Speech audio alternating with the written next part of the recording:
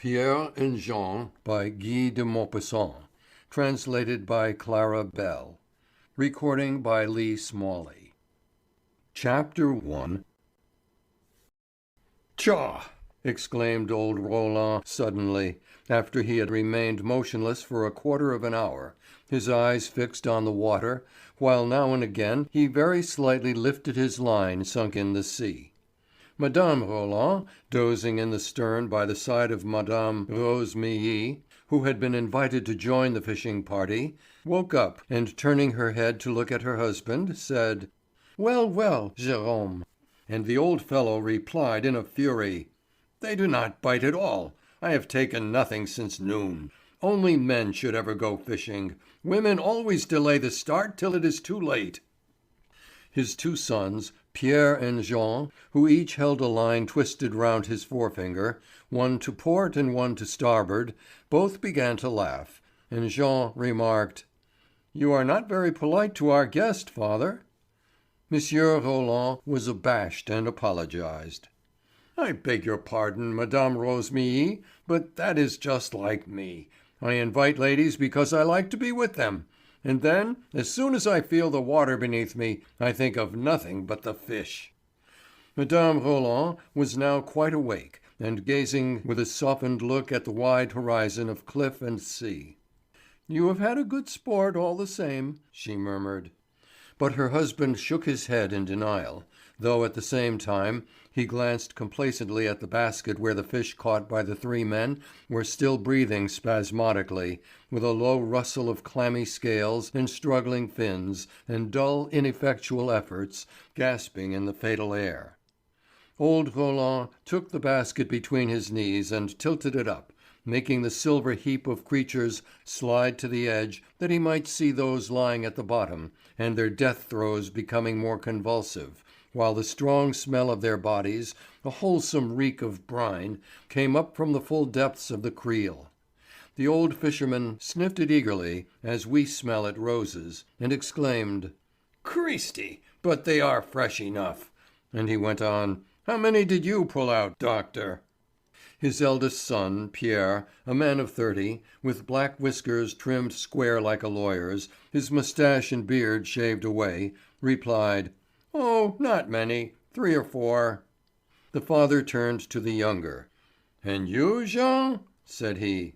Jean, a tall fellow, much younger than his brother, fair, with a full beard, smiled and murmured: "Much the same as Pierre, 4 or 5." Every time they told the same fib, which delighted Father Roland. He had hitched his line round a rowlock, and folding his arms, he announced: "I will never again try to fish after noon. After 10 in the morning it is all over. The lazy brutes will not bite. They are taking their siesta in the sun." And he looked round at the sea on all sides, with the satisfied air of a proprietor. He was a retired jeweller, who had been led, by an inordinate love of seafaring and fishing, to fly from the shop as soon as he had made enough money to live in modest comfort on the interest of his savings. He retired to Le Havre, bought a boat, and became an amateur skipper. His two sons, Pierre and Jean, had remained at Paris to continue their studies, and came home for the holidays from time to time to share their father's amusements. On leaving school, Pierre, the elder, 5 years older than Jean, had felt a vocation to various professions, and had tried half a dozen in succession, but, soon disgusted with each in turn, he started afresh with new hopes. Medicine had been his last fancy, and he had set to work with so much ardour that he had just qualified after an unusually short course of study, by a special remission of time from the minister. He was enthusiastic, intelligent, fickle but obstinate, full of utopias and philosophical notions. Jean, who was as fair as his brother was dark, as deliberate as his brother was vehement, as gentle as his brother was unforgiving, had quietly gone through his studies for the law, and had just taken his diploma as a licentiate at the time when Pierre had taken his in medicine. So they were now having a little rest at home, and both looked forward to settling in Havre, if they could find a satisfactory opening. But a vague jealousy, one of those dormant jealousies which grow up between brothers or sisters and slowly ripen until they burst, on the occasion of a marriage perhaps, or of some good fortune happening to one of them, kept them on the alert in a sort of brotherly and non-aggressive animosity. They were fond of each other, it is true, but they watched each other. Pierre, 5 years old when Jean was born, had looked with the eyes of a little petted animal at the other little animal which had suddenly come to lie in his father's and mother's arms, and to be loved and fondled by them. Jean, from his birth, had always been a pattern of sweetness, gentleness, and good temper, and Pierre had by degrees begun to chafe at everlastingly hearing the praises of this great lad, whose sweetness in his eyes was indolence, whose gentleness was stupidity, and whose kindliness was blindness. His parents, whose dream for their sons was some respectable and undistinguished calling, blamed him for so often changing his mind, for his fits of enthusiasm, his abortive beginnings, and all his ineffectual impulses towards generous ideas and the liberal professions. Since he had grown to manhood, they no longer said in so many words, "Look at Jean and follow his example." But every time he heard them say, "Jean did this, Jean does that," he understood their meaning and the hint the words conveyed. Their mother, an orderly person, a thrifty and rather sentimental woman of the middle class, with the soul of a soft-hearted bookkeeper, was constantly quenching the little rivalries between her two big sons, to which the petty events of their life constantly gave rise. Another little circumstance, too, just now disturbed her peace of mind, and she was in fear of some complications. For in the course of the winter, while her boys were finishing their studies, each in his own line, she had made the acquaintance of a neighbour, Madame Rosémilly, the widow of a captain of a merchantman who had died at sea 2 years before. The young widow, quite young, only 23, a woman of strong intellect who knew life by instinct as the free animals do, as though she had seen, gone through, understood, and weighted every conceivable contingency, and judged them with a wholesome, strict and benevolent mind, had fallen into the habit of calling to work or chat for an hour in the evening with these friendly neighbours, who would give her a cup of tea. Father Roland, always goaded on by his seafaring craze, would question their new friend about the departed captain, and she would talk of him and his voyages and his old-world tales, without hesitation, like a resigned and reasonable woman who loves life and respects death. The two sons, on their return, finding the pretty widow quite at home in the house, forthwith began to court her, less from any wish to charm her than from the desire to cut each other out. Their mother, being practical and prudent, sincerely hoped that one of them might win the young widow, for she was rich, but then she would have liked that the other should not be grieved. Madame Rosémilly was fair, with blue eyes, a mass of light waving hair, fluttering at the least breath of wind, and an alert, daring, pugnacious little way with her, which did not in the least answer to the sober method of her mind. She already seemed to like Jean best, attracted, no doubt, by an affinity of nature. This preference, however, she betrayed only by an almost imperceptible difference of voice and look, and also by occasionally asking his opinion. She seemed to guess that Jean's views would support her own, while those of Pierre must inevitably be different. When she spoke of the doctor's ideas on politics, art, philosophy, or morals, she would sometimes say, "Your crochet." Then he would look at her with the cold gleam of an accuser drawing up an indictment against women, all women, poor weak things. Never till his sons came home had Monsieur Roland invited her to join his fishing expeditions, nor had he ever taken his wife, for he liked to put off before daybreak with his ally, Captain Beausier, a master mariner retired, whom he had first met on the quay at high tides and with whom he had struck up an intimacy, and the old sailor Papagris, known as Jean Bart, in whose charge the boat was left. But one evening of the week before, Madame Rosémilly, who had been dining with them, remarked, "It must be great fun to go out fishing."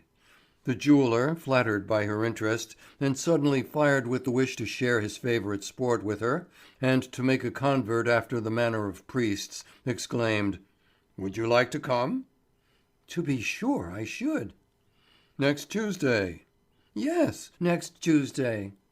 "Are you the woman to be ready to start at 5 in the morning?" She exclaimed in horror: "No, indeed, that is too much." He was disappointed and chilled, suddenly doubting her true vocation. However, he said: "At what hour can you be ready?" "Well, at 9." "Not before?" "No, not before. Even that is very early." The old fellow hesitated. He certainly would catch nothing, for when the sun has warmed the sea the fish bite no more. But the two brothers had eagerly pressed the scheme, and organized and arranged everything there and then. So on the following Tuesday the Pearl had dropped anchor under the white rocks of Cap Lièvre. They had fished till midday, then they had slept a while, and then fished again without catching anything.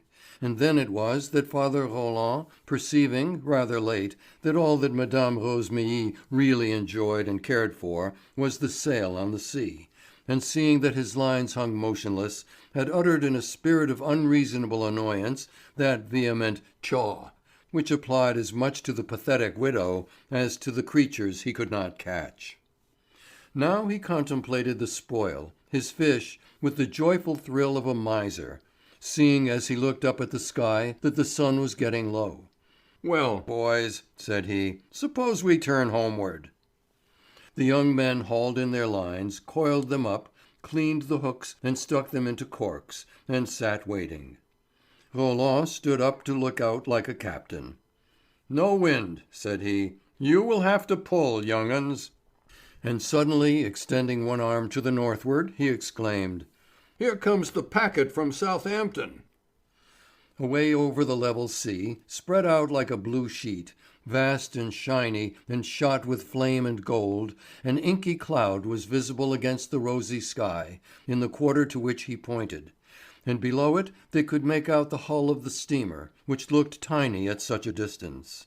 And to southward other wreaths of smoke, numbers of them, could be seen, all converging toward the Havre pier, now scarcely visible as a white streak with the lighthouse, upright, like a horn, at the end of it.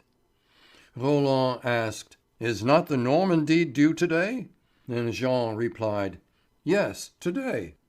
"Give me my glass. I fancy I see her out there." The father pulled out the copper tube, adjusted it to his eye, sought the speck, and then, delighted to have seen it, exclaimed: "Yes, yes, there she is. I know her to funnels. Would you like to look, Mme. Rosémilly?" She took the telescope and directed it towards the Atlantic horizon, without being able, however, to find the vessel, for she could distinguish nothing, nothing but blue, with a coloured halo round it, a circular rainbow, and then all manner of queer things, winking eclipses which made her feel sick. She said as she returned the glass: "I never could see with that thing. It used to put my husband in quite a rage. He would stand for hours at the windows watching the ships pass." Old Roland, much put out, retorted: "Then it must be some defect in your eye, for my glass is a very good one." Then he offered it to his wife. "Would you like to look?" "No, thank you. I know beforehand that I could not see through it." Mme. Roland, a woman of 48, but who did not look it, seemed to be enjoying this excursion and this waning day more than any of the party. Her chestnut hair was only just beginning to show streaks of white. She had a calm, reasonable face, a kind and happy way with her which it was a pleasure to see. Her son Pierre was wont to say that she knew the value of money, but this did not hinder her from enjoying the delights of dreaming. She was fond of reading, of novels and poetry, not for their value as works of art, but for the sake of the tender melancholy mood they would induce in her.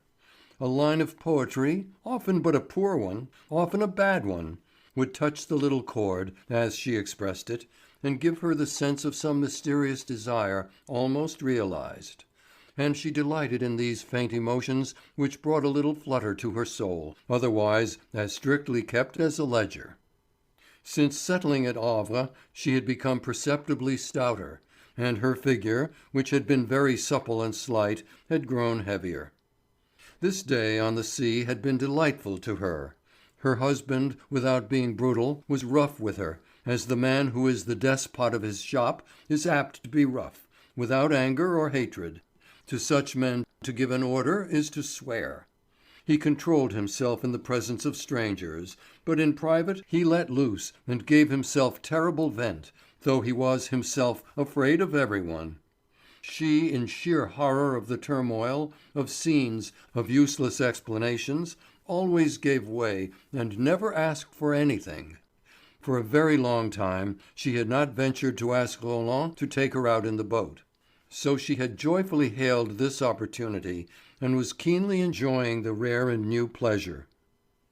From the moment when they started, she surrendered herself completely, body and soul, to the soft gliding motion over the waves. She was not thinking. Her mind was not wandering through either memories or hopes. It seemed to her as though her heart, like her body, was floating on something soft and liquid and delicious, which rocked and lulled it. When their father gave the word to return, "Come, take your places at the oars," she smiled to see her sons, her two great boys, take off their jackets and roll up their shirt sleeves on their bare arms.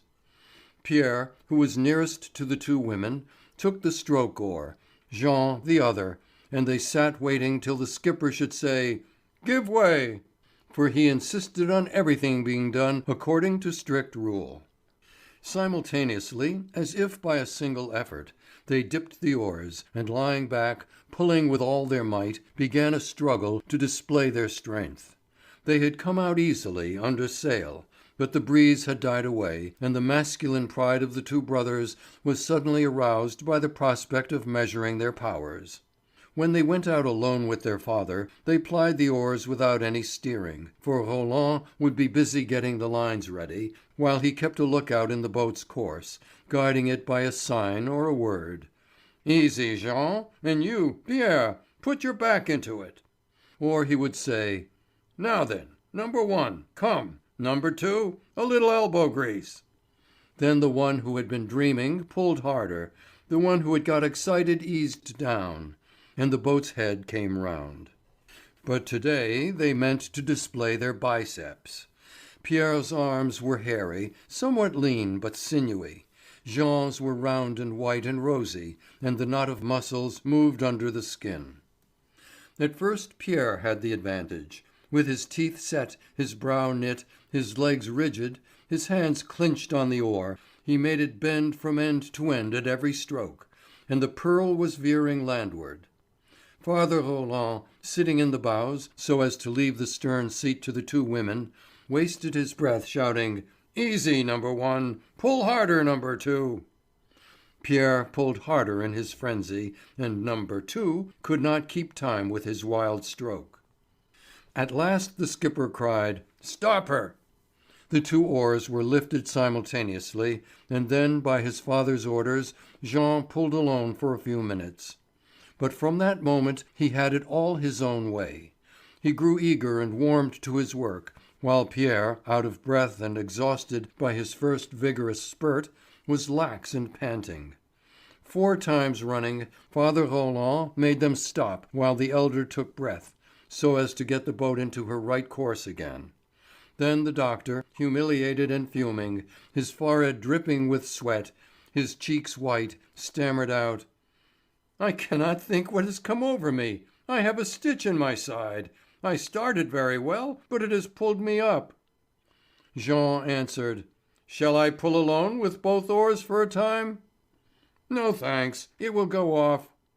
And their mother, somewhat vexed, said: "Why, Pierre, what rhyme or reason is there in getting into such a state? You are not a child." And he shrugged his shoulders and set to once more.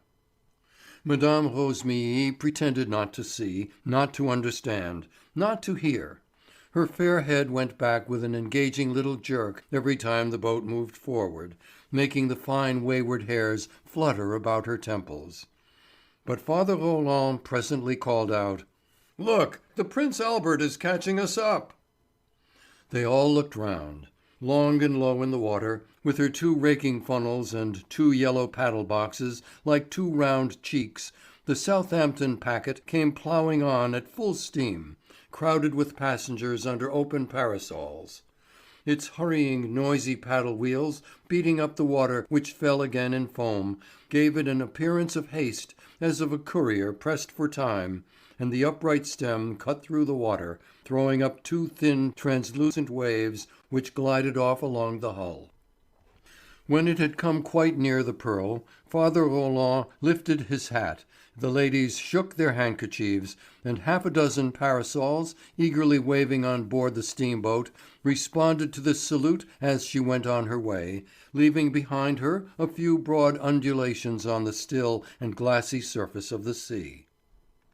There were other vessels, each with its smoky cap, coming in from every part of the horizon towards the short white jetty, which swallowed them up, one after another, like a mouth.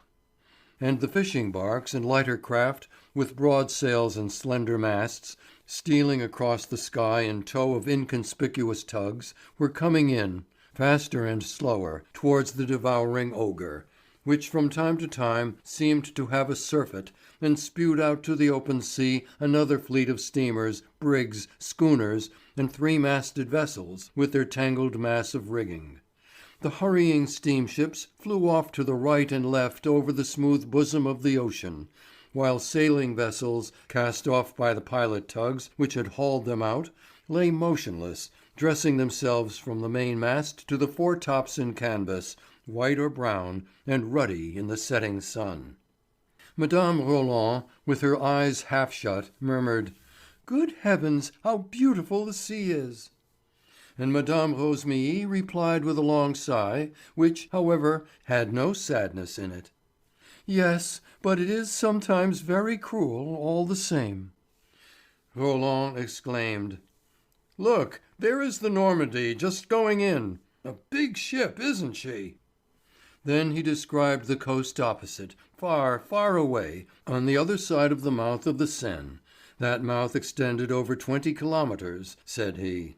He pointed out Vieilleville, Trouville, Houlgate, Luc, Arromanches, the little river of Caen, and the rocks of Calvados, which made the coast unsafe as far as Cherbourg. Then he enlarged on the question of the sandbanks in the Seine, which shift at every tide, so that even the pilots of Quillebœuf are at fault if they do not survey the channel every day. He bid them notice how the town of Havre divided upper from lower Normandy. In lower Normandy the shore sloped down to the sea in pasture lands, fields and meadows. The coast of upper Normandy, on the contrary, was steep, a high cliff, ravined, cleft and towering, forming an immense white rampart all the way to Dunkirk, while in each hollow a village or a port lay hidden: Étretat, Fécamp, Saint-Valery, Tréport, Dieppe, and the rest. The two women did not listen. Torpid with comfort and impressed by the sight of the ocean covered with vessels rushing to and fro like wild beasts about their den, they sat speechless, somewhat awed by the soothing and gorgeous sunset. Roland alone talked on without end. He was one of those whom nothing can disturb. Women, whose nerves are more sensitive, sometimes feel, without knowing why, that the sound of useless speech is as irritating as an insult. Pierre and Jean, who had calmed down, were rowing slowly, and the Pearl was making for the harbour, a tiny thing among those huge vessels. When they came alongside of the quay, Papagris, who was waiting there, gave his hand to the ladies to help them out, and they took the way into the town. A large crowd, the crowd which haunts the pier every day at high tide, was also drifting homeward. Madame Roland and Madame Rosémilly led the way, followed by the three men. As they went up the Rue de Paris, they stopped now and then in front of a milliner's or a jeweller's shop, to look at a bonnet or an ornament. Then, after making their comments, they went on again. In front of the Place de la Bourse, Roland paused, as he did every day, to gaze at the docks full of vessels, the Bassin du Commerce, with other docks beyond, where the huge hulls lay side by side, closely packed in rows 4 or 5 deep, and masts innumerable, along several kilometres of quays. The endless masts, with their yards, poles and rigging, gave this great gap in the heart of the town the look of a dead forest. Above this leafless forest the gulls were wheeling, and watching to pounce like a falling stone on any scraps flung overboard. A sailor boy, fixing a pulley to a cross beam, looked as if he had gone up there bird's nesting. "Will you dine with us without any sort of ceremony, just that we may end the day together?" said Mme. Roland to her friend. "To be sure, I will, with pleasure. I accept equally without ceremony. It would be dismal to go home and be alone this evening." Pierre, who had heard, and who was beginning to be restless under the young woman's indifference, muttered to himself: "Well, the widow is taking root now, it would seem." For some days past he had spoken of her as the widow. The word, harmless in itself, irritated Jean merely by the tone given to it, which to him seemed spiteful and offensive. The three men spoke not another word till they reached the threshold of their house. It was a narrow one, consisting of a ground floor and 2 floors above, in the Rue Belle Normande. The maid, Josephine, a girl of 19, a rustic servant of all work at low wages, gifted to excess with the startled animal expression of a peasant, opened the door, went upstairs at her master's heels to the drawing-room, which was on the 1st floor, and then said: "A gentleman called 3 times." Old Roland, who never spoke to her without shouting and swearing, cried out: "Who do you say called? In the devil's name!" She never winced at her master's roaring voice, and replied: "A gentleman from the lawyer's." "What lawyer?" "Why, Monsieur Quenu. Who else?" "And what did this gentleman say?" "That Monsieur Quenu will call in himself in the course of the evening." Maître Lecanu was Monsieur Roland's lawyer, and in a way his friend, managing his business for him. For him to send word that he would call in the evening, something urgent and important must be in the wind; and the 4 Rolands looked at each other, disturbed by the announcement, as folks of small fortune are wont to be at any intervention of a lawyer, with its suggestion of contracts, inheritance, lawsuits, all sorts of desirable or formidable contingencies. The father, after a few moments of silence, muttered: "What on earth can it mean?" Mme. Rosémilly began to laugh. "Why, a legacy, of course. I am sure of it. I bring good luck." But they did not expect the death of any one who might leave them anything. Mme. Roland, who had a good memory for relationships, began to think over all their connections on her husband's side and on her own, to trace up pedigrees and the ramifications of cousinship. Before even taking off her bonnet, she said: "I say, father." She called her husband father at home, and sometimes Monsieur Roland before strangers. "Tell me, do you remember who it was that Joseph Lebrun married for the 2nd time?" "Yes, a little girl named Dumenil, a stationer's daughter." "Had they any children?" "I should think so. 4 or 5 at least." "Not from that quarter, then?" She was quite eager already in her search. She caught at the hope of some added ease dropping from the sky. But Pierre, who was very fond of his mother, who knew her to be somewhat visionary and feared she might be disappointed, a little grieved, a little saddened if the news were bad instead of good, checked her. "Do not get excited, mother. There is no rich American uncle. For my part, I should sooner fancy that it is about a marriage for Jean." Every one was surprised at the suggestion, and Jean was a little ruffled by his brother's having spoken of it before Mme. Rosémilly. "And why for me rather than for you? The hypothesis is very disputable. You are the elder; you, therefore, would be the first to be thought of. Besides, I do not wish to marry." Pierre smiled sneeringly. "Are you in love, then?" And the other, much put out, retorted: Is it necessary that a man should be in love because he does not care to marry yet? Ah, there you are. That yet sets it right. You are waiting. Granted that I am waiting, if you will have it so. But old Roland, who had been listening and cogitating, suddenly hit upon the most probable solution. Bless me! What fools we are to be racking our brains! Maître Lecanu is our very good friend. He knows that Pierre is looking out for a medical partnership, and Jean for a lawyer's office, and he has found something to suit one of you. This was so obvious and likely that everyone accepted it. "Dinner is ready," said the maid, and they all hurried off to their rooms to wash their hands before sitting down to table. 10 minutes later they were at dinner in the little dining room on the ground floor. At first they were silent, but presently Roland began again in amazement at this lawyer's visit. For after all, why did he not write? Why should he have sent his clerk 3 times? Why is he coming himself? Pierre thought it quite natural. An immediate decision is required, no doubt, and perhaps there are certain confidential conditions which it does not do to put into writing. Still they were all puzzled, and all 4 a little annoyed at having invited a stranger who would be in the way of their discussing and deciding on what should be done. They had just gone upstairs again when the lawyer was announced. Roland flew to meet him. "Good evening, my dear maître," said he, giving his visitor the title which in France is the official prefix to the name of every lawyer. Madame Rosémilly rose. "I am going," she said. "I am very tired."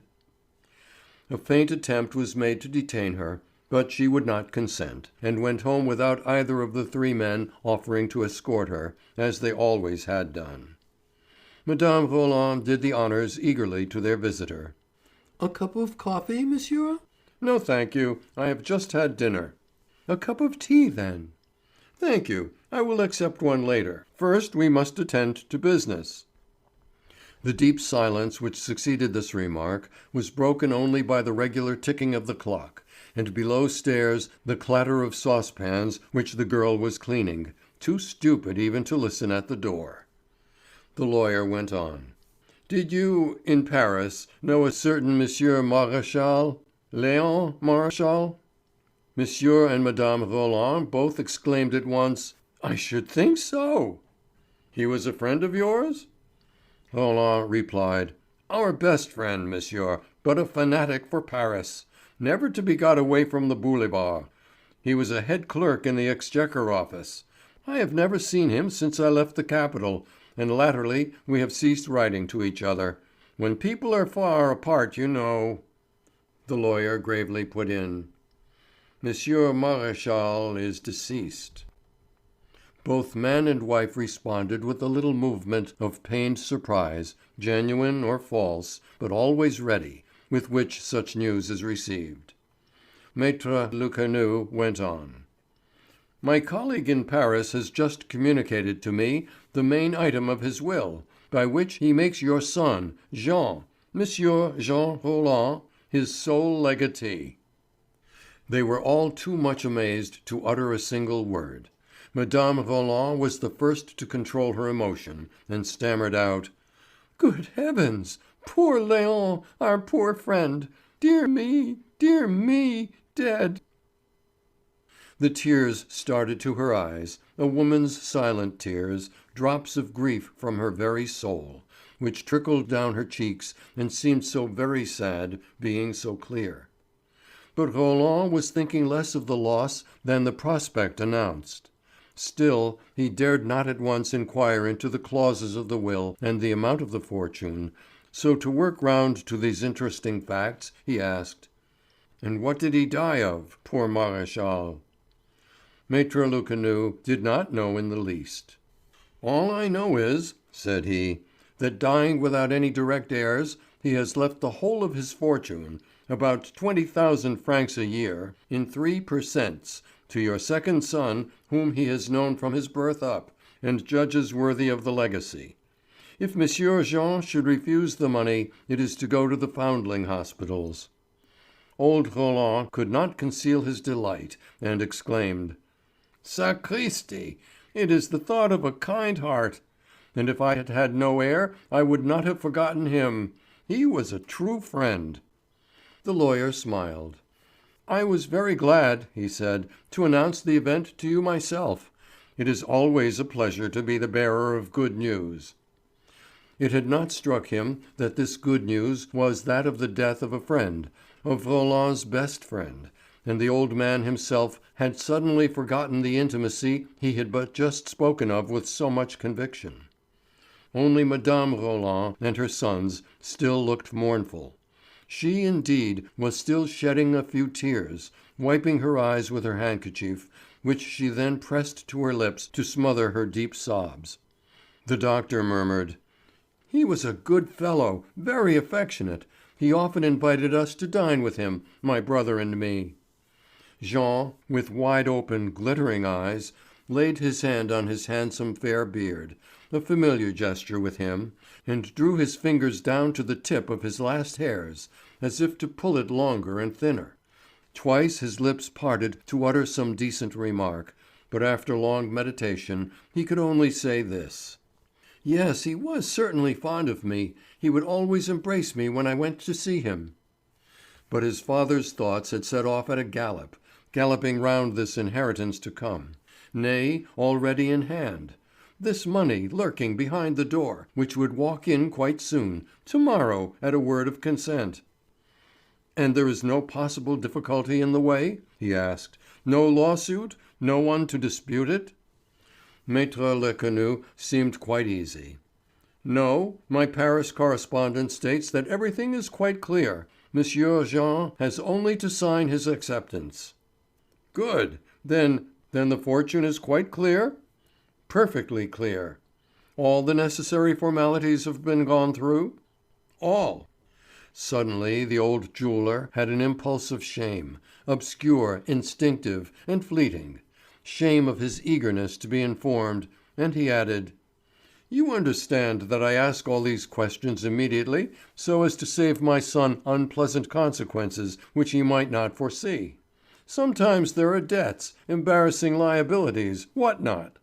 And a legatee finds himself in an inextricable thorn bush. After all, I am not the heir, but I think first of the little 'un."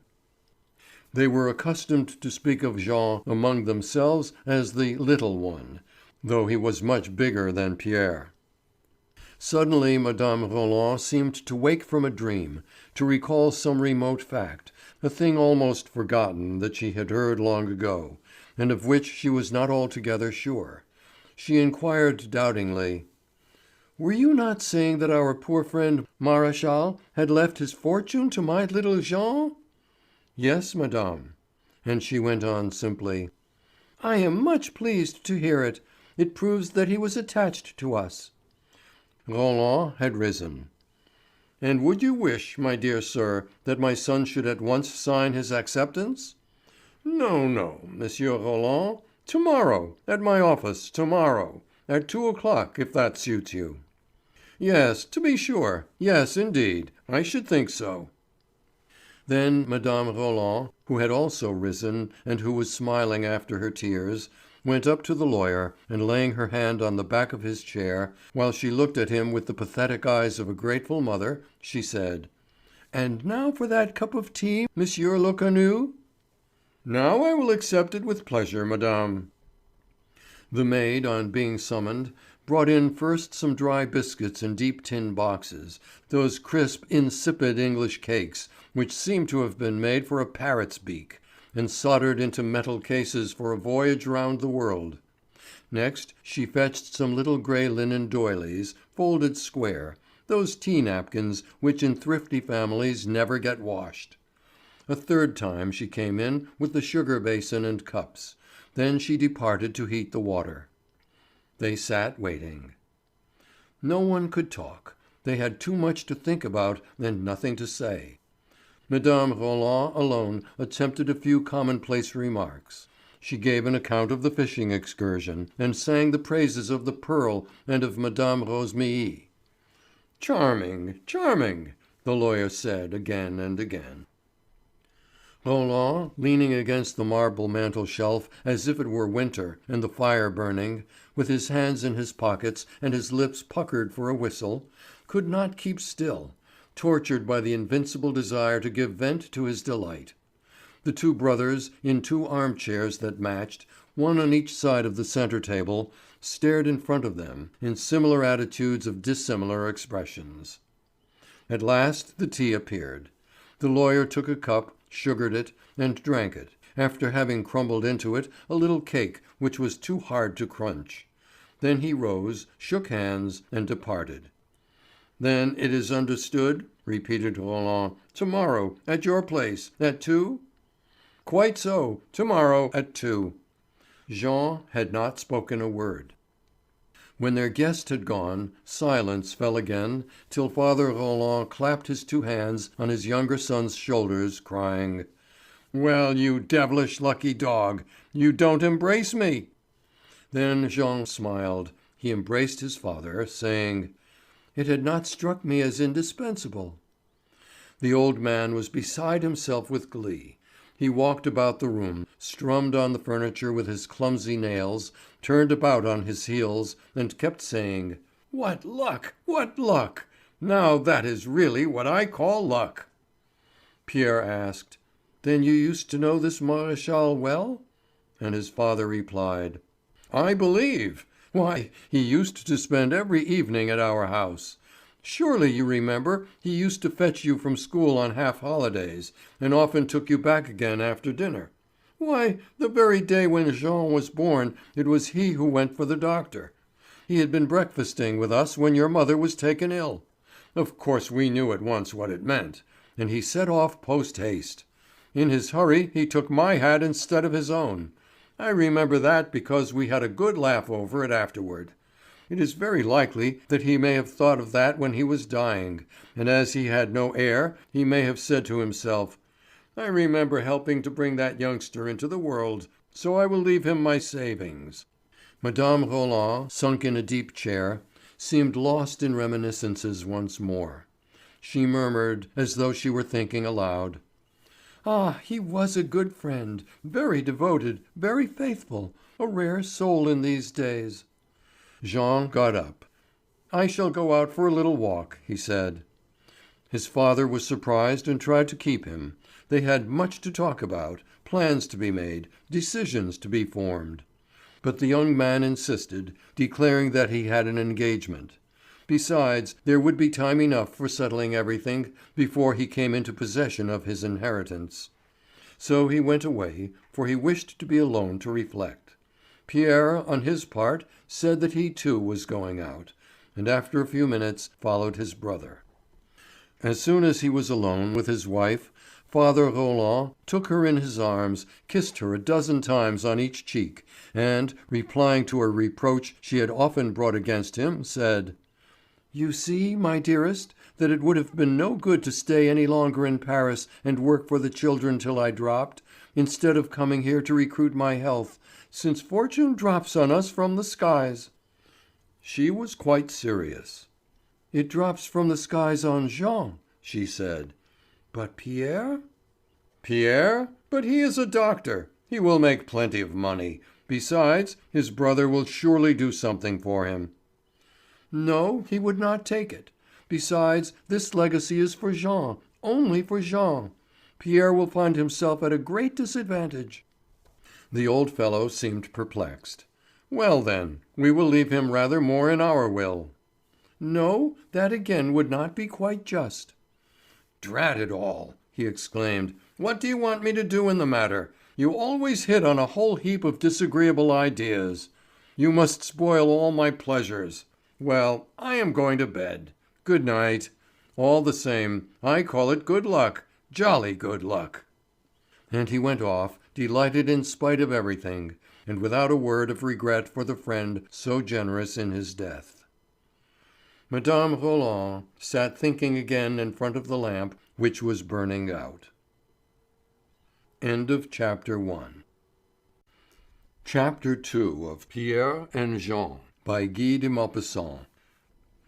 As soon as he got out, Pierre made his way to the Rue de Paris, the high street of Havre, brightly lit up, lively and noisy.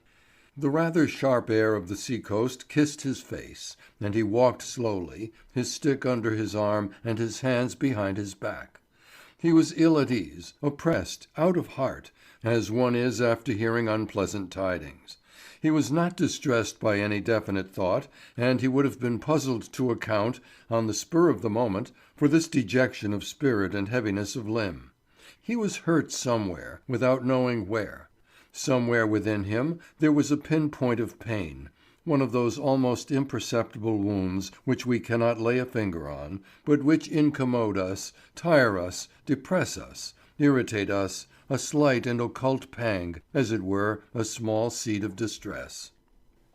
When he reached the square in front of the theatre, he was attracted by the lights of the Café Tortoni, and slowly bent his steps to the dazzling façade.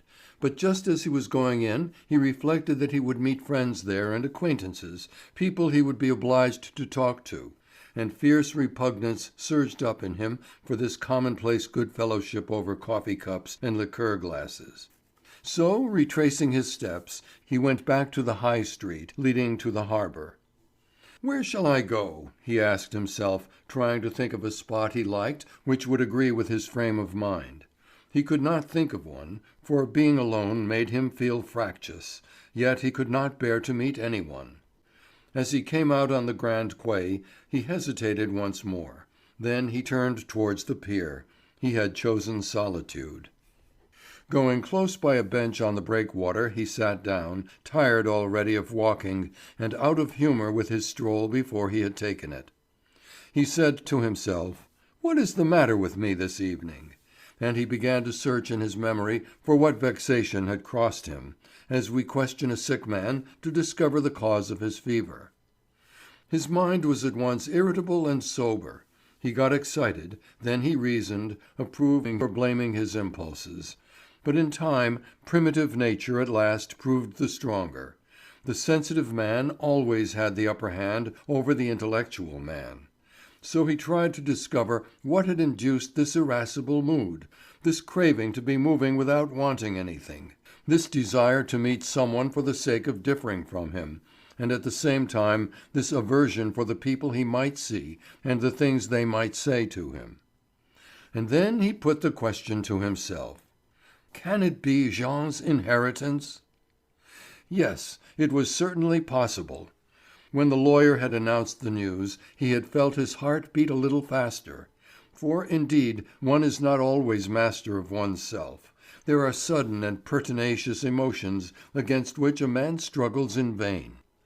He fell into meditation on the physiological problem of the impression produced on the instinctive element in man, and giving rise to a current of painful or pleasurable sensations diametrically opposed to those which the thinking man desires, aims at, and regards as right and wholesome, when he has risen superior to himself by the cultivation of his intellect. He tried to picture to himself the frame of mind of a son who had inherited a vast fortune, and who, thanks to that wealth, may now know many long-wished-for delights, which the avarice of his father had prohibited, a father, nevertheless, beloved and regretted. He got up and walked on to the end of the pier. He felt better, and glad to have understood, to have detected himself, to have unmasked the other which lurks in us. "Then I was jealous of Jean," thought he. "That is really vilely mean. Am I sure of it now? For the first idea which came into my head was that he would marry Madame Rosémilly. And yet I am not in love myself with that priggish little goose, who is just the woman to disgust a man with good sense and good conduct. So it is the most gratuitous jealousy, the very essence of jealousy, which is merely because it is. I must keep an eye on that." By this time he was in front of the flagstaff, whence the depth of the water in the harbour is signalled, and he struck a match to read the list of vessels signalled in the roadstead and coming in with the next high tide. Ships were due from Brazil, from La Plata, from Chile and Japan, 2 Danish brigs, a Norwegian schooner, and a Turkish steamship, which startled Pierre as much as if it had read a Swiss steamship. and in a whimsical vision he pictured a great vessel crowded with men in turbans climbing the shrouds in loose trousers. How absurd, he thought, but the Turks are a maritime people too. A few steps further on he stopped again, looking out at the roads. On the right, above Sainte Adresse, the two electric lights of Cap l'Ève, like monstrous twin cyclops, shot their long and powerful beams across the sea. Starting from two neighbouring centres, the two parallel shafts of light, like the colossal tails of two comets, fell in a straight and endless slope from the top of the cliff to the uttermost horizon. Then on the two piers, two more lights, the children of these giants, marked the entrance to the harbour, and far away on the other side of the Seine others were in sight, many others, steady or winking, flashing or revolving, opening and shutting like eyes, the eyes of the ports, yellow, red and green, watching the night-wrapped sea covered with ships, the living eyes of the hospitable shore saying, merely by the mechanical and regular movement of their eyelids, "I am here, I am Trouville, I am Honfleur, I am the An de Mer River." And high above all the rest, so high that from this distance it might be taken for a planet, the airy lighthouse of Étouville showed the way to Rouen across the sandbanks at the mouth of the great river. Out on the deep water, the limitless water, darker than the sky, stars seemed to have fallen here and there. They twinkled in the night haze, small, close to shore or far away, white, red and green too. Most of them were motionless, some, however, seemed to be scudding onward. These were the lights of the ships at anchor or moving about in search of moorings. Just at this moment the moon rose behind the town, and it too looked like some huge divine pharos lighting up in the heavens to guide the countless fleet of stars in the sky. Pierre murmured, almost speaking aloud, "Look at that! And we let our bile rise for twopence." On a sudden, close to him, in the wide, dark ditch between the two piers, a shadow stole up, a large shadow of fantastic shape. Leaning over the granite parapet, he saw that a fishing boat had glided in, without the sound of a voice or the splash of a ripple, or the plunge of an oar, softly borne in by its broad, tawny sail spread to the breeze from the open sea. He thought to himself, if one could but live on board that boat, what peace it would be! Perhaps. And then again, a few steps beyond, he saw a man sitting at the very end of the breakwater. A dreamer, a lover, a sage, a happy or a desperate man. Who was it? He went forward, curious to see the face of this lonely individual, and he recognized his brother. "What, is it you, Jean?" "Pierre, you! What has brought you here?" "I came to get some fresh air. And you?" Jean began to laugh. "I too came out for fresh air." And Pierre sat down by his brother's side.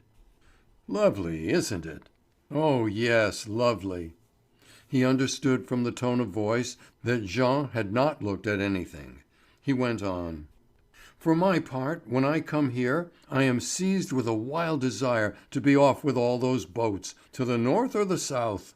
Only to think that all those little sparks out there have just come from the uttermost ends of the earth, from the lands of great flowers and beautiful olive or copper-coloured girls, the lands of hummingbirds, of elephants, of roaming lions, of negro kings, from all the lands which are like fairy tales to us who no longer believe in the white cat or the sleeping beauty. It would be awfully jolly to be able to treat oneself to an excursion out there.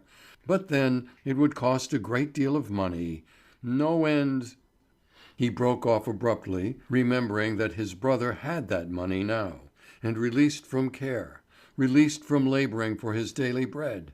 Free, unfettered, happy and light-hearted, he might go whither he listed, to find the fair-haired Swedes or the brown damsels of Havana. And then one of those involuntary flashes which were common with him, so sudden and swift that he could neither anticipate them nor stop them, nor qualify them, communicated, as it seemed to him, from some second, independent and violent soul, shot through his brain. Bah! He is too great a simpleton. He will marry that little Rosemée. He was standing up now. I will leave you to dream of the future. I want to be moving. He grasped his brother's hand and added in a heavy tone: "Well, my dear old boy, you are a rich man. I am very glad to have come upon you this evening to tell you how pleased I am about it, how truly I congratulate you, and how much I care for you." Jean, tender and soft-hearted, was deeply touched. "Thank you, my good brother, thank you," he stammered, and Pierre turned away with his slow step, his stick under his arm, and his hands behind his back. Back in the town again, he once more wondered what he should do, being disappointed of his walk and deprived of the company of the sea by his brother's presence. He had an inspiration. "I will go and take a glass of liqueur with old Morosco." And he went off towards the quarter of the town known as Ingouville. He had known old Morosco, Le Père Morosco he called him, in the hospitals in Paris. He was a Pole, an old refugee, it was said, who had gone through terrible things out there, and who had come to ply his calling as a chemist and druggist in France after passing a fresh examination. Nothing was known of his early life, and all sorts of legends had been current among the indoor and outdoor patients and afterward among his neighbours. This reputation as a terrible conspirator, a nihilist, a regicide, a patriot ready for anything and everything, who had escaped death by a miracle, had bewitched Pierre Roland's lively and bold imagination. He had made friends with the old Pole, without, however, having ever extracted from him any revelation as to his former career. It was owing to the young doctor that this worthy had come to settle at Havre, counting on the large custom which the rising practitioner would secure him. Meanwhile he lived very poorly in his little shop, selling medicines to the small tradesmen and workmen in his part of the town. Pierre often went to see him and chat with him for an hour after dinner, for he liked Morosco's calm look and rare speech, and attributed great depth to his long spells of silence. A simple gas burner was alight over the counter crowded with phials. Those in the window were not lighted, from motives of economy. Behind the counter, sitting on a chair with his legs stretched out and crossed, an old man, quite bald, with a large beak of a nose, which, as a prolongation of his hairless forehead, gave him a melancholy likeness to a parrot, was sleeping soundly, his chin resting on his breast. He woke at the sound of the shop bell, and recognizing the doctor, came forward to meet him, holding out both hands. His black frock coat, streaked with stains of acids and syrups, was much too wide for his lean little person, and looked like a shabby old cassock; and the man spoke with a strong Polish accent which gave the childlike character to his thin voice, the lisping note and intonations of a young thing learning to speak. Pierre sat down, and Morosco asked him: "What news, dear doctor?" "None. Everything as usual, everywhere." "You do not look very gay this evening." "I am often not gay." "Come, come, you must shake that off. Will you try a glass of liqueur?" "Yes, I do not mind." "Then I will give you something new to try. For these 2 months I have been trying to extract something from currants, of which only a syrup has been made hitherto. Well, and I have done it. I have invented a very good liqueur, very good indeed, very good." And quite delighted, he went to a cupboard, opened it, and picked out a bottle, which he brought forth. He moved and did everything in jerky gestures, always incomplete. He never quite stretched out his arm, nor quite put out his legs, nor made any broad and definite movements. His ideas seemed to be like actions. He suggested them, promised them, sketched them, hinted at them, but never fully uttered them. And indeed his great end in life seemed to be the concoction of syrups and liqueurs. "A good syrup or a good liqueur is enough to make a fortune," he would often say. He had compounded hundreds of these sweet mixtures without ever succeeding in floating one of them. Pierre declared that Morosco always reminded him of Marat. 2 little glasses were fetched out of the back shop and placed on the mixing board. Then the two men scrutinized the color of the fluid by holding it up to the gas. "A fine ruby," Pierre declared. "Isn't it?" Morosco's old parrot face beamed with satisfaction. The doctor tasted, smacked his lips, meditated, tasted again, meditated again, and spoke. "Very good, capital, and quite new in flavour. It is a find, my dear fellow." "Ah, really? Well, I am very glad." Then Morosco took counsel as to baptizing the new liqueur. He wanted to call it extract of currants, or else fine groseille, or groseillia, or groseline. Pierre did not approve of either of these names. Then the old man had an idea. "What you said just now would be very good, very good. Fine ruby." But the doctor disputed the merit of this name, though it had originated with him. He recommended simply creuseillet, which Morosco thought admirable. Then they were silent, and sat for some minutes without a word under the solitary gas lamp. At last Pierre began, almost in spite of himself: "A queer thing has happened at home this evening. A friend of my father's, who is lately dead, has left his fortune to my brother." The druggist did not at first seem to understand, but after thinking it over, he hoped that the doctor had half the inheritance. When the matter was clearly explained to him, he appeared surprised and vexed, and to express his dissatisfaction at finding that his young friend had been sacrificed, he said several times over: "It will not look well." Pierre, who was relapsing into nervous irritation, wanted to know what Morosco meant by this phrase. Why would it not look well? What was there to look badly in the fact that his brother had come into the money of a friend of the family? But the cautious old man would not explain further. "In such a case the money is left equally to the two brothers, and I tell you it will not look well." And the doctor, out of all patience, went away, returned to his father's house and went to bed. For some time afterward he heard Jean moving softly about the adjoining room, and then, after drinking 2 glasses of water, he fell asleep. Chapter 3 of Pierre and Jean by Guy de Maupassant. The doctor awoke next morning firmly resolved to make his fortune. Several times already he had come to the same determination without following up the reality. At the outset of all his trials of some new career, the hopes of rapidly acquiring riches kept up his efforts and confidence, till the first obstacle, the first check, threw him into a fresh path. Snug in bed between the warm sheets, he lay meditating.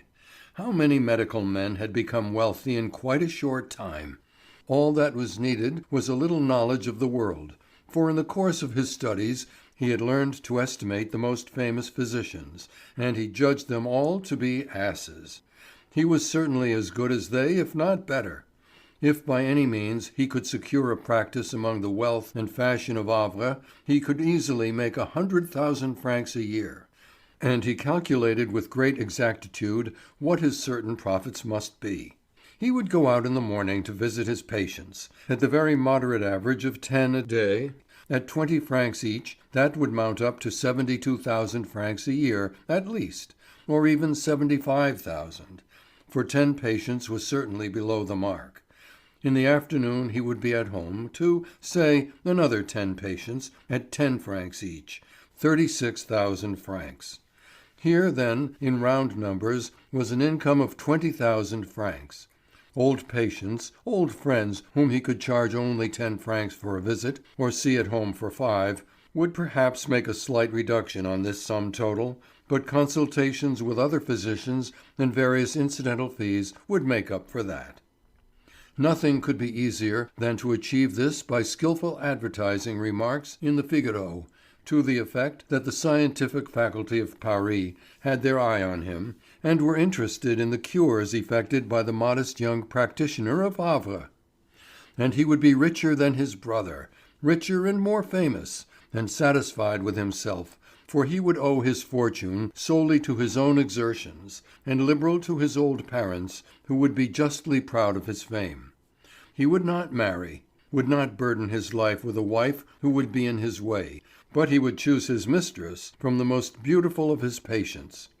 He felt so sure of his success that he sprang out of bed as though to grasp it on the spot, and he dressed to go and search through the town for rooms to suit him.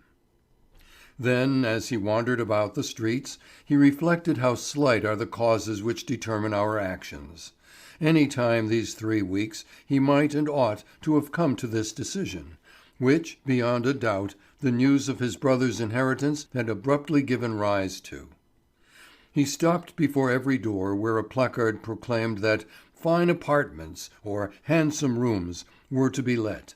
Announcements without an adjective he turned from with scorn. Then he inspected them with a lofty air, measuring the height of the rooms, sketching the plan in his notebook, with the passages, the arrangement of the exits, explaining that he was a medical man and had many visitors. He must have a broad and well-kept staircase, nor could he be any higher up than the first floor. After having written down 7 or 8 addresses and scribbled 200 notes, he got home to breakfast a quarter of an hour too late. In the hall he heard the clatter of plates. Then they had begun without him. Why? They were never wont to be so punctual. He was nettled and put out, for he was somewhat thin-skinned. As he went in, Roland said to him: "Come, Pierre, make haste, devil take you! You know we have to be at the lawyer's at 2 o'clock. This is not the day to be dawdling." Pierre sat down without replying, after kissing his mother and shaking hands with his father and brother, and he helped himself from the deep dish in the middle of the table to the cutlet which had been kept for him. It was cold and dry, probably the least tempting of them all. He thought that they might have left it on the hot plate till he came in, and not lose their heads so completely as to have forgotten their other son, their eldest. The conversation which his entrance had interrupted was taken up again at the point where it had ceased. "In your place," Mme. Roland was saying to Jean, "I will tell you what I should do at once. I should settle in handsome rooms so as to attract attention. I should ride on horseback and select 1 or 2 interesting cases to defend, and make a mark in court. I would be a sort of amateur lawyer, and very select. Thank God you are out of all danger of want, and if you pursue a profession, it is, after all, only that you may not lose the benefit of your studies, and because a man ought never to sit idle." Old Roland, who was peeling a pear, exclaimed: "Christi! In your place I should buy a nice yacht, a cutter on the build of our pilot boats. I would sail as far as Senegal in such a boat as that." Pierre in his turn spoke his views. After all, said he, it was not his wealth which made the moral worth, the intellectual worth of a man. To a man of inferior mind it was only a means of degradation, while in the hands of a strong man it was a powerful lever. They, to be sure, were rare. If Jean were a really superior man, now that he could never want, he might prove it. But then he must work 100 times harder than he would have done in other circumstances. His business now must be not to argue for or against the widow and the orphan, and pocket his fees for every case he gained, but to become a really eminent legal authority, a luminary of the law. And he added in conclusion, "If I were rich, wouldn't I dissect no end of bodies?" Father Roland shrugged his shoulders. "That is all very fine," he said, "but the wisest way of life is to take it easy. We are not beasts of burden, but men. If you are born poor you must work. Well, so much the worse, and you do work. But where you have dividends, you must be a flat if you grind yourself to death." Pierre replied haughtily: "Our notions differ. For my part, I respect nothing on earth but learning and intellect. Everything else is beneath contempt." Mme. Roland always tried to deaden the constant shocks between father and son. She turned the conversation and began talking of a murder committed the week before at Beauvais-Nointot. Their minds were immediately full of circumstances under which the crime had been committed, and absorbed by the interesting horror, the attractive mystery of crime, which, however commonplace, shameful, and disgusting, exercises a strange and universal fascination over the curiosity of mankind. Now and again, however, old Roland looked at his watch. "Come," he said, "it's time to be going." Pierre sneered. "It is not yet 1 o'clock," he said. "It really was hardly worth while to condemn me to eat a cold cutlet." "Are you coming to the lawyer's?" his mother asked. "I? No. What for?" he replied dryly. "My presence is quite unnecessary." Jean sat silent, as though he had no concern in the matter. When they were discussing the murder at Bolbec, he, as a legal authority, had put forward some opinions and uttered some reflections on crime and criminals. Now he spoke no more, but the sparkle in his eye, the bright colour in his cheeks, the very gloss of his beard seemed to proclaim his happiness. When the family had gone, Pierre, alone once more, resumed his investigations in the apartments to let. After 2 or 3 hours spent in going up and down stairs, he at last found, in the Boulevard François, a pretty set of rooms, a spacious entresol with 2 doors on 2 different streets, 2 drawing rooms, a glass corridor, where his patients, while they waited, might walk among flowers, and a delightful dining room with a bow window looking out over the sea. When it came to taking it, the terms, 3,000 francs, pulled him up. The first quarter must be paid in advance, and he had nothing, not a penny to call his own. The little fortune his father had saved brought him in about 8,000 francs a year, and Pierre had often blamed himself for having placed his parents in difficulties by his long delay in deciding on a profession, by forfeiting his attempts and beginning fresh courses of study. So he went away, promising to send his answer within 2 days, and it occurred to him to ask Jean to lend him the amount of this quarter's rent, or even of a half year, 1,500 francs, as soon as Jean could have come into possession. "It will be a loan for a few months at most," he thought. "I shall repay him, very likely before the end of the year. It is a simple matter, and he will be glad to do so much for me."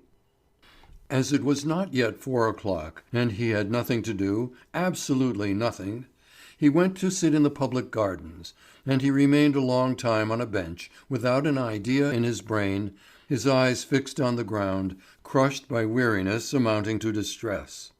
And yet this was how he had been living all these days since his return home, without suffering so acutely from the vacuity of his existence and from inaction.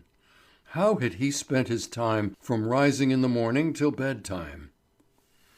He had loafed on the pier at high tide, loafed in the streets, loafed in the cafés, loafed at Marowsko's, loafed everywhere. And on a sudden this life, which he had endured till now, had become odious, intolerable. If he had any pocket money, he would have taken a carriage for a long drive in the country, along by the farm ditches shaded by beech and elm trees. But he had to think twice of the cost of a glass of beer or a postage stamp, and such an indulgence was out of his ken. It suddenly struck him how hard it was for a man of past 30 to be reduced to ask his mother with a blush for a 20-franc piece every now and then, and he muttered as he scored the gravel with the ferrule of his stick, "Christi, if I only had money!" And again the thought of his brother's legacy came into his head like the sting of a wasp, but he drove it out indignantly, not choosing to allow himself to slip down that descent to jealousy. Some children were playing about in the dusty paths. They were fair little things with long hair, and they were making little mounds of sand with the greatest gravity and careful attention, to crush them at once by stamping on them.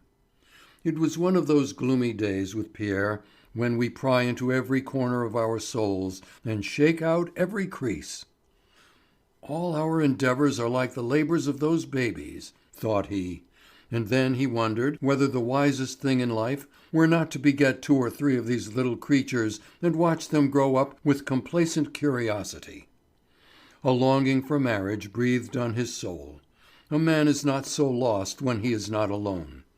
At any rate, he has some one stirring at his side in hours of trouble or of uncertainty, And it is something only to be able to speak on equal terms to a woman when one is suffering. Then he began thinking of women.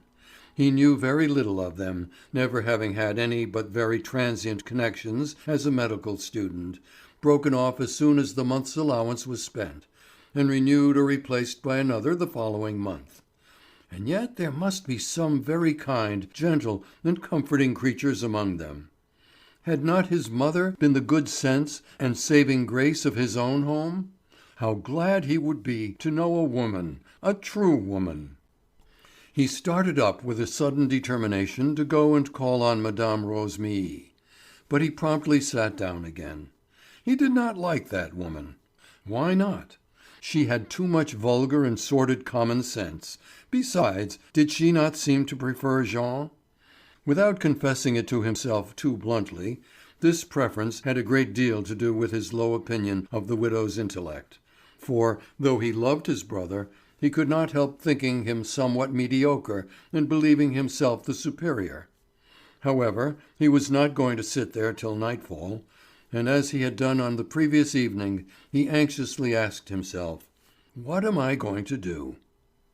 At this moment he felt in his soul the need of a melting mood, of being embraced and comforted. Comforted? For what? He could not have put it into words, but he was in one of these hours of weakness and exhaustion when a woman's presence, a woman's kiss, the touch of a hand, the rustle of a petticoat, a soft look out of black or blue eyes, seemed the one thing needful, there and then, to our heart. And the memory flashed upon him of a little barmaid at a beer house, whom he had walked home with one evening and seen again from time to time. So once more he rose, to go and drink a bock with the girl. What should he say to her? What would she say to him? Nothing, probably. But what did that matter? He would hold her hand for a few seconds. She seemed to have a fancy for him. Why then did he not go to see her oftener? He found her dozing on a chair in the beer shop, which was almost deserted. 3 men were drinking and smoking with their elbows on the oak tables. The bookkeeper in her desk was reading a novel, while the master, in his shirt sleeves, lay sound asleep on a bench. As soon as she saw him, the girl rose eagerly, and coming to meet him, said, "Good day, monsieur. How are you?" "Pretty well, and you?" "Oh, very well. How scarce you make yourself." "Yes, I have very little time to myself. I am a doctor, you know." "Indeed, you never told me. If I had known that, I was out of sorts last week, and I would have sent for you. What will you take?" "A bock. And you?" "I will have a bock too, since you are willing to treat me." She had addressed him with the familiar "tu," and continued to use it, as if the offer of a drink had tacitly conveyed permission. Then, sitting down opposite each other, they talked for a while. Every now and then she took his hand with the light familiarity of girls whose kisses are for sale, and looking at him with inviting eyes, she said, "Why don't you come here oftener? I like you very much, sweetheart." He was already disgusted with her. He saw how stupid she was, and common, smacking of low life. A woman, he told himself, should appear to us in dreams, or such a glory as may poeticize her vulgarity. Next she asked him, "You went by the other morning with a handsome fair man, wearing a big beard. Is he your brother?" "Yes, he is my brother." "Awfully good looking." "Do you think so?" "Yes, indeed, and he looks like a man who enjoys life, too." What strange craving impelled him on a sudden to tell this tavern wench about Jean's legacy? Why should this thing, which he kept at arm's length when he was alone, which he drove from him for fear of the torment it brought upon his soul, rise to his lips at this moment? And why did he allow it to overflow them as if he needed once more to empty out his heart to someone, gorged as it was with bitterness? He crossed his legs and said, "He has wonderful luck, that brother of mine. He has just come into a legacy of 20,000 francs a year." She opened those covetous blue eyes of hers very wide. "Oh! And who left him that? His grandmother or his aunt?" "No, an old friend of my parents." "Only a friend? Impossible! And you, did he leave you nothing?" "No, I knew him very slightly." She sat thinking some minutes, then, with an odd smile on her lips, she said: "Well, he is a lucky dog, that brother of yours, to have friends of this pattern. My word! And no wonder he is so unlike you." He longed to slap her, without knowing why, and he asked with pinched lips: "And what do you mean by saying that?" She had put on a stolid, innocent face. "Oh, nothing. I mean he has better luck than you." He tossed a franc piece on the table and went out. Now he kept repeating the phrase, "No wonder he is so unlike you." What had her thought been? What had been her meaning under those words? There was certainly some malice, some spite, something shameful in it. Yes, that hussy must have fancied, no doubt, that Jean was Maréchal's son. The agitation which came over him at the notion of this suspicion cast at his mother was so violent that he stood still, looking about him for some place where he might sit down. In front of him was another café. He went in, took a chair, and as the waiter came up, "A bock," he said. He felt his heart beating, his skin was goose flesh. And then the recollection flashed upon him of what Marowsko had said the evening before: "It will not look well." Had he had the same thought, the same suspicion as this baggage? Hanging his head over the glass, he watched the white froth as the bubbles rose and burst, asking himself, "Is it possible that such a thing should be believed?" But the reasons which might give rise to this horrible doubt in other men's minds now struck him, one after another, as plain, obvious, and exasperating. That a childless old bachelor should leave his fortune to a friend's two sons was the most simple and natural thing in the world. But that he should leave the whole of it to one alone, of course people would wonder, and whisper, and end by smiling. How was it that he had not foreseen this, that his father had not felt it? How was it that his mother had not guessed it? No, they had been too delighted at this unhoped-for wealth for the idea to come near them. And besides, how should these worthy souls have ever dreamed of anything so ignominious? But the public, their neighbours, the shopkeepers, their own tradesmen, all who knew them, would not they repeat the abominable thing, laugh at it, enjoy it, make game of his father and despise his mother? And the barmaid's remark, that Jean was fair and he dark, that they were not in the least alike in face, manner, figure, or intelligence, would now strike every eye and every mind. When any one spoke of Roland's son, the question would be, which, the real or the false? He rose, firmly resolved to warn Jean and put him on his guard against the frightful danger which threatened their mother's honour. But what could Jean do? The simplest thing, no doubt, would be to refuse the inheritance, which would then go to the poor, and to tell all friends or acquaintances who had heard of the bequest that the will contained clauses and conditions impossible to subscribe to, which would have made Jean not inheritor but merely a trustee. As he made his way home, he was thinking that he must see his brother alone, so as not to speak of such a matter in the presence of his parents.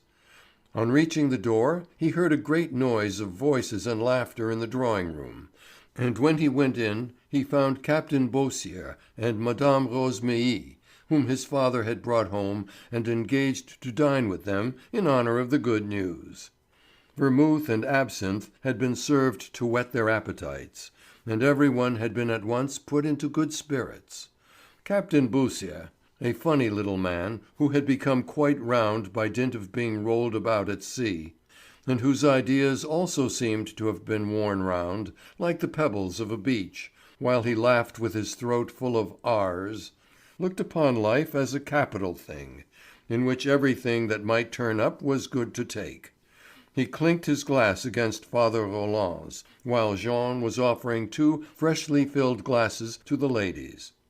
Mme. Rosémilly refused, till Captain Beausire, who had known her husband, cried: "Come, come, madame, bis repetita place," as we say in the lingo, which is as much as to say 2 glasses of vermouth never hurt anyone.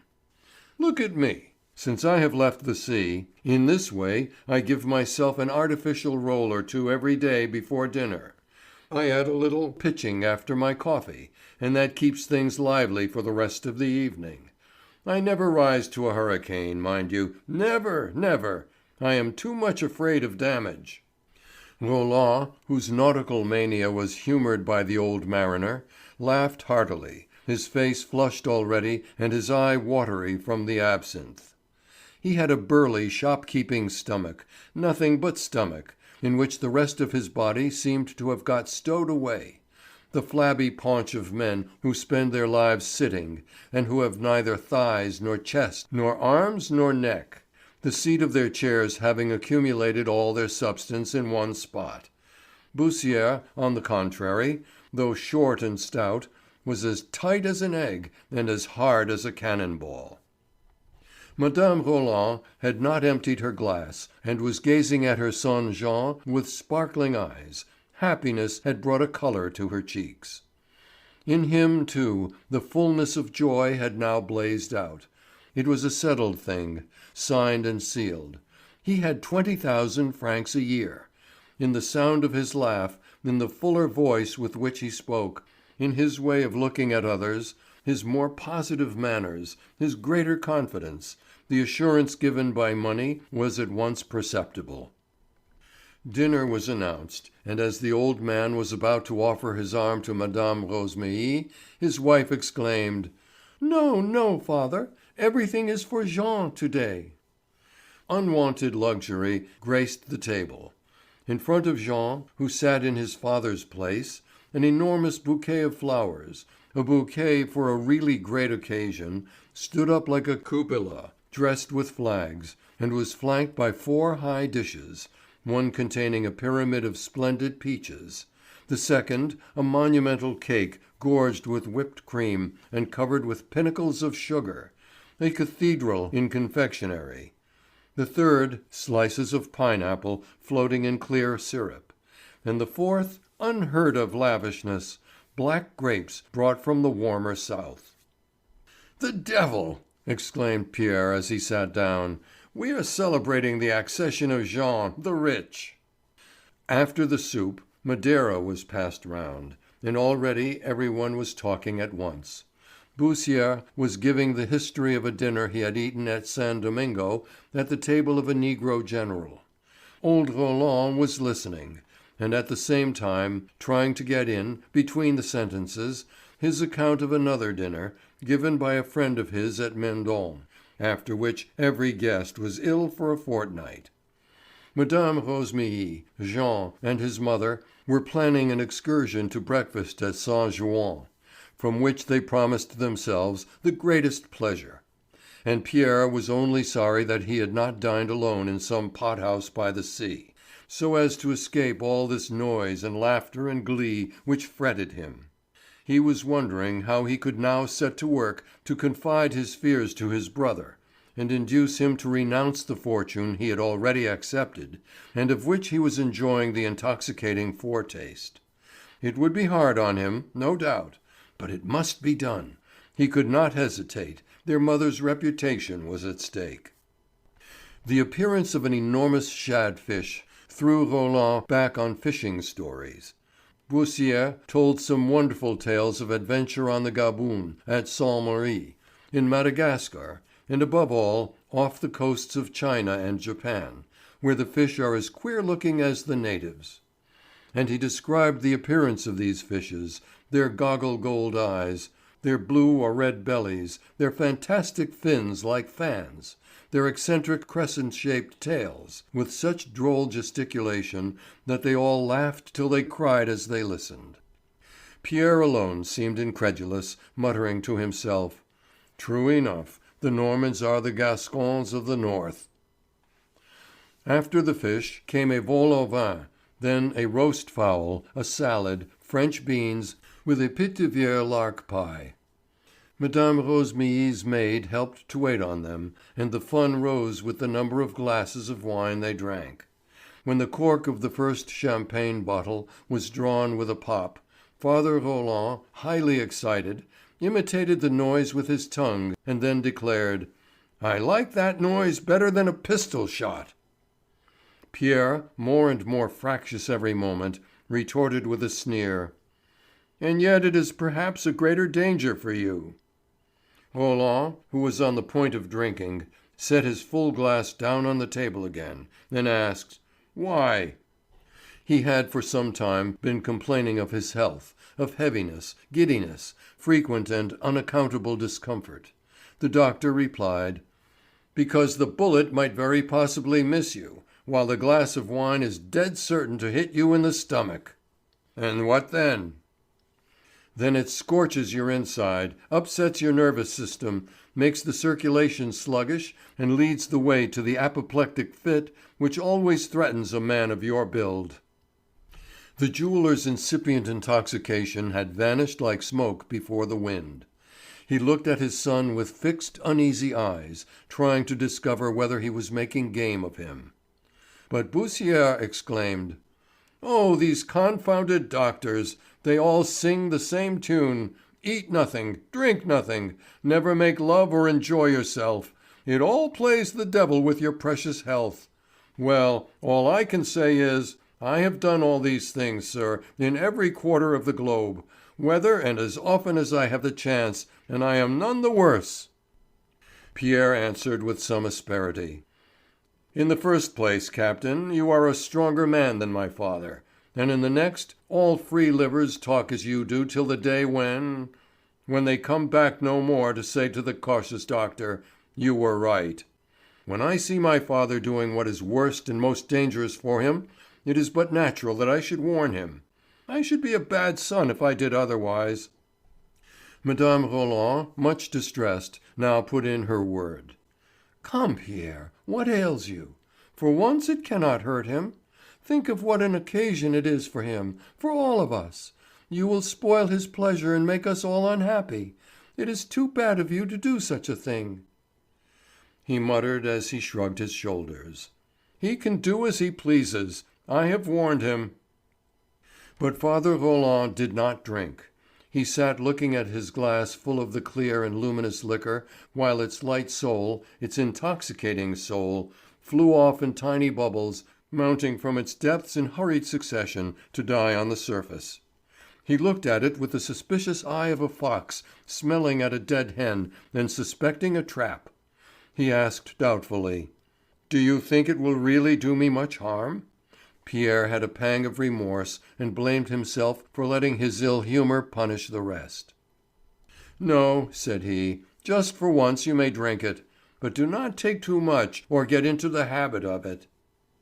Then old Roland raised his glass, but still he could not make up his mind to put it to his lips.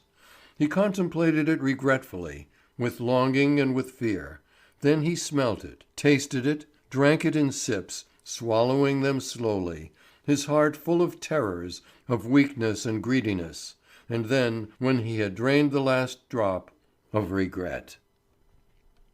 Pierre's eyes suddenly met that of Madame Rosémilly. It rested on him clear and blue, far-seeing and hard. And he read, he knew, the precise thought which lurked in that look, the indignant thought of this simple and right-minded little woman. For the look said: "You are jealous. That is what you are. Shameful!"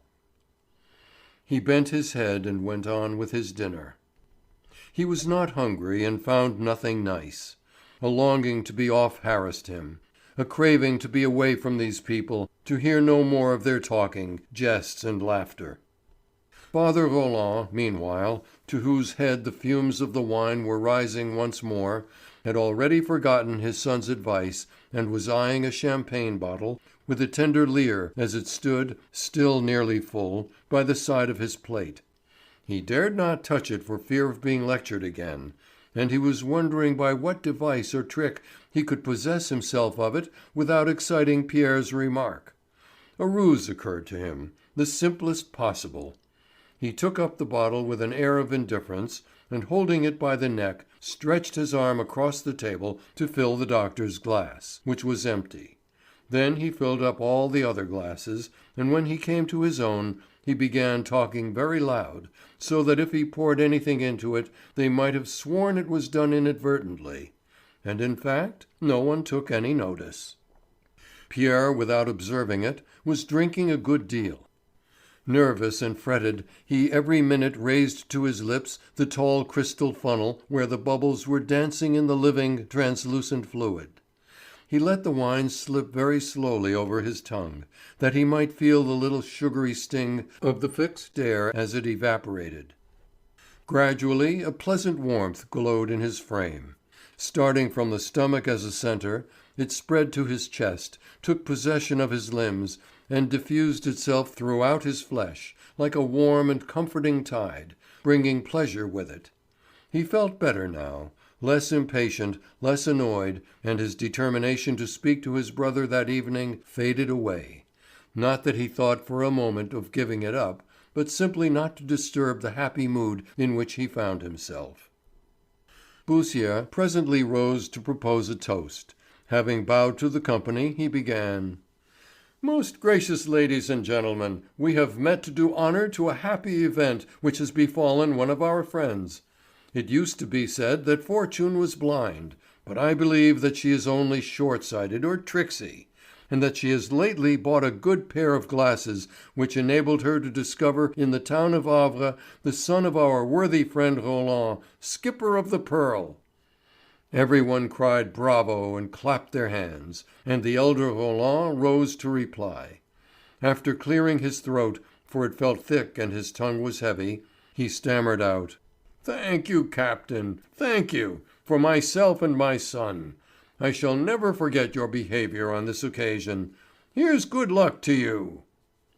His eyes and nose were full of tears, and he sat down, finding nothing more to say. Jean, who was laughing, spoke in his turn. "It is I," said he, "who ought to thank my friends here, my excellent friends," and he glanced at Mme. Rosémilly, "who have given me such a touching evidence of their affection. But it is not by words that I can prove my gratitude. I will prove it tomorrow, every hour of my life, always, for our friendship is not one of those which fade away." His mother, deeply moved, murmured: "Well said, my boy." But Beausire cried out: "Come, Mme. Rosémilly, speak on behalf of the fair sex." She raised her glass, and in a pretty voice, slightly touched with sadness, she said: "I will pledge you to the memory of Monsieur Maréchal." There were a few moments' lull, a pause for decent meditation, as after prayer. Beausire, who always had a flow of compliment, remarked: "Only a woman ever thinks of these refinements." Then turning to Father Roland: "And who was this Maréchal after all? You must have been very intimate with him." The old man, emotional with drink, began to whimper, and in a broken voice he said: "Like a brother, you know. Such a friend as one does not make twice. We were always together. He dined with us every evening, and would treat us to the play. I need say no more, no more, no more. A true friend, a real true friend, wasn't he, Louise?" His wife merely answered: "Yes, he was a faithful friend." Pierre looked at his father and then at his mother. Then, as the subject changed, he drank some more wine. He scarcely remembered the remainder of the evening. They had coffee, then liqueurs, and they laughed and joked a great deal. At about midnight he went to bed, his mind confused and his head heavy, and he slept like a brute till 9 next morning. Chapter 4 of Pierre and Jean, by Guy de Maupassant. These slumbers, lapped in champagne and chartreuse, had soothed and calmed him, no doubt, for he awoke in a very benevolent frame of mind. While he was dressing, he appraised, weighed, and summed up the agitations of the past day, trying to bring out quite clearly and fully their real and occult causes, those personal to himself as well as those from outside. It was, in fact, possible that the girl at the beer shop had had an evil suspicion, a suspicion worthy of such a hussy, on hearing that only one of the Roland brothers had been made heir to a stranger. But have not such natures as she always similar notions, without a shadow of foundation, about every honest woman? Do they not, whenever they speak, vilify, calumniate, and abuse all whom they believe to be blameless?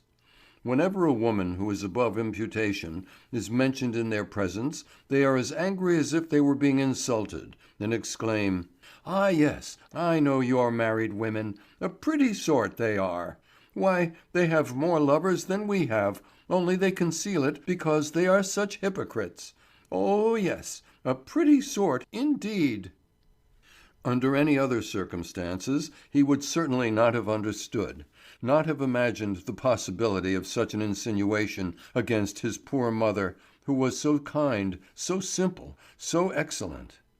But his spirit seethed with the leaven of jealousy that was fermenting within him. His own excited mind on the scent, as it were, in spite of himself, for all that could damage his brother, had even perhaps attributed to the tavern barmaid an odious intention of which she was innocent. It was possible that his imagination had, unaided, invented this dreadful doubt, his imagination, which he never controlled, which constantly evaded his will and went off, unfettered, audacious, adventurous, and stealthy, into the infinite world of ideas, bringing back now and then some which were shameless and repulsive, and which it buried in him in the depths of his soul, in its most fathomless recesses, like something stolen. His heart, most certainly, his own heart, had secrets from him, and had not that wounded heart discerned in this atrocious doubt a means of depriving his brother of the inheritance of which he was jealous?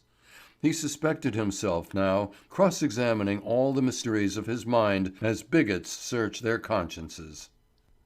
Mme. Rosémilly, though her intelligence was limited, had certainly a woman's instinct, scent, and subtle intuitions, and this notion had never entered her head, since she had, with perfect simplicity, drunk to the blessed memory of the deceased Maréchal. She was not the woman to have done this if she had had the faintest suspicion. Now he doubted no longer. His involuntary displeasure at his brother's windfall of fortune and his religious affection for his mother had magnified his scruples, very pious and respectable scruples, but exaggerated. As he put this conclusion into words in his own mind, he felt happy, as at the doing of a good action, and he resolved to be nice to everyone, beginning with his father, whose manias and silly statements and vulgar opinions and too conspicuous mediocrity were a constant irritation to him. He came in not late for breakfast, and amused all the family by his fun and good humour. His mother, quite delighted, said to him, "My little Pierre, you have no notion how humorous and clever you can be when you choose." And he talked, putting things in a witty way, and making them laugh by ingenious hits at their friends. Beausire was his butt, and Mme. Rosémilly a little, but in a very judicious way, not too spiteful. And he thought, as he looked at his brother, "Stand up for her, you muff. You may be as rich as you please. I can always eclipse you when I take the trouble." As they drank their coffee, he said to his father, "Are you going out to the Pearl to day?" "No, my boy." "May I have her with Jean Bart?" "To be sure, as long as you like." He bought a good cigar at the first tobacconist's and went down to the quay with a light step. He glanced up at the sky, which was clear and luminous, of a pale blue, freshly swept by the sea breeze. Papagris, the boatman, commonly called Jean Bart, was dozing in the bottom of the boat, which he was required to have in readiness every day at noon when they had not been out fishing in the morning. "You and I together, mate!" cried Pierre. He went down the iron ladder of the quay and leaped into the vessel. "Which way is the wind?" he asked. Due east still, Monsieur Pierre. A fine breeze out at sea. Well then, old man, off we go." They hoisted the foresail and weighed anchor, and the boat, feeling herself free, glided slowly down towards the jetty on the still water of the harbour. The breath of wind that came down the streets caught the top of the sail so lightly as to be imperceptible, and the Pearl seemed endowed with life, the life of a vessel driven on by a mysterious latent power. Pierre took the tiller, and, holding his cigar between his teeth, he stretched his legs on the bunk, and with his eyes half shut in the blinding sunshine, he watched the great tarred timbers of the breakwater as they glided past. When they reached the open sea, round the nose of the north pier which had sheltered them, the fresher breeze puffed in the doctor's face and on his hands, like a somewhat icy caress, filled his chest, which rose with a long sigh to drink it in, and swelling the tawny sail, tilted the Pearl on her beam and made her more lively. Jean Bart hastily hauled up the jib, and the triangle of canvas, full of wind, looked like a wing. Then, with 2 strides to the stern, he let out the spinnaker, which was close reefed against his mast. Then, along the hull of the boat, which suddenly heeled over and was running at top speed, there was a soft crisp sound of water hissing and rushing past. The prow ripped up the sea like the share of a plough gone mad, and the yielding water it turned up curled over and fell white with foam, as the ploughed soil, heavy and brown, rolls and falls in a ridge. At each wave they met, and there was a short chopping sea. The Pearl shivered from the point of the bowsprit to the rudder, which trembled under Pierre's hand. When the wind blew harder in gusts, the swell rose to the gunwale as if it would overflow into the boat. A coal brig from Liverpool was lying at anchor, waiting for the tide. They made a sweep round her stern and went to look at each of the vessels in the roads one after another. Then they put further out to look at the unfolding line of coast. For 3 hours Pierre, easy, calm and happy, wandered to and fro over the dancing waters, guiding the thing of wood and canvas, which came and went at his will, under the pressure of his hand, as if it were a swift and docile winged creature. He was lost in daydreams, the dreams one has on horseback or on the deck of a boat, thinking of his future, which should be brilliant, and the joys of living intelligently. On the morrow he would ask his brother to lend him 1,500 francs for 3 months, that he might settle at once in the pretty rooms on the Boulevard François. Suddenly the sailor said, "The fog is coming up, Monsieur Pierre. We must go in." He looked up and saw to the northward a grey shade, filmy but dense, blotting out the sky and covering the sea. It was sweeping down on them like a cloud fallen from above. He tacked for land and made for the pier, scudding before the wind and followed by the flying fog, which gained upon them. When it reached the Pearl, wrapping her in its intangible density, a cold shudder ran over Pierre's limbs, and a smell of smoke and mould, the peculiar smell of a sea fog, made him close his mouth that he might not taste the cold, wet vapour. By the time the boat was at her usual moorings in the harbour, the whole town was buried in this fine mist, which did not fall but yet wetted everything like rain, and glided and rolled along the roofs and streets like the flow of a river. Pierre, with his hands and feet frozen, made haste home, and threw himself on his bed to take a nap till dinner time. When he made his appearance in the dining room, his mother was saying to Jean: "The glass corridor will be lovely. We will fill it with flowers. You will see. I will undertake to care for them and renew them. When you give a party the effect will be quite fairy-like." "What in the world are you talking about?" the doctor asked. "Of a delightful apartment I have just taken for your brother. It is quite a find, an entresol looking out on 2 streets. There are 2 drawing rooms, a glass passage, and a little circular dining room, perfectly charming for a bachelor's quarters." Pierre turned pale. His anger seemed to press on his heart. "Where is it?" he asked. "Boulevard François." There was no possibility for doubt. He took his seat in such a state of exasperation that he longed to exclaim: "This is really too much. Is there nothing for any one but him?" His mother, beaming, went on talking. "And only fancy, I got it for 2,800 francs a year. They asked 3,000, but I got a reduction of 200 francs on taking for 3, 6, or 9 years. Your brother will be delightfully housed there. An elegant home is enough to make the fortune of a lawyer. It attracts clients, charms them, holds them fast, commands respect, and shows them that a man who lives in such good style expects a good price for his words." She was silent for a few seconds, and then went on. "We must look out for something suitable for you, much less pretentious, since you have nothing, but nice and pretty all the same. I assure you it will be to your advantage." Pierre replied contemptuously: "For me? Oh, I shall make my way by hard work and learning." But his mother insisted. "Yes, but I assure you that to be well lodged will be of use to you nevertheless." About halfway through the meal he suddenly asked: "How did you first come to know this man, Maréchal?" Old Roland looked up and racked his memory. "Wait a bit, I scarcely recollect. It is such an old story now. Ah, yes, I remember. It was your mother who made the acquaintance with him in the shop, was it not, Louise? He first came to order something, and then he called frequently. We knew him as a customer before we knew him as a friend." Pierre, who was eating beans, sticking his fork into them one by one, as if he were splitting them, went on: "And when was it that you made his acquaintance?" Again Roland sat thinking, but he could remember no more and appealed to his wife's better memory. "In what year was it, Louise? You surely have not forgotten, you who remember everything. Let me see. It was in 55 or 56? Try to remember. You ought to know better than I." She did in fact think it over for some minutes, and then replied in a steady voice and with calm decision: "It was in 58, old man. Pierre was 3 years old.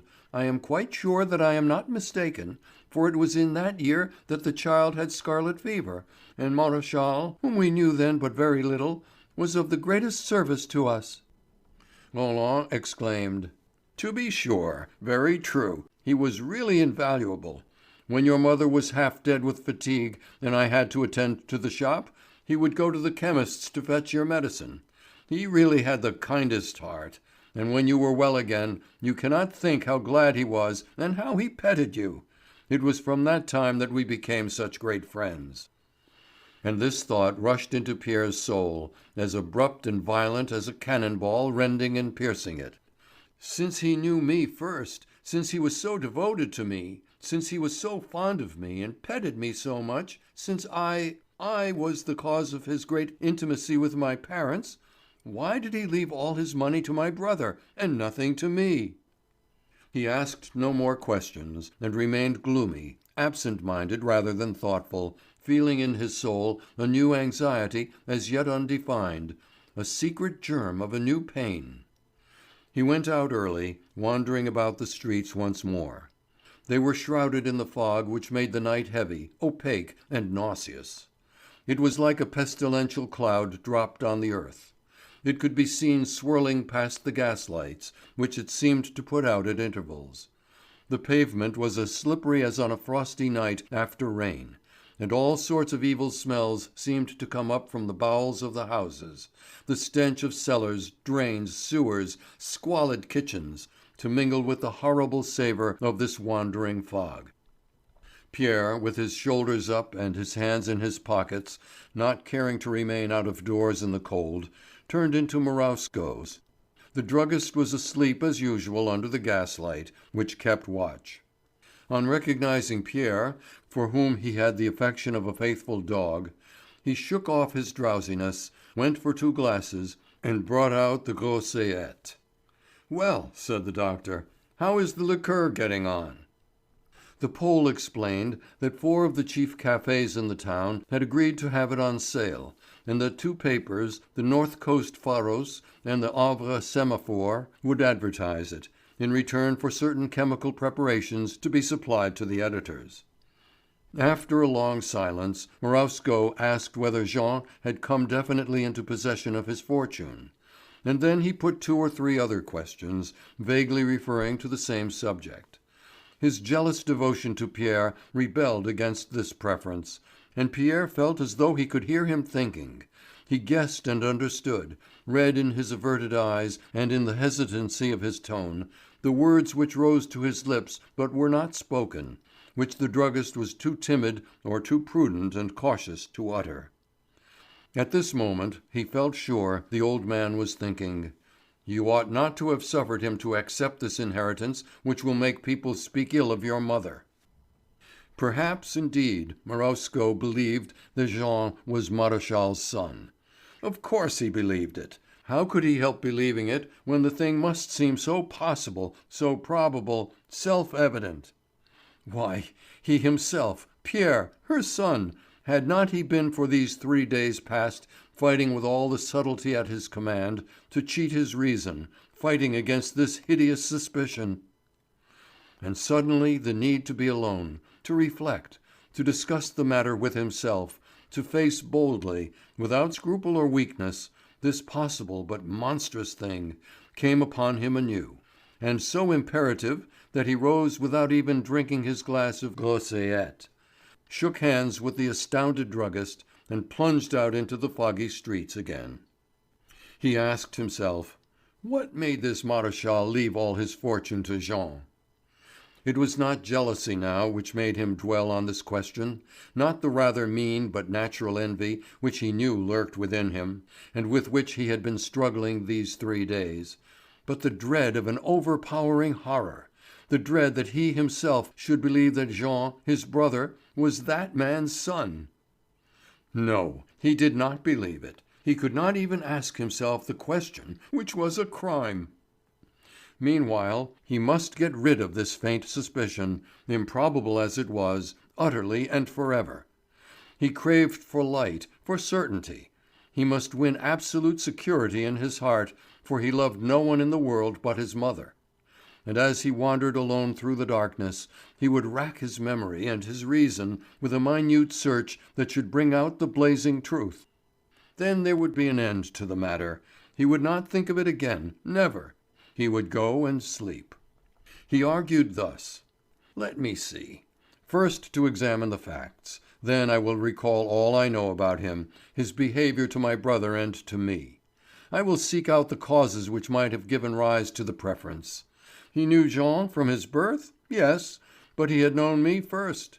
If he had loved my mother silently, unselfishly, he would surely have chosen me, since it was through me, through my scarlet fever, that he became so intimate with my parents. Logically, then, he ought to have preferred me, to have had a keener affection for me, unless it were that he felt an instinctive attraction and predilection for my brother as he watched him grow up.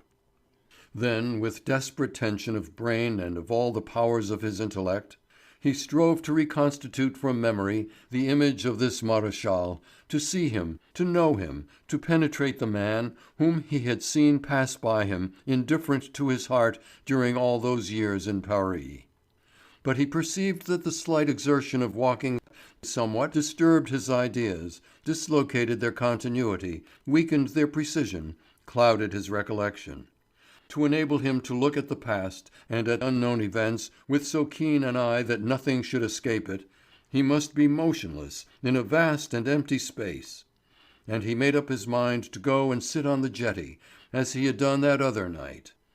As he approached the harbour he heard, out at sea, a lugubrious and sinister wail like the bellowing of a bull, but more long-drawn and steady. It was the roar of a foghorn, the cry of a ship lost in the fog. A shiver ran through him, chilling his heart. So deeply did this cry of distress thrill his soul and nerves that he felt as if he had uttered it himself. Another and a similar voice answered with such another moan, but farther away. Then, close by, the foghorn on the pier gave out a fearful sound in answer. Pierre made for the jetty with long steps, thinking no more of anything, content to walk on into this ominous and bellowing darkness. When he had seated himself at the end of the breakwater, He closed his eyes that he might not see the two electric lights, now blurred by the fog, which made the harbour accessible at night, and the red glare of the light on the south pier, which was, however, scarcely visible. Turning half round, he rested his elbows on the granite and hid his face in his hands. Though he did not pronounce the words with his lips, his mind kept repeating, "Maréchal, Maréchal," as if to raise and challenge the shade. And on the black background of his closed eyelids, he suddenly saw him as he had known him, a man of about 60, with a white beard cut in a point and very thick eyebrows, also white. He was neither tall nor short, his manner was pleasant, his eyes grey and soft, his movements gentle, his whole appearance that of a good fellow, simple and kindly. He called Pierre and Jean "my dear children," and had never seemed to prefer either, asking them both together to dine with him. And then Pierre, with the pertinacity of a dog seeking a lost scent, tried to recall the words, gestures, tones, looks of this man who had vanished from the world. By degrees he saw him quite clearly in his rooms in the Rue Tronchet, where he received his brother and himself at dinner. He was waited on by two maids, both old women who had been in the habit, a very old one no doubt, of saying Monsieur Pierre and Monsieur Jean. Maréchal would hold out both hands, the right hand to one of the young men, the left to the other, as they happened to come in. "How are you, my children?" he would say. "Have you any news of your parents? As for me, they never write to me." The talk was quiet and intimate, of commonplace matters. There was nothing remarkable in the man's mind, but much that was winning, charming, and gracious. He had certainly been a good friend to them, one of those good friends of whom we think the less because we feel sure of them. Now reminiscences came readily to Pierre's mind. Having seen him anxious from time to time, and suspecting his student's impecuniousness, Maréchal had of his own accord offered and lent him money, a few hundred francs perhaps, forgotten by both, and never repaid. Then this man must always have been fond of him, always have taken an interest in him, since he thought of his needs. Well then, why leave his whole fortune to Jean? No, he had never shown more marked affection for the younger than for the elder, had never been more interested in one than in the other, or seemed to care more tenderly for this one or that one. Well then, he must have had some strong secret reason for leaving everything to Jean, everything, and nothing to Pierre. The more he thought, the more he recalled the past few years, the more extraordinary, the more incredible was it that he should have made such a difference between them. And an agonizing pang of unspeakable anguish, piercing his bosom, made his heart beat like a fluttering rag. Its springs seemed broken, and the blood rushed through in a flood, unchecked, tossing it with wild surges. Then in an undertone, as a man speaks in a nightmare, he muttered, "I must know. My God, I must know." He looked further back now, to an earlier time, when his parents had lived in Paris. But the faces escaped him, and this confused his recollections. He struggled above all to see Maréchal with light or brown or black hair, but he could not.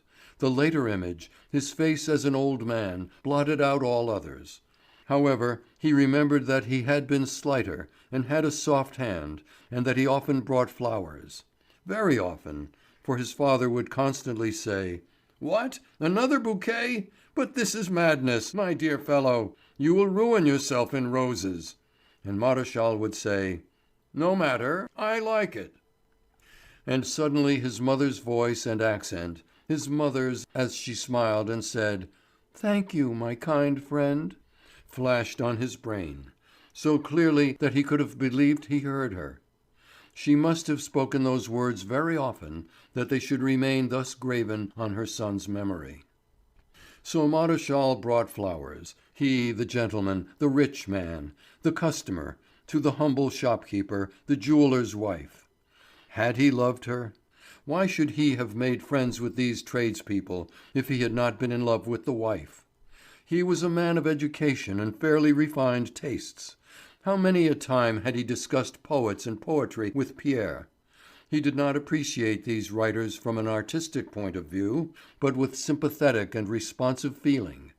The doctor had often smiled at his emotions, which had struck him as rather silly. Now he plainly saw that this sentimental soul could never, never have been the friend of his father, who was so matter-of-fact, so narrow, so heavy, to whom the word poetry meant idiocy.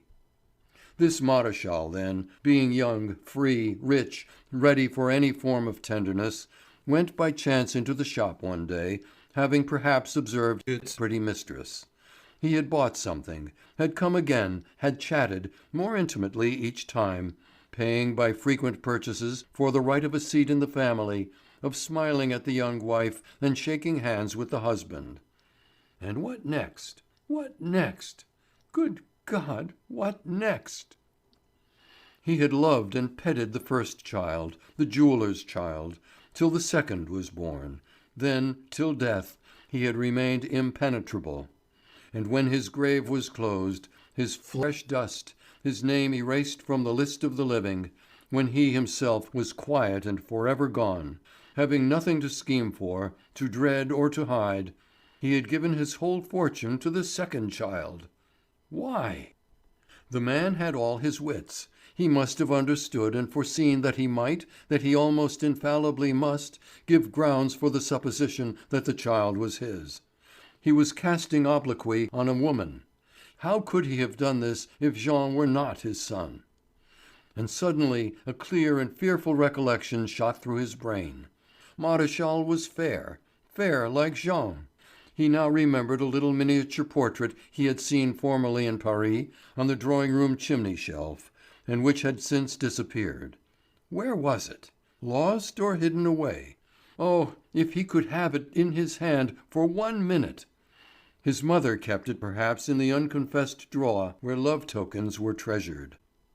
His misery in this thought was so intense that he uttered a groan, one of those brief moans wrung from the breast by a too intolerable pang. And immediately, as if it had heard him, as if it had understood and answered him, the foghorn on the pier bellowed out close to him.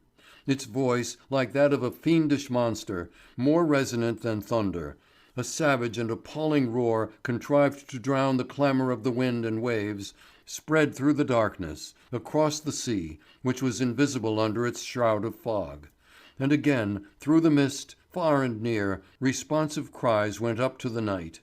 They were terrifying, these calls given forth by the great blind steamships. Then all was silent once more. Pierre had opened his eyes and was looking about him, startled to find himself here, roused from his nightmare. "I am mad," thought he. "I suspect my mother." And a surge of love and emotion, of repentance and prayer and grief, welled up in his heart. His mother! Knowing her as he knew her, how could he ever have suspected her? Was not the soul, was not the life of this simple-minded, chaste, and loyal woman clearer than water? Could anyone who had seen and known her ever think of her but as above suspicion? And he, her son, had doubted her. Oh, if he could but have taken her in his arms at that moment! How he would have kissed and caressed her, and gone on his knees to crave pardon! Would she have deceived his father? She? His father! A very worthy man, no doubt, upright and honest in business, but with a mind which had never gone beyond the horizon of his shop. How was it that this woman, who must have been very pretty, as he knew, and it could still be seen, gifted too, with a delicate, tender, emotional soul, could have accepted a man so unlike herself as a suitor and a husband? Why inquire? She had married, as young French girls do marry, the youth with a little fortune proposed to her by their relations. They had settled at once in their shop in the Rue Montmartre, and the young wife, ruling over the desk, inspired by the feeling of a new home, and the subtle and sacred sense of interests in common which fills the place of love, and even of regard, by the domestic hearth of most of the commercial houses of Paris, had set to work, with all her superior and active intelligence, to make the fortune they hoped for. And so her life had flowed on, uniform, peaceful and respectable, but loveless. Loveless? Was it possible then that a woman should not love? That a young and pretty woman, living in Paris, reading books, applauding actresses for dying of passion on the stage, could live from youth to old age without once feeling her heart touched? He would not believe it of anyone else. Why should she be different from all others, though she was his mother? She had been young, with all the poetic weaknesses which agitate the heart of a young creature. Shut up, imprisoned in the shop, by the side of a vulgar husband who always talked of trade, she had dreamed of moonlight nights, of voyages, of kisses exchanged in the shades of evening. And then one day a man had come in, as lovers do in books, and had talked as they talk. She had loved him. Why not? She was his mother. What then? Must a man be blind and stupid to the point of rejecting evidence because it concerns his mother? But did she give herself to him? Why, yes, since this man had had no other love, since he had remained faithful to her when she was far away and growing old. Why, yes, since he had left all his fortune to his son, their son. And Pierre started to his feet, quivering with such rage that he longed to kill someone. With his arm outstretched, his hand wide open, he wanted to hit, to bruise, to smash, to strangle.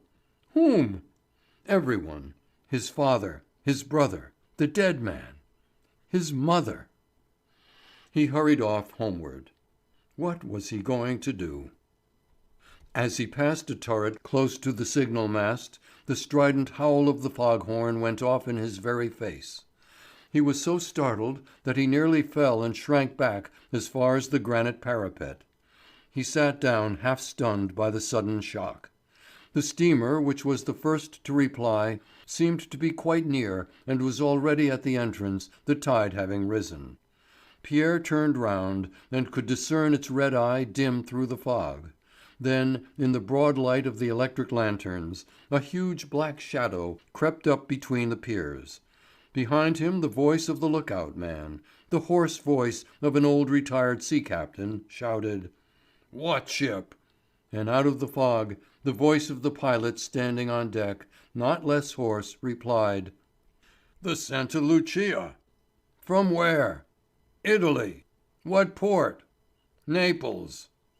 And before Pierre's bewildered eyes rose, as he fancied, the fiery pennon of Vesuvius, while at the foot of the volcano, fireflies danced in the orange groves of Sorrento or Castellamare. How often had he dreamed of these familiar names as if he knew the scenery. Oh, if he might but go away, now at once, never mind whither, and never come back, never write, never let anyone know what had become of him. But no, he must go home, home to his father's house, and go to bed. Come what might, he would not go in. He would stay there till daybreak. He liked the roar of the foghorns. He pulled himself together and began to walk up and down like an officer on watch. Another vessel was coming in behind the other, huge and mysterious, an English Indiaman, homeward bound. He saw several more come in, one after another, out of the impenetrable vapour. Then, as the damp became quite intolerable, Pierre set out towards the town. He was so cold that he went into a sailor's tavern to drink a glass of grog, and when the hot and pungent liquor had scorched his mouth and throat, he felt a hope revive within him. Perhaps he was mistaken. He knew his vagabond unreasons so well. No doubt he was mistaken. He had piled up the evidence as a charge is drawn up against an innocent person, whom it is always so easy to convict when we wish to think him guilty. When he should have slept, he would think differently. Then he went in and to bed, and by sheer force of will, he at last dropped asleep. End of chapter 4.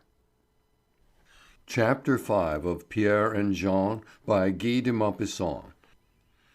But the doctor's frame lay scarcely more than an hour or two in the torpor of troubled slumbers. When he awoke in the darkness of his warm, closed room, even before thought was awake in him, of the painful oppression, the sickness of heart which the sorrow we have slept on leaves behind it, it is as though the disaster of which the shock merely jarred us at first had, during sleep, stolen into our very flesh, bruising and exhausting it like a fever. Memory returned to him like a blow, and he sat up in bed. Then slowly, one by one, he again went through all the arguments which had wrung his heart on the jetty while the foghorns were bellowing. The more he thought, the less he doubted.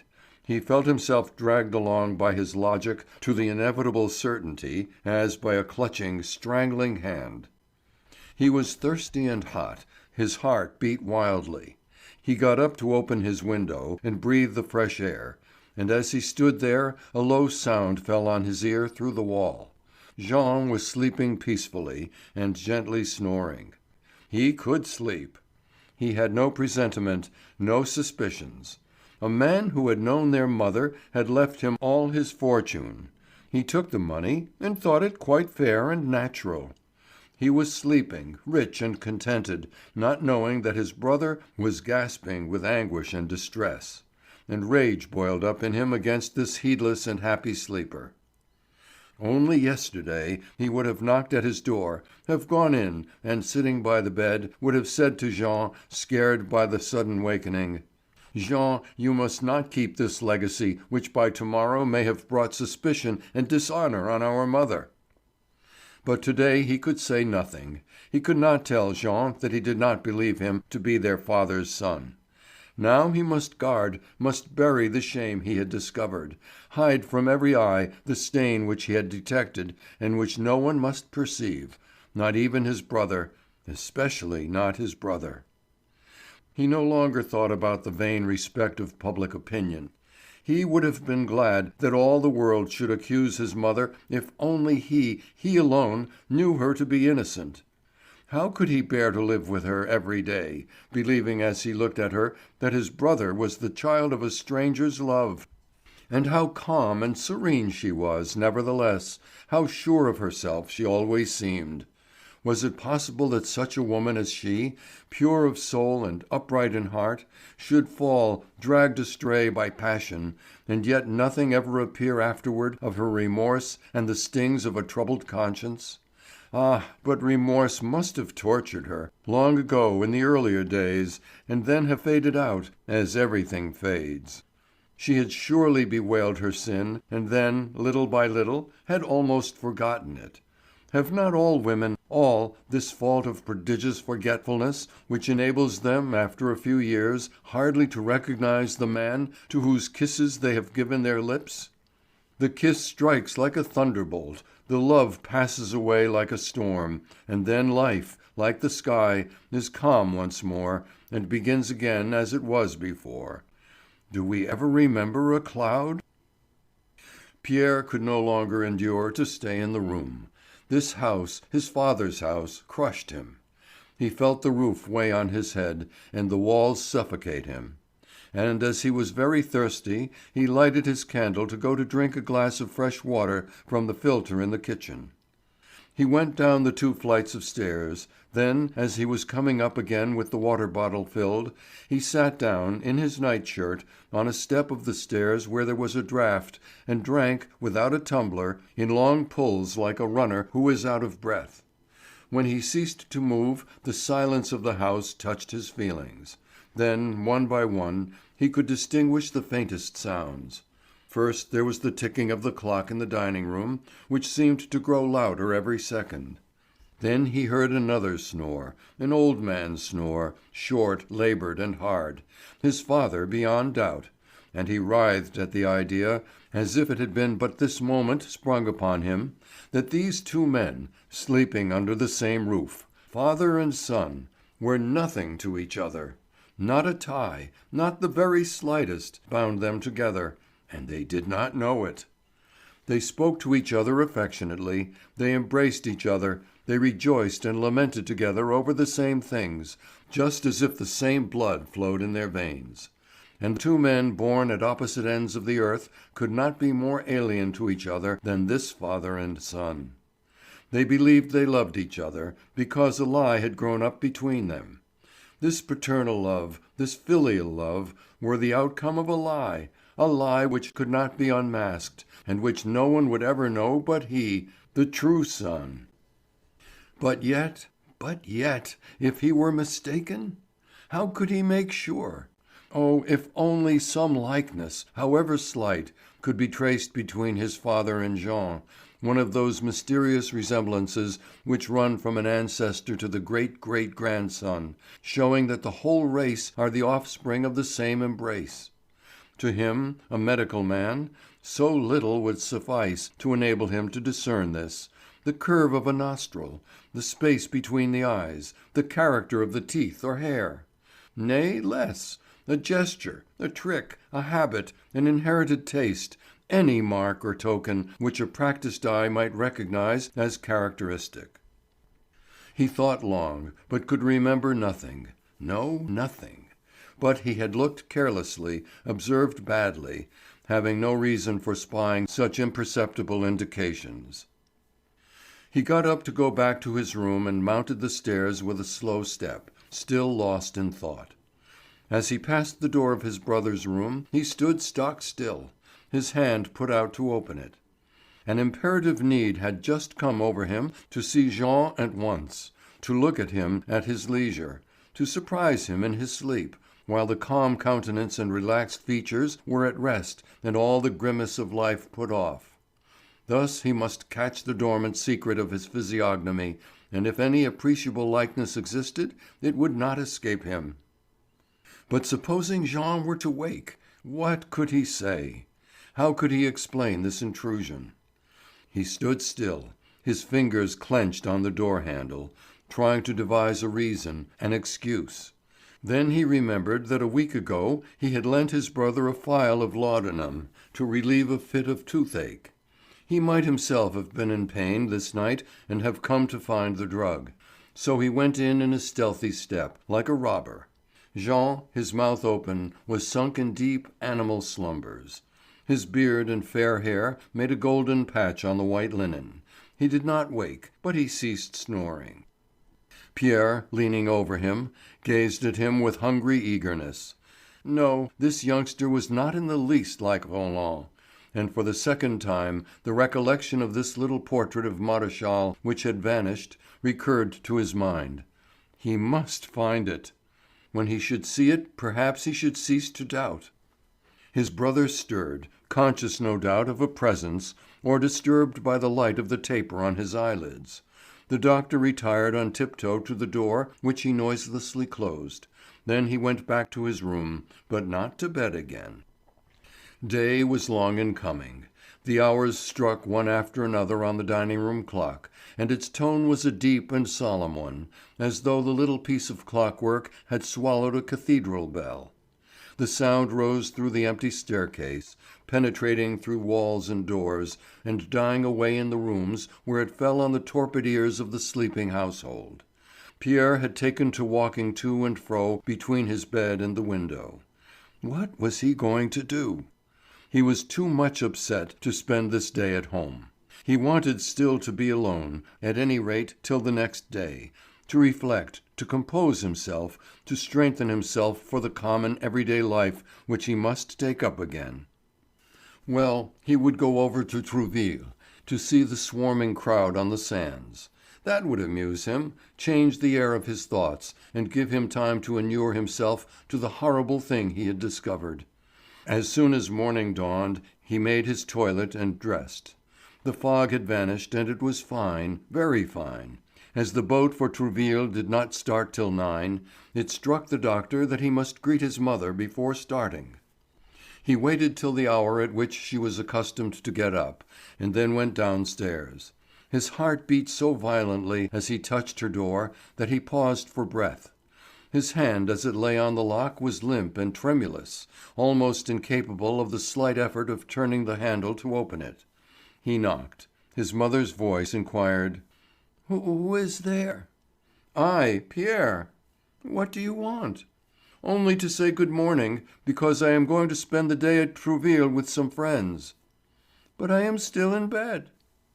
"Very well, do not disturb yourself. I shall see you this evening when I come in." He hoped to get off without seeing her, without pressing on her cheek the false kiss which it made his heart sick to think of. But she replied: "No, wait a moment. I will let you in. Wait till I get into bed again." He heard her bare feet on the floor and the sound of the bolt drawn back. Then she called out: "Come in." He went in. She was sitting up in bed, while, by her side, Roland, with a silk handkerchief by way of nightcap and his face to the wall, still lay sleeping. Nothing ever woke him but a shaking hard enough to pull his arm off. On the days when he went fishing, it was Joséphine, rung up by Papagris at the hour fixed, who roused her master from his stubborn slumbers. Pierre, as he went towards his mother, looked at her with a sudden sense of never having seen her before. She held up her face, he kissed her cheek, and then sat down in a low chair. "It was last evening that you decided on this excursion?" she asked. "Yes, last evening." "Will you return to dinner?" "I do not know. At any rate, do not wait for me." He looked at her with stupefied curiosity. This woman was his mother. All those features, seen daily from childhood, from the time when his eye could first distinguish things, that smile, that voice, so well known, so familiar, abruptly struck him as new, different from what they had always been to him hitherto. He understood now that, loving her, he had never looked at her. All the same, it was really she, and he knew every little detail of her face. Still, it was the first time he clearly identified them all. His anxious attention, scrutinizing her face which he loved, recalled a difference, a physiognomy he had never before discerned. He rose to go. Then, suddenly, yielding to the invincible longing to know which had been gnawing at him since yesterday, he said: "By the way, I fancy I remember that you used to have, in Paris, a little portrait of Maréchal in the drawing room." She hesitated for a second or two, or at least he fancied she hesitated.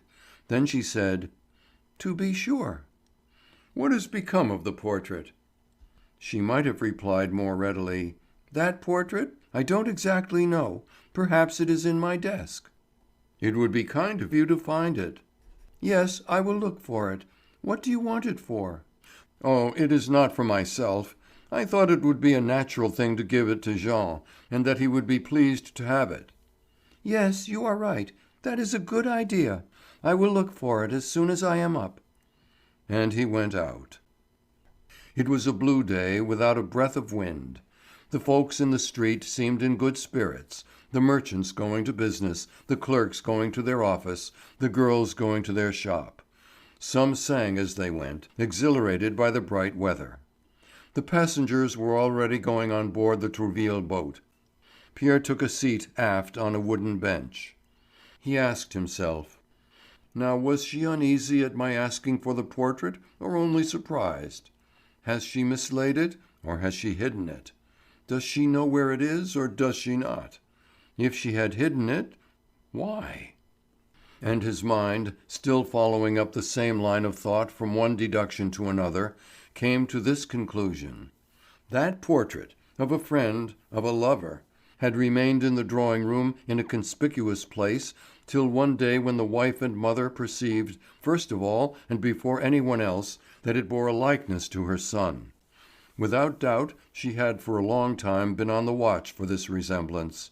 Then, having detected it, having noticed its beginnings, and understanding that any one might, any day, observe it too, she had one evening removed the perilous little picture, and had hidden it, not daring to destroy it. Pierre recollected quite clearly now that it was long, long before they left Paris that the miniature had vanished. It had disappeared, he thought, about the time that Jean's beard was beginning to grow, which had made him suddenly and wonderfully like the fair young man who smiled from the picture frame. The motion of the boat as it put off disturbed and dissipated his meditations. He stood up and looked at the sea. The little steamer, once outside the piers, turned to the left, and puffing and snorting and quivering, made for a distant point visible through the morning haze. The red sail of a heavy fishing bark, lying motionless on the level waters, looked like a large rock standing up out of the sea. And the Seine, rolling down from Rouen, seemed a wide inlet dividing two neighbouring lands. They reached the harbour of Trouville in less than an hour, and as it was the time of day when the world was bathing, Pierre went to the shore. From a distance it looked like a garden full of gaudy flowers. All along the stretch of yellow sand, from the pier as far as the Roche Noire, sunshades of every hue, hats of every shape, dresses of every colour, in groups outside the bathing huts, in long rows by the margin of the waves, or scattered here and there, really looked like immense bouquets on a vast meadow. And the babble of sounds, voices near and far ringing thin in the light atmosphere, shouts and cries of children being bathed, clear laughter of women, all made a pleasant continuous din, mingling with the unheeding breeze, and breathed with the air itself. Pierre walked among all this throng, more lost, more remote from them, more isolated, more drowned in his torturing thoughts than if he had been flung overboard from the deck of a ship 100 miles from shore. He passed by them and heard a few sentences without listening, and he saw, without looking, how the men spoke to the women, and the women smiled at the men. Then suddenly, as if he had awoke, he perceived them all, and hatred of them all surged up in his soul, for they seemed happy and content. Now, as he went, he studied the groups, wandering round them full of a fresh set of ideas. All these many-hued dresses, which covered the sands like nosegays, were pretty stuffs, those showy parasols, the fictitious grace of tightened waists, all the ingenious devices of fashion from the smart little shoe to the extravagant hat, the seductive charm of gesture, voice and smile, all the coquettish airs in short displayed on this seashore, suddenly struck him as stupendous efflorescences of female depravity. All these bedizened women aimed at pleasing, bewitching, and deluding some man. They had dressed themselves out for men, for all excepting the husband whom they no longer needed to conquer. They had dressed themselves out for the lover of yesterday and the lover of tomorrow, for the stranger they might meet and notice or were perhaps on the lookout for. And these men, sitting close to them, eye to eye and mouth to mouth, invited them, desired them, hunted them like game, coy and elusive notwithstanding that it seemed so near and so easy to capture. This wide shore was, then, no more than a love market, where some sold, others gave themselves, some drove a hard bargain for their kisses, while others promised them for love. All these women thought only of one thing, to make their bodies desirable, bodies already given, sold or promised to other men. And he reflected that it was everywhere the same, all the world over. His mother had done what others did, that was all. Others? These women he saw about him, rich, giddy, love-seeking, belonged on the whole to the class of fashionable and showy women of the world, some indeed to the less respectable sisterhood, for on these sands, trampled by the legion of idlers, the tribe of virtuous, home-keeping women were not to be seen. The tide was rising, driving the foremost rank of visitors gradually landward. He saw the various groups jump up and fly, carrying their chairs with them, before the yellow waves as they rolled up edged with a lace-like frill of foam. The bathing machines, too, were being pulled up by horses, and along the planked way which formed the promenade running along the shore from end to end, there was now an increasing flow, slow and dense, of well-dressed people in two opposite streams, elbowing and mingling. Pierre, made nervous and exasperated by this bustle, made his escape into the town, and went to get his breakfast at a modest tavern on the skirts of the fields. When he had finished with coffee, he stretched his legs on a couple of chairs under a lime tree in front of the house, and as he had hardly slept the night before, he presently fell into a doze. After resting for some hours, he shook himself, and finding that it was time to go on board again, he set out, tormented by a sudden stiffness which had come upon him during his long nap. Now he was eager to be at home again, to know whether his mother had found the portrait of Maréchal. Would she be the first to speak of it, or would he be obliged to ask for it again? If she waited to be questioned further, it must be because she had some secret reason for not showing the miniature. But when he was at home again, and in his room, he hesitated about going down to dinner. He was too wretched. His revolted soul had not yet time to calm down.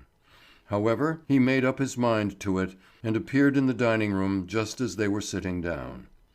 All their faces were beaming. "Well," said Roland, "are you getting on with your purchases? I do not want to see anything till it is all in its place." And his wife replied, "Oh yes, we are getting on, but it takes much consideration to avoid buying things that do not match. The furniture question is an absorbing one." She had spent the day in going with Jean to cabinet makers and upholsterers. Her fancy was for rich materials, rather splendid to strike the eye at once. Her son, on the contrary, wished for something simple and elegant. So in front of everything put before them, they had each repeated their arguments. She declared that a client, a defendant, must be impressed, that as soon as he is shown into his counsel's waiting room, he should have a sense of wealth. Jean, on the other hand, wishing to attract only an elegant and opulent class, was anxious to captivate persons of refinement by his quiet and perfect taste. And this discussion, which had gone on all day, began again with the soup. Roland had no opinion. He repeated, "I do not want to hear anything about it. I will go and see it when it is all finished." Mme. Roland appealed to the judgment of her elder son. "And you, Pierre, what do you think of the matter?" His nerves were in a state of such intense excitement that he would have liked to reply with an oath. However, he only answered in a dry tone, quivering with annoyance: "Oh, I am quite of Jean's mind. I like nothing so well as simplicity, which, in matters of taste, is equivalent to rectitude in matters of conduct." His mother went on: "You must remember that we live in a city of commercial men, where good taste is not to be met with at every turn." Pierre replied: "What does that matter? Is that a reason for living as fools do? If my fellow townsmen are stupid and ill-bred, need I follow their example? A woman does not misconduct herself because a neighbor has a lover." Jean began to laugh. "You argue by comparisons which seem to have been borrowed from the maxims of a moralist." Pierre made no reply. His mother and his brother reverted to the question of stuffs and armchairs. He sat looking at them, as he had looked at his mother in the morning before starting for Trouville; looked at them as a stranger who would study them, and he felt as though he had really suddenly come into a family of which he knew nothing. His father, above all, amazed his eyes and his mind. That flabby, burly man, happy and besotted, was his own father.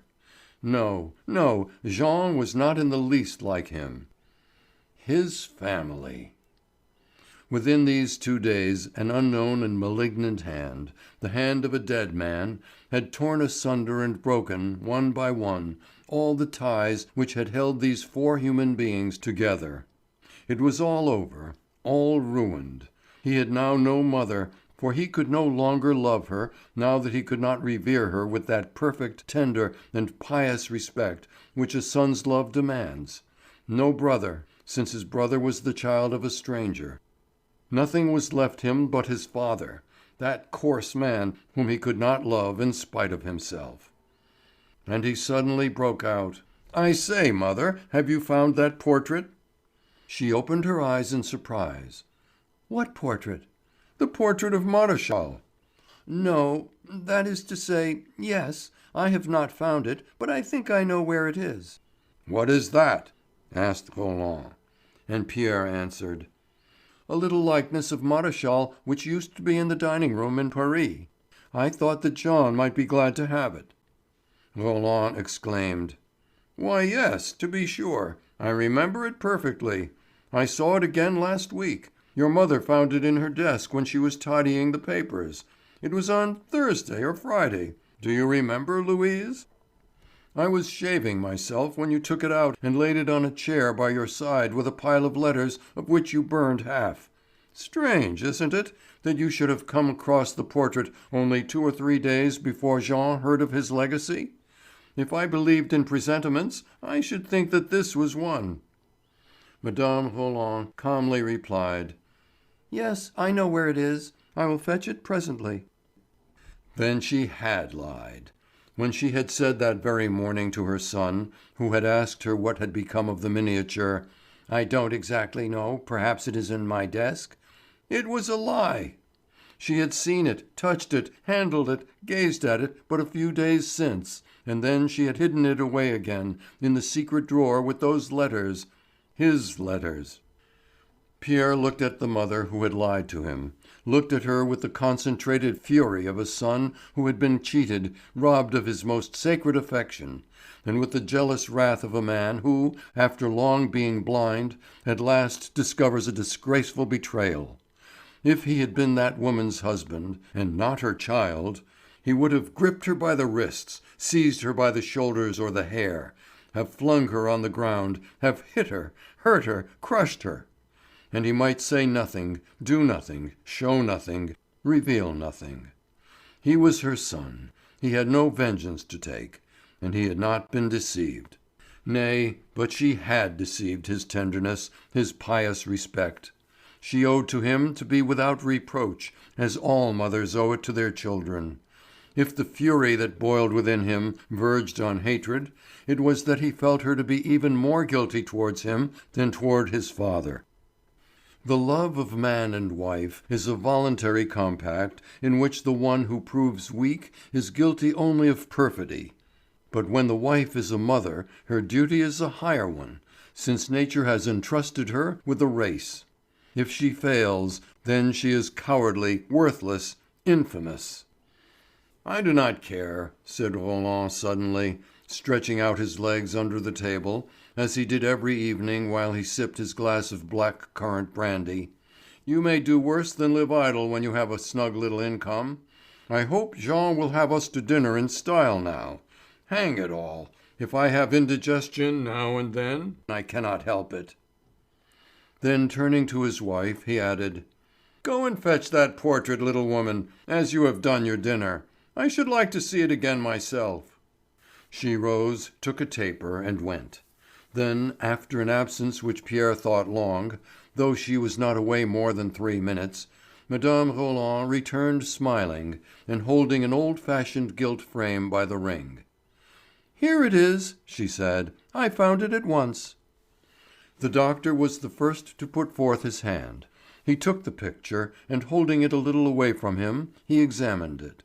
Then, fully aware that his mother was looking at him, he slowly raised his eyes and fixed them on his brother to compare the faces. He could hardly refrain, in his violence, from saying, "Dear me, how like Jean!" And though he dared not utter the terrible words, he betrayed his thought by his manner of comparing the living face with the painted one. They had, no doubt, details in common, the same beard, the same brow, but nothing sufficiently marked to justify the assertion, this is the father and that the son. It was rather a family likeness, a relationship of physiognomies in which the same blood courses.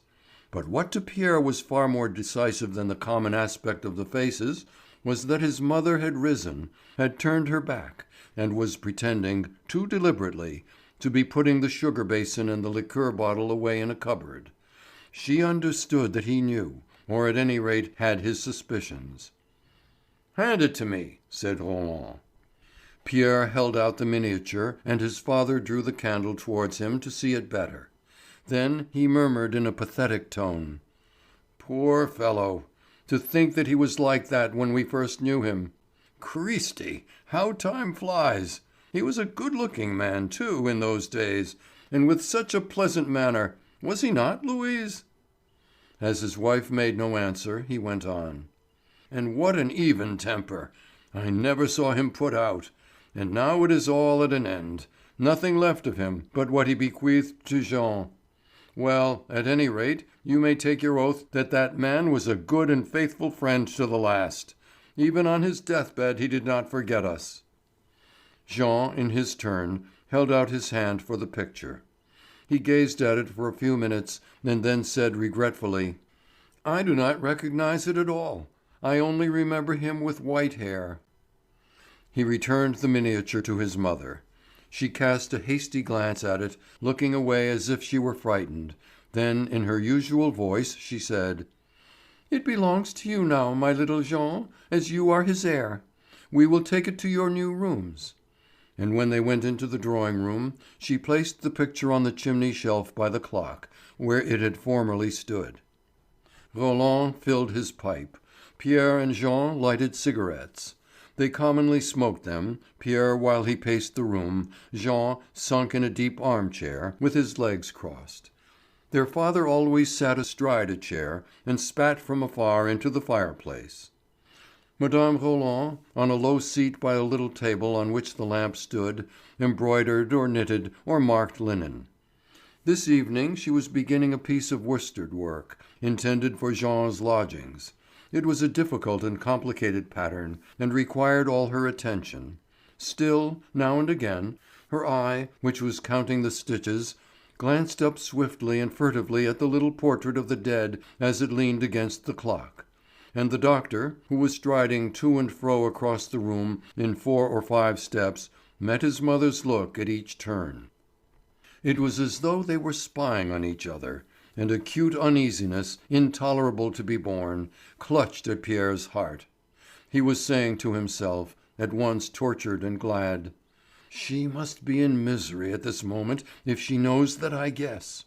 And each time he reached the fireplace, he stopped for a few seconds to look at Maréchal's fair hair, and show quite plainly that he was haunted by a fixed idea; so that this little portrait, smaller than an opened palm, was like a living being, malignant and threatening, suddenly brought into this house and this family. Presently the street door bell rang.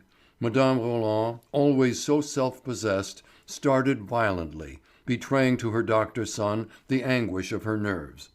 Then she said: "It must be Mme. Rosémilly," and her eye again anxiously turned to the mantel-shelf. Pierre understood, or thought he understood, her fears and misery. A woman's eye is keen, a woman's wit is nimble, and her instincts suspicious. When this woman who was coming in should see the miniature of a man she did not know, she might perhaps at the first glance discover the likeness between this face and Jean. Then she would know and understand everything. He was seized with dread, a sudden and horrible dread of this shame being unveiled, and turning about just as the door opened, he took the little painting and slipped it under the clock without being seen by his father and brother. When he met his mother's eyes again, they seemed to him altered, dim and haggard. "Good evening," said Mme. Rosémilly. "I have come to ask you for a cup of tea." But while they were bustling about her and asking after her health, Pierre made off, the door having been left open. When his absence was perceived, they were all surprised. Jean, annoyed for the young widow, who, he thought, would be hurt, muttered: "What a bear!" Mme. Roland replied: "You must not be vexed with him. He is not very well to-day and tired with his excursion in Trouville." "Never mind," said Roland. "That is no reason for taking himself off like a savage." Mme. Rosémilly tried to smooth matters by saying: "Not at all, not at all. He has gone away in the English fashion. People always disappear in that way in fashionable circles if they want to leave early." "Oh, in fashionable circles, I dare say," replied Jean.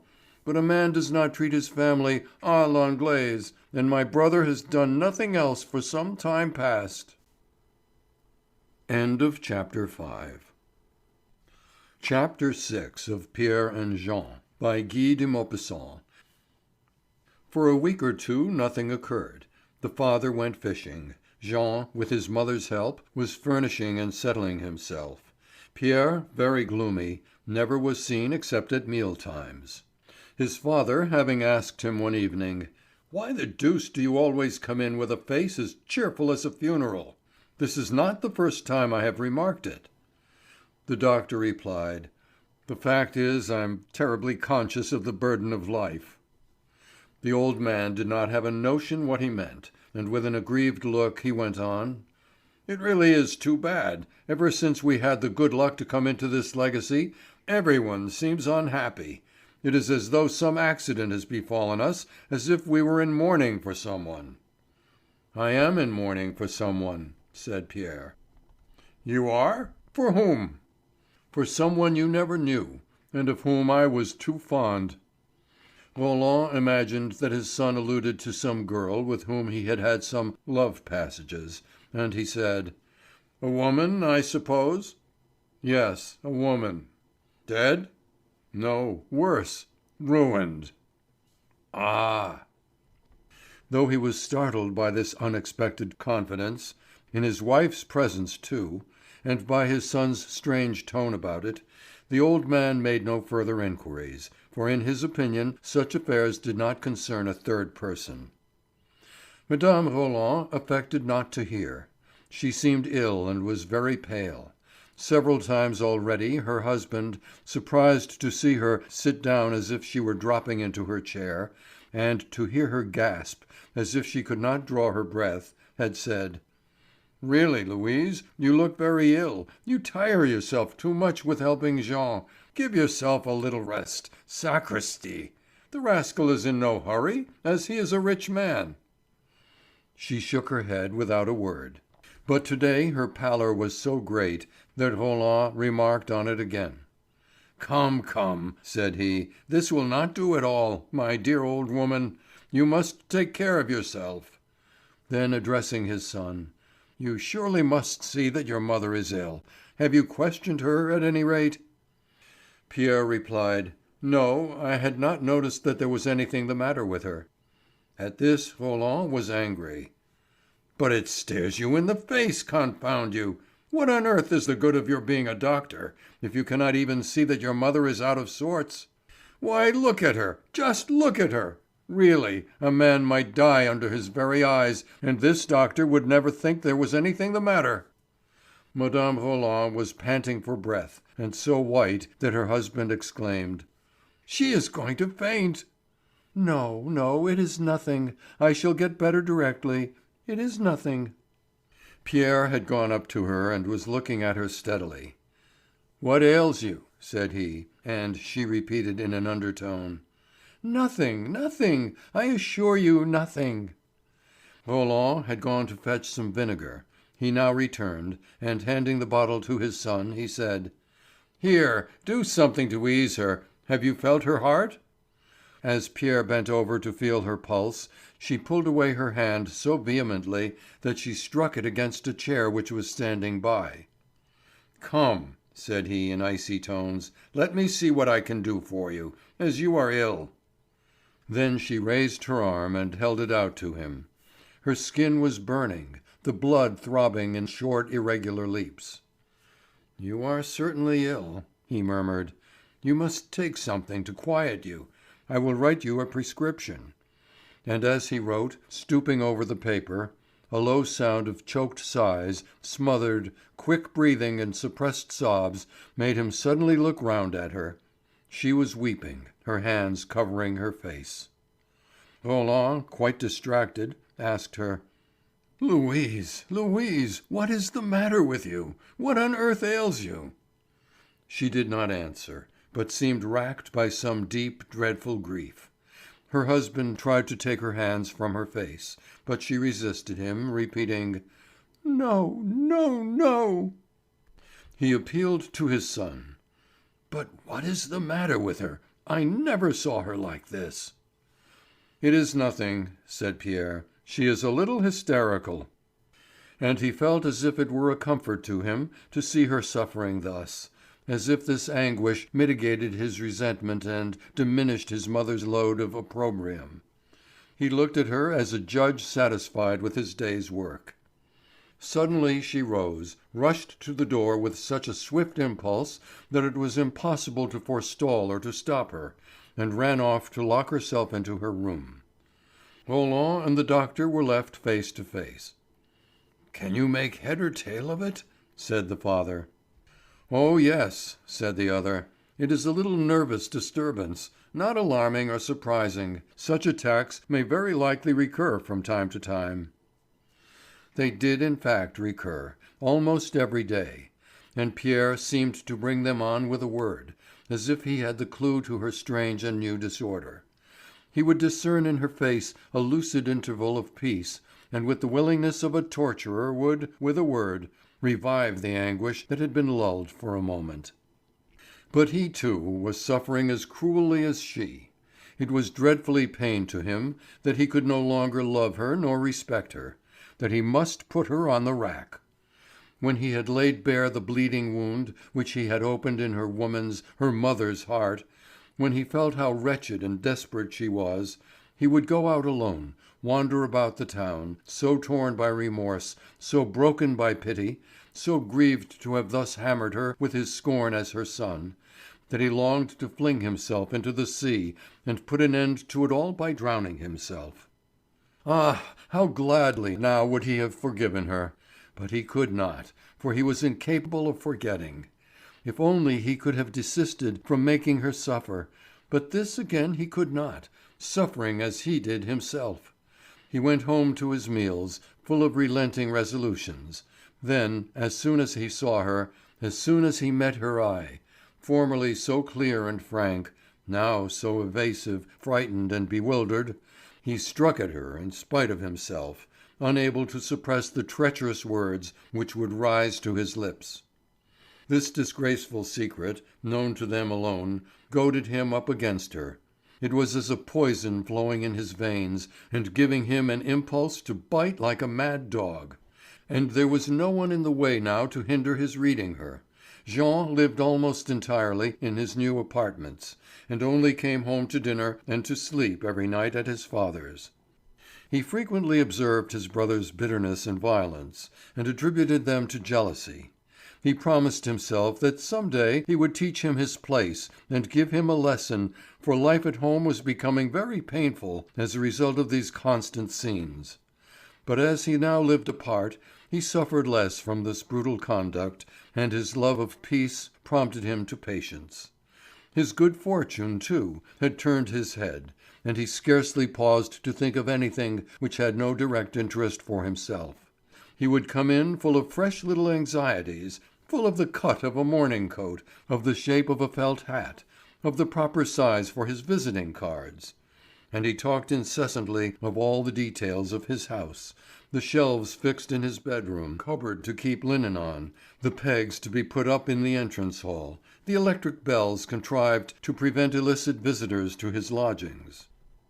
It had been settled that on the day when he should take up his abode there, they should make an excursion to Saint-Jouin, and return after dining there, to drink tea in his rooms. Roland wanted to go by water, but the distance and the uncertainty of reaching it in a sailing boat, if there should be a head wind, made them reject his plan, and a break was hired for the day. They set out at 10 to get there to breakfast. The dusty high road lay across the plain of Normandy, which by its gentle undulations, dotted with farms embowered in trees, wears the aspect of an endless park. In the vehicle, as it jogged on at the slow trot of a pair of heavy horses, sat the four Rolands, Madame Rosémilly and Captain Beausire, all silent, deafened by the rumble of the wheels, and with their eyes shut to keep out the clouds of dust. It was harvest time. Alternating with the dark hue of clover and the raw green of beetroot, the yellow corn lighted up the landscape with gleams of pale gold. The fields looked as if they had drunk in the sunshine which poured down on them. Here and there the reapers were at work, and in the plots where the scythe had been put in, the men might be seen seesawing as they swept the level soil with the broad wing-shaped blade. After a 2 hours' drive, the brake turned off to the left, past a windmill at work, a melancholy, grey wreck, half rotten and doomed, the last survivor of its ancient race. Then it went on into a pretty inn yard, and drew up at the door of a smart little house, a hostelry famous in those parts. The mistress, well known as La Belle Alphonsine, came smiling to the threshold, and held out her hand to the two ladies who hesitated to take the high step. Some strangers were already at breakfast under a tent by a grass plot shaded by apple trees, Parisians who had come from Étretat. And from the house came sounds of voices, laughter, and the clatter of plates and pans. They were to eat in a room, as the outer dining halls were all full. Roland suddenly caught sight of some shrimping nets hanging against the wall. "Ah, ha!" cried he. "You catch prawns here?" "Yes," replied Beausire. "Indeed, it is the place on all the coast where most are taken." "First rate! Suppose we try to catch some after breakfast." As it happened, it would be low tide at 3 o'clock, so it was settled that they should all spend the afternoon among the rocks, hunting prawns. They made a light breakfast, as a precaution against the tendency of blood to the head when they should have their feet in the water. They also wished to reserve an appetite for dinner, which had been ordered on a grand scale, and to be ready at 6 o'clock when they came in. Roland could not sit still for impatience. He wanted to buy the nets specially constructed for fishing prawns, not unlike those used for catching butterflies in the country. Their name on the French coast is lannettes. They are netted bags on a circular wooden frame, at the end of a long pole. Alphonsine, still smiling, was happy to lend them. Then she helped the two ladies to make an impromptu change of toilette so as not to spoil their dresses. She offered them skirts, coarse worsted stockings and hemp shoes. The men took off their socks and went to the shoemaker's to buy wooden shoes instead. Then they set out, the nets over their shoulders and creels on their backs. Madame Rosémilly was very sweet in this costume, with an unexpected charm of countrified audacity. The skirt which Alphonsine had lent her, coquettishly tucked up and firmly stitched so as to allow of her running and jumping fearlessly on the rocks, displayed her ankle and lower calf, the firm calf of a strong and agile little woman. Her dress was loose to give freedom to her movements, and to cover her head she had found an enormous garden hat of coarse yellow straw, with an extravagantly broad brim. And to this a bunch of tamarisk, pinned in to cock it on one side, gave a very dashing and military effect. Jean, since he had come into his fortune, had asked himself every day whether or no he should marry her. Each time he saw her he made up his mind to ask her to be his wife. And then, as soon as he was alone again, he considered that by waiting he would have time to reflect. She was now less rich than he, for she had but 12,000 francs a year, but it was in real estate, in farms and lands near the docks in Havre, and this by and by might be worth a great deal. Their fortunes were thus approximately equal, and certainly the young woman attracted him greatly. As he watched her walking in front of him that day, he said to himself: "I really must decide. I cannot do better, I am sure." They went down a little ravine, sloping from the village to the cliff, and the cliff, at the end of this combe, rose about 80 metres above the sea. Framed between the green slopes to the right and left, a great triangle of silvery blue water could be seen in the distance, and a sail, scarcely visible, looked like an insect out there. The sky, pale with light, was so merged into one with the water that it was impossible to see where one ended and the other began, and the two women, walking in front of the men, stood out against the bright background, their shapes clearly defined in their closely fitting dresses. Jean, with a sparkle in his eye, watched the smart ankle, the neat leg, the supple waist, and the coquettish broad hat of Madame Rosémilly as they fled away from him. And this flight fired his ardour, urging him on to the sudden determination which comes to hesitating and timid natures. The warm air, fragrant with sea-coast odours, gorse, clover and thyme, mingled with the salt smell of the rocks at low tide, excited him still more, mounting to his brain, and every moment he felt a little more determined, at every step, at every glance he cast at the alert figure. He made up his mind to delay no longer, to tell her that he loved her and hoped to marry her. The prawn fishing would favour him by affording him an opportunity, and it would be a pretty scene too, a pretty spot for love making, their feet in a pool of limpid water while they watched the long feelers of the shrimps lurking under the wrack. When they had reached the end of the combe and the edge of the cliff, they saw a little footpath slanting down the face of it, and below them, about halfway between the sea and the foot of the precipice, an amazing chaos of enormous boulders tumbled over and piled one above the other on a sort of grassy and undulating plain, which extended as far as they could see to the southward, formed by an ancient landslip. On this long shelf of brushwood and grass, disrupted, as it seemed, by the shocks of a volcano, the fallen rocks seemed the wreck of a great ruined city which had once looked out on the ocean, sheltered by the long white wall of the overhanging cliff. "That is fine!" exclaimed Mme. Rosémilly, standing still. Jean had come up with her, and with a beating heart offered his hand to help her down the narrow steps cut in the rock. They went on in front, while Beausire, squaring himself on his little legs, gave his arm to Mme. Roland, who felt giddy at the gulf before her. Roland and Pierre came last, and the doctor had to drag his father down, for his brain reeled so that he could only slip down sitting, from step to step.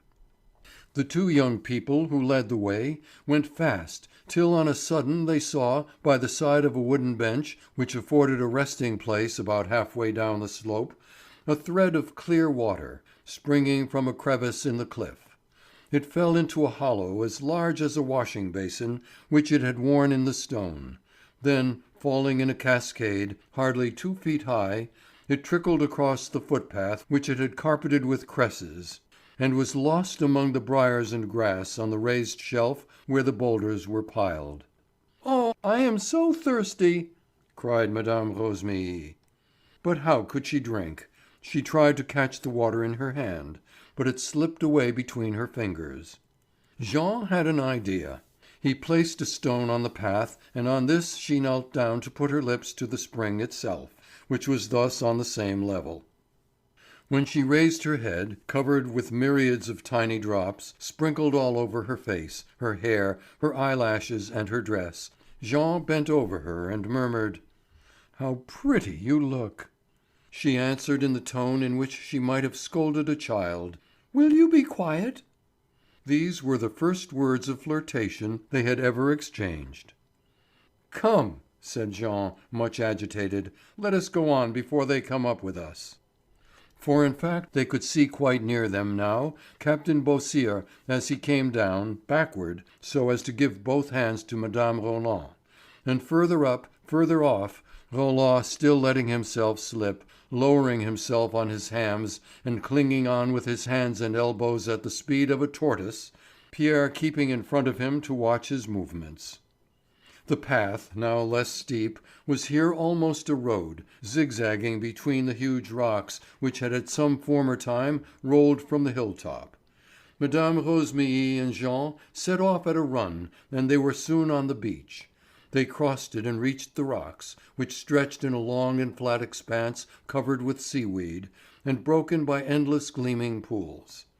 The ebbed waters lay beyond, very far away, across this plain of slimy weed, of a black and shining olive green. Jean rolled up his trousers above his calf, and his sleeves to his elbows, that he might get wet without caring. Then saying, "Forward!" he leaped boldly into the first tide pool they came to.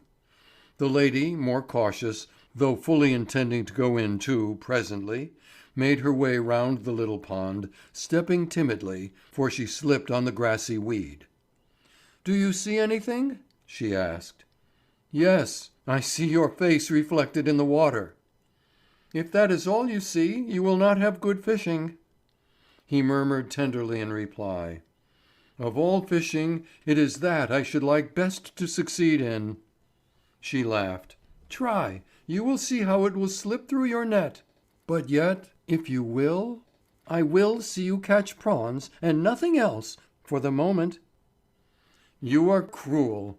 Let us go a little farther, there are none here."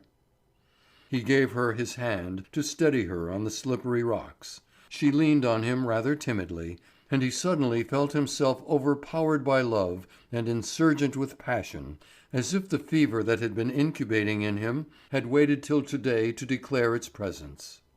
They soon came to a deeper rift, in which long slender weeds, fantastically tinted, like floating green and rose-coloured hair, were swaying under the quivering water as it trickled off to the distant sea through some invisible crevice.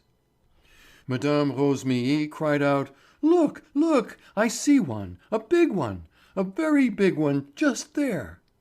He saw it too, and stepped boldly into the pool, though he got wet up to the waist. But the creature, waving its long whiskers, gently retired in front of the net. Jean drove it towards the seaweed, making sure of his prey. When it found itself blockaded, it rose with a dart over the net, shot across the mere, and was gone.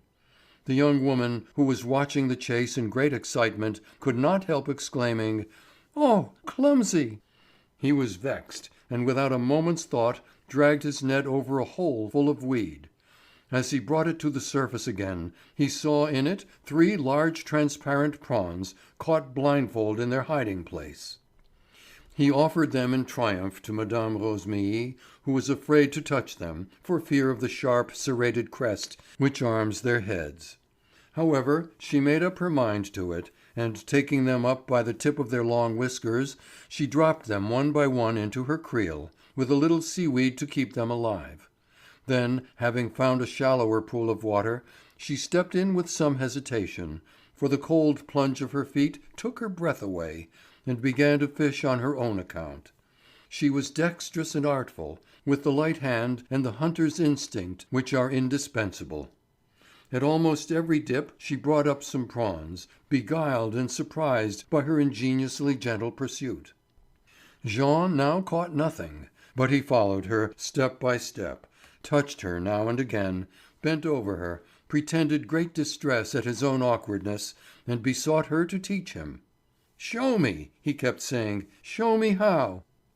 And then, as their 2 faces were reflected side by side in water, so clear that the black weeds at the bottom made a mirror, Jean smiled at the face which looked up at him from the depth, and now and then from his finger-tips blew it a kiss which seemed to light upon it. "Oh, how tiresome you are!" she exclaimed.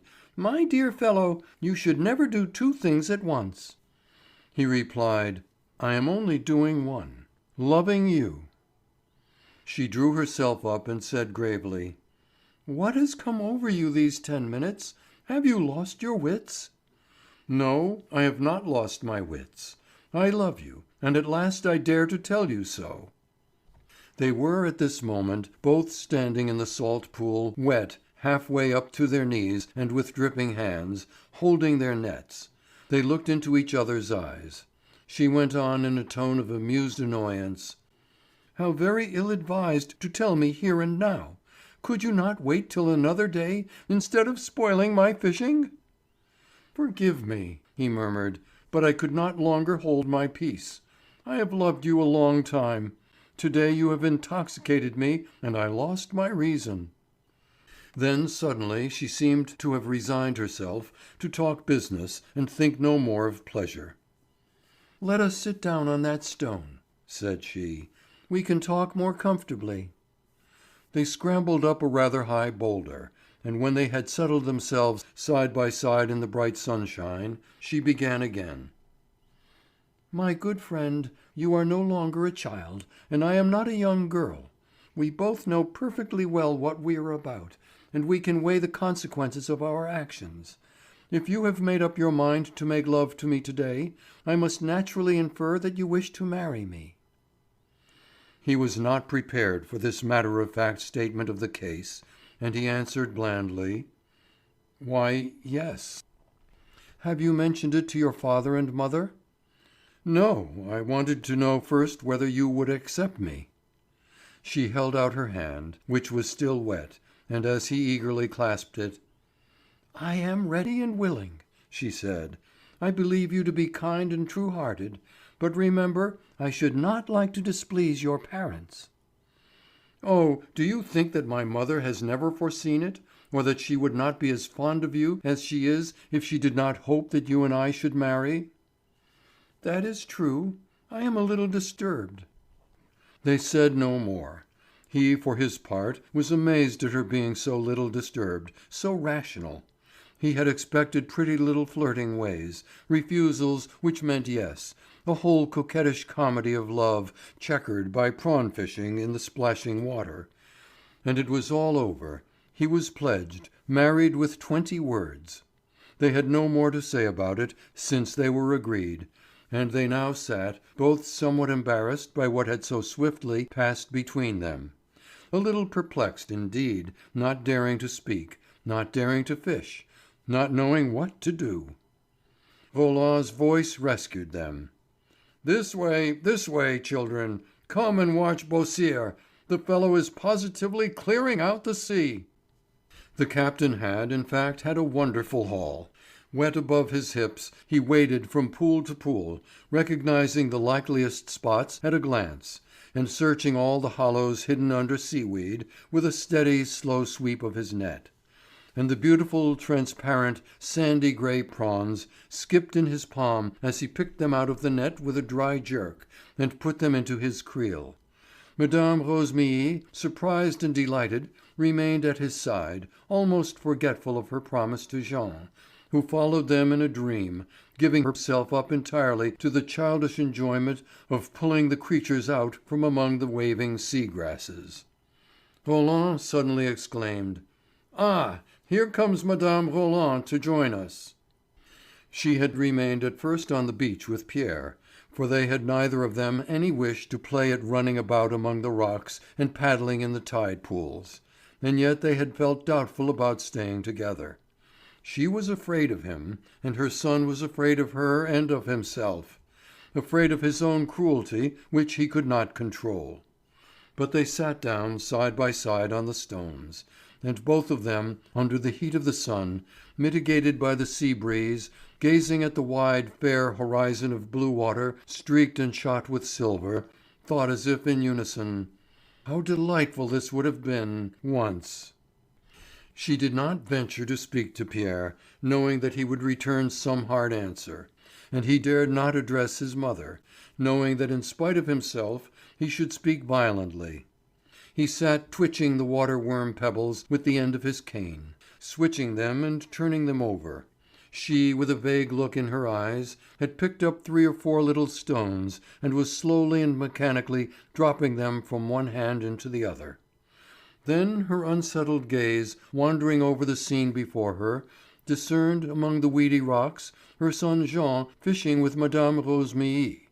She looked at them, watching their movements, dimly understanding, with motherly instinct, that they were talking as they did not talk every day.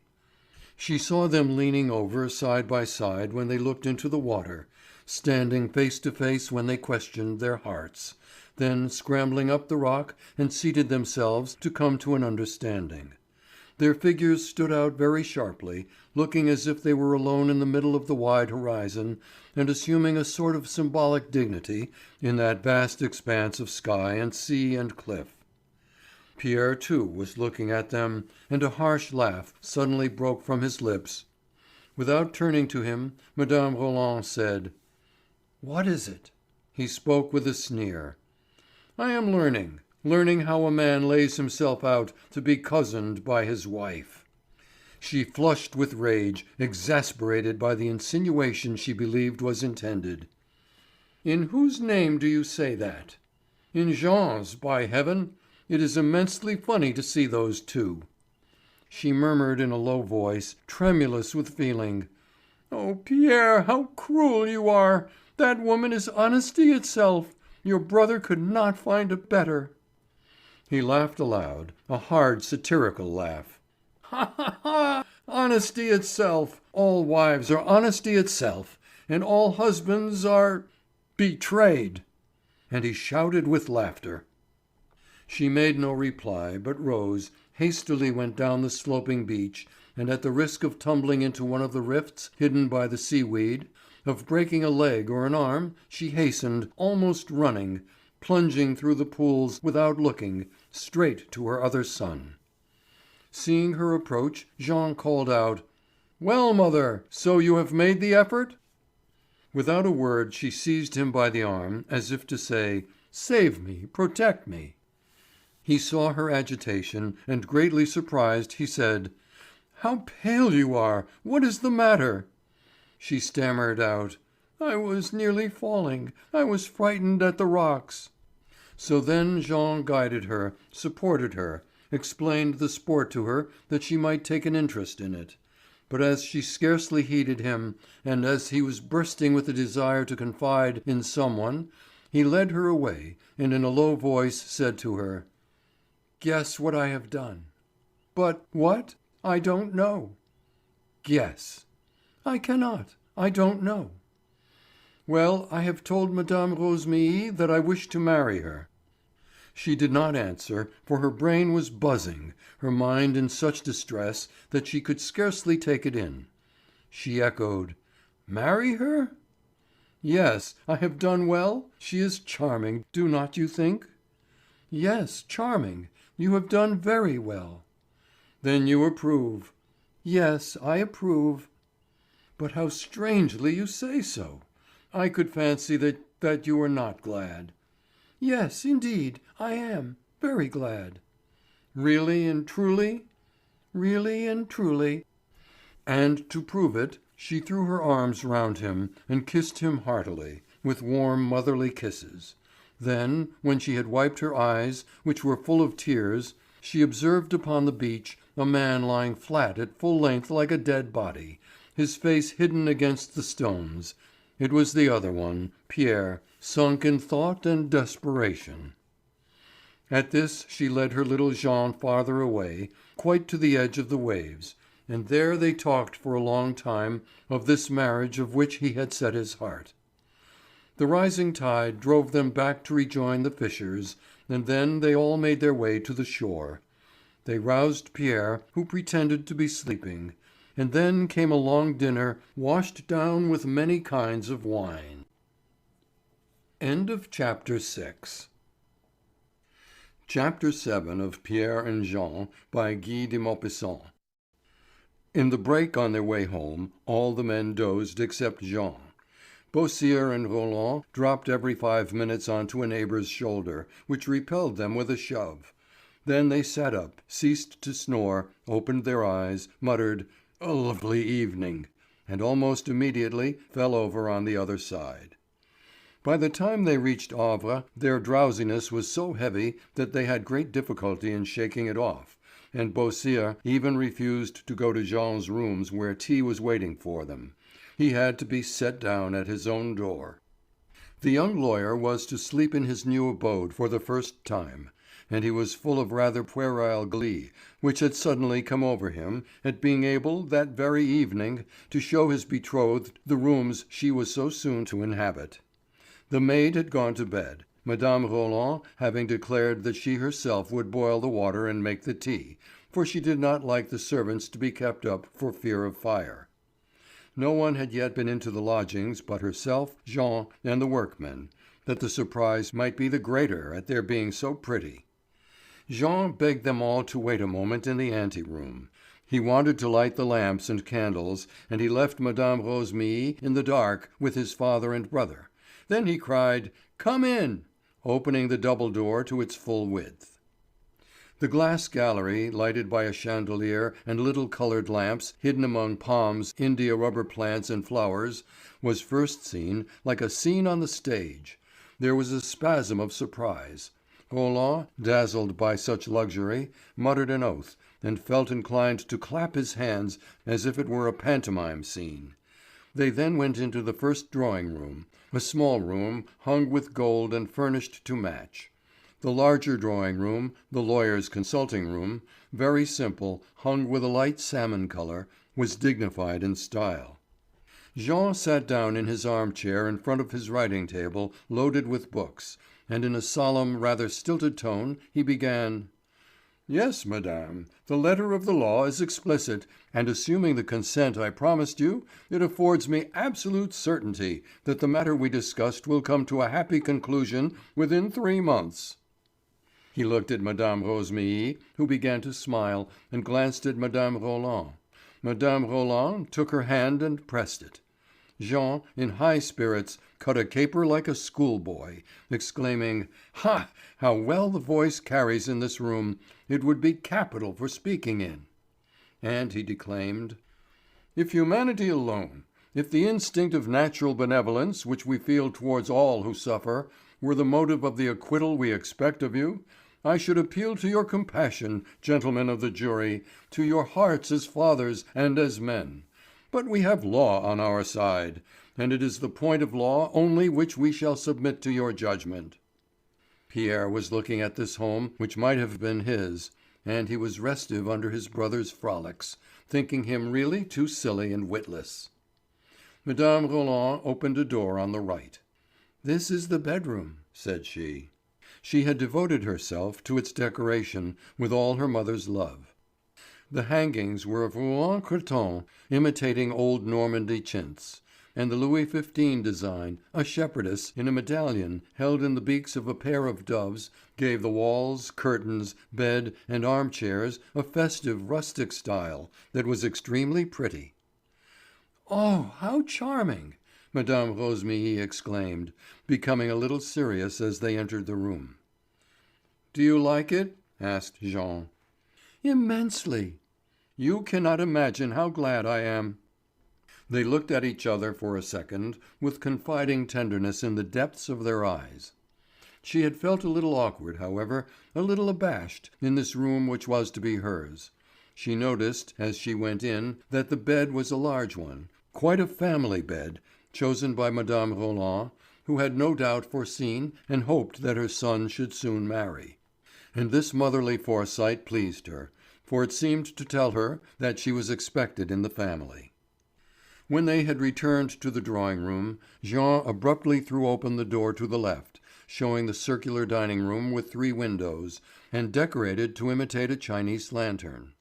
Mother and son had here lavished all the fancy of which they were capable, and the room, with its bamboo furniture, its mandarins, jars, silk hangings glistening with gold, transparent blinds threaded with beads, looking like drops of water, fans nailed to the wall to drape the hangings on, screens, swords, masks, cranes made of real feathers, and a myriad trifles in china, wood, paper, ivory, mother of pearl, and bronze, had the pretentious and extravagant aspect which unpractised hands and uneducated eyes inevitably stamp on things which need the utmost tact, taste, and artistic education. Nevertheless, it was the most admired. Only Pierre made some observations with rather bitter irony which hurt his brother's feelings. Pyramids of fruit stood on the table and monuments of cakes. No one was hungry. They picked at the fruit and nibbled at the cakes rather than ate them. Then, at the end of about an hour, Mme. Rosémilly begged to take leave. It was decided that old Roland should accompany her home, and set out with her forthwith; while Mme. Roland, in the maid's absence, should cast a maternal eye over the house, and see that her son had all he needed. "Shall I come back for you?" asked Roland. She hesitated a moment and then said: "No, dear old man, go to bed. Pierre will see me home." As soon as they were gone she blew out the candles, locked up the cakes, the sugar, and liqueurs in a cupboard of which she gave the key to Jean. Then she went into the bedroom, turned down the bed, saw that there was fresh water in the water bottle, and that the window was properly closed. Pierre and Jean had remained in the little outer drawing room, the younger still sore under the criticism passed on his taste, and the elder chafing more and more at seeing his brother in this abode. They both sat smoking without a word. Pierre suddenly started to his feet. "Christi!" he exclaimed. "The widow looked very jaded this evening. Long excursions do not improve her." Jean felt his spirit rising with one of those sudden and furious rages which boil up in easy-going natures when they are wounded to the quick. He could hardly find breath to speak. So fierce was his excitement, and he stammered out: "I forbid you ever again to say 'the widow' when you speak of Madame Rosémilly." Pierre turned on him haughtily. "You are giving me an order, I believe? Are you gone mad by any chance?" Jean had pulled himself up. "I am not gone mad, but I have had enough of your manners to me." Pierre sneered. "To you? And are you any part of Madame Rosémilly?" "You are to know that Madame Rosémilly is about to become my wife." Pierre laughed the louder. "Ah, very good. I understand now why I should no longer speak of her as the widow. But you have taken a strange way of announcing your engagement." "I forbid any jesting about it. Do you hear? I forbid it." Jean had come close up to him, pale, and his voice quivering with exasperation at this irony levelled at the woman he loved and had chosen. But on a sudden Pierre turned equally furious. All the accumulation of impotent rage, of suppressed malignity, of rebellion choked down for so long past, all his unspoken despair mounted to his brain, bewildering it like a fit. "How dare you? How dare you? I order you to hold your tongue, do you hear? I order you." Jean, startled by his violence, was silent for a few seconds, trying in the confusion of mind which comes of rage to hit on the thing, the phrase, the word, which might stab his brother to the heart. He went on, with an effort to control himself that he might aim true, and to speak slowly that the words might hit more keenly. "I have known for a long time that you were jealous of me, ever since the day when you first began to talk of 'the widow,' because you knew it annoyed me." Pierre broke into one of those strident and scornful laughs which were common with him. "Aha! Good heavens! Jealous of you? I? I? And of what? Good God! Of your person or your mind?" But Jean knew full well that he had touched the wound in his soul. "Yes, jealous of me, jealous from your childhood up. And it became fury when you saw that this woman liked me best and would have nothing to say to you." Pierre, stung to the quick by this assumption, stuttered out: "I? Jealous of you? And for the sake of that goose, that gaby, that simpleton?" Jean, seeing that he was aiming true, went on: "And how about the day when you tried to pull me round in the Pearl, and all you said in her presence to show off? Why, you were bursting with jealousy, and when this money was left to me you were maddened, you hated me, you showed it in every possible way, and made every one suffer for it. Not an hour passes that you do not spit out the bile that is choking you." Pierre clenched his fist in his fury with an almost irresistible impulse to fly at his brother and seize him by the throat. "Hold your tongue!" he cried. "At least say nothing about that money." Jean went on: "Why, your jealousy oozes out at every pore. You never say a word to my father, my mother, or me that does not declare it plainly. You pretend to despise me because you are jealous. You try to pick a quarrel with everyone because you are jealous. And now I am rich and you can no longer contain yourself. You have become venomous. You torture our poor mother as if she were to blame." Pierre had retired step by step as far as the fireplace, his mouth half open, his eyes glaring, a prey to one of those mad fits of passion in which a crime is committed. He said again in a lower tone, gasping for breath: "Hold your tongue! For God's sake, hold your tongue!" "No! For a long time I have been wanting to give you my whole mind. You have given me an opening. So much the worse for you.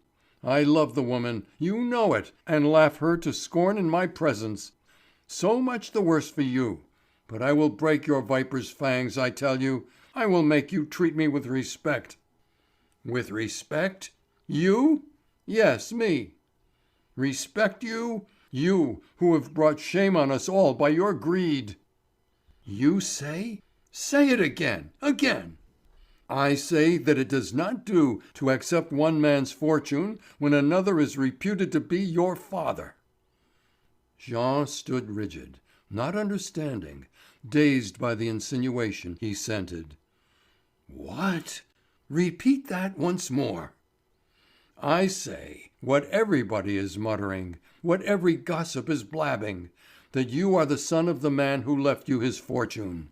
Well, then, a decent man does not take the money which brings dishonor on his mother." "Pierre, Pierre, Pierre! Think what you are saying. You? Is it you who give utterance to this infamous thing?" "Yes, I. It is I. Have you not seen me crushed with woe this month past, spending my nights without sleep and my days in lurking out of sight like an animal? I hardly know what I am doing or what will become of me, so miserable am I, so crazed with shame and grief, for first I guessed, and now I know it." "Pierre, be silent. Mother is in the next room. Remember, she may hear. She must hear." But Pierre felt that he must unburden his heart. He told Jean all his suspicions, his arguments, his struggles, his assurance, and the history of the portrait, which had again disappeared. He spoke in short broken sentences almost without coherence, the language of a sleepwalker. He seemed to have quite forgotten Jean and his mother in the adjoining room. He talked as if no one were listening, because he must talk, because he had suffered too much and smothered and closed the wound too tightly. It had festered like an abscess, and the abscess had burst, splashing everyone. He was pacing the room in the way he almost always did, his eyes fixed on vacancy, gesticulating in a frenzy of despair, his voice choked with tearless sobs and revulsions of self-loathing. He spoke as if he were making a confession of his own misery and that of his nearest kin, as though he were casting his woes to the deaf, invisible winds which bore away his words. Jean, distracted and almost convinced on a sudden by his brother's blind vehemence, was leaning against the door behind which, as he guessed, their mother had heard them. She could not get out. She must come through his room. She had not come. Then it was because she dare not. Suddenly Pierre stamped his foot. "I am a brute," he cried, "to have told you this." And he fled, bareheaded, down the stairs. The noise of the front door closing with a slam roused Jean from the deep stupor into which he had fallen. Some seconds had elapsed, longer than hours, and his spirit had sunk into the numb torpor of idiocy. He was conscious, indeed, that he must presently think and act, but he would wait, refusing to understand, to know, to remember, out of fear, weakness, cowardice. He was one of those procrastinators who put everything off till tomorrow, and when he was compelled to come to a decision then and there, still he instinctively tried to gain a few minutes. But the perfect silence which now reigned, after Pierre's vociferations, the sudden stillness of walls and furniture, with the bright light of 6 wax candles and 2 lamps, terrified him so greatly that he suddenly longed to make his escape too. Then he roused his brain, roused his heart, and tried to reflect. Never in his life had he had to face a difficulty. There are men who let themselves glide onward like running water. He had been duteous over his tasks for fear of punishment, and had got through his legal studies with credit because his existence was tranquil. Everything in the world seemed to him quite natural and never aroused his particular attention. He loved order, steadiness, and peace, by temperament, his nature having no complications. And face to face with this catastrophe, he found himself like a man who has fallen into the water and cannot swim. At first he tried to be incredulous. His brother had told a lie, out of hatred and jealousy. But yet, how could he have been so vile as to say such a thing of their mother if he had not himself been distraught by despair? Besides, stamped on Jean's ear, on his sight, on his nerves, on the inmost fibres of his flesh, were certain words, certain tones of anguish, certain gestures of Pierre's, so full of suffering that they were irresistibly convincing, as incontrovertible as certainty itself. He was too much crushed to stir or even to will. His distress became unbearable, and he knew that behind the door was his mother who had heard everything and was waiting. What was she doing? Not a movement, not a shudder, not a breath, not a sigh revealed the presence of a living creature behind that panel. Could she have run away? But how? If she had run away, she must have jumped out of the window into the street. A shock of terror roused him, so violent and imperious that he drove the door in rather than opened it, and flung himself into the bedroom. It was apparently empty, lighted by a single candle standing on the chest of drawers. Jean flew to the window. It was shut, and the shutters bolted. He looked about him, peering into the dark corners with anxious eyes, and he then noticed that the bed curtains were drawn. He ran forward and opened them. His mother was lying on the bed, her face buried in the pillow which she had pulled up over her ears that she might hear no more. At first he thought she had smothered herself. Then, taking her by the shoulders, he turned her over without her leaving go of the pillow which covered her face, and in which she had set her teeth to keep herself from crying out. But the mere touch of this rigid form, of those arms so convulsively clinched, communicated to him the shock of her unspeakable torture. The strength and determination with which she clutched the linen case full of feathers with her hands and teeth, over her mouth and eyes and ears, that he might neither see her nor speak to her, gave him an idea, by the turmoil it roused in him, of the pitch suffering may rise to, and his heart, his simple heart, was torn with pity. He was no judge, not he, not even a merciful judge. He was a man full of weakness and a son full of love. He remembered nothing of what his brother had told him.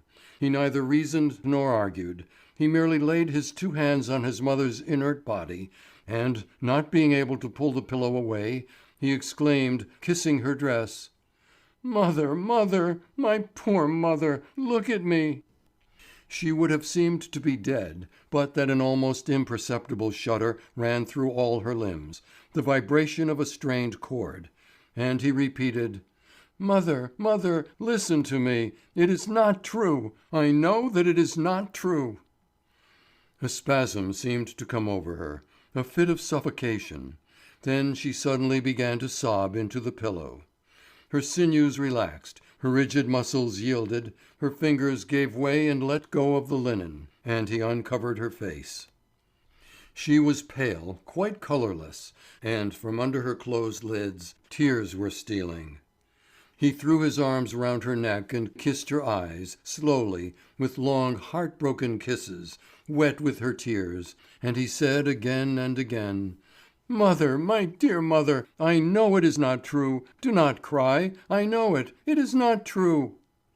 She raised herself. She sat up, looked in his face, and with an effort of courage, such as it must cost in some cases to kill oneself, she said: "No, my child, it is true." And they remained speechless, each in the presence of the other. For some minutes she seemed again to be suffocating, craning her throat and throwing back her head to get breath. Then she once more mastered herself and went on: "It is true, my child. Why lie about it? It is true. You would not believe me if I denied it." She looked like a crazy creature. Overcome by alarm, he fell on his knees by the bedside, murmuring: "Hush, mother! Be silent!" She stood up with terrible determination and energy. "I have nothing more to say, my child. Good-bye." And she went towards the door.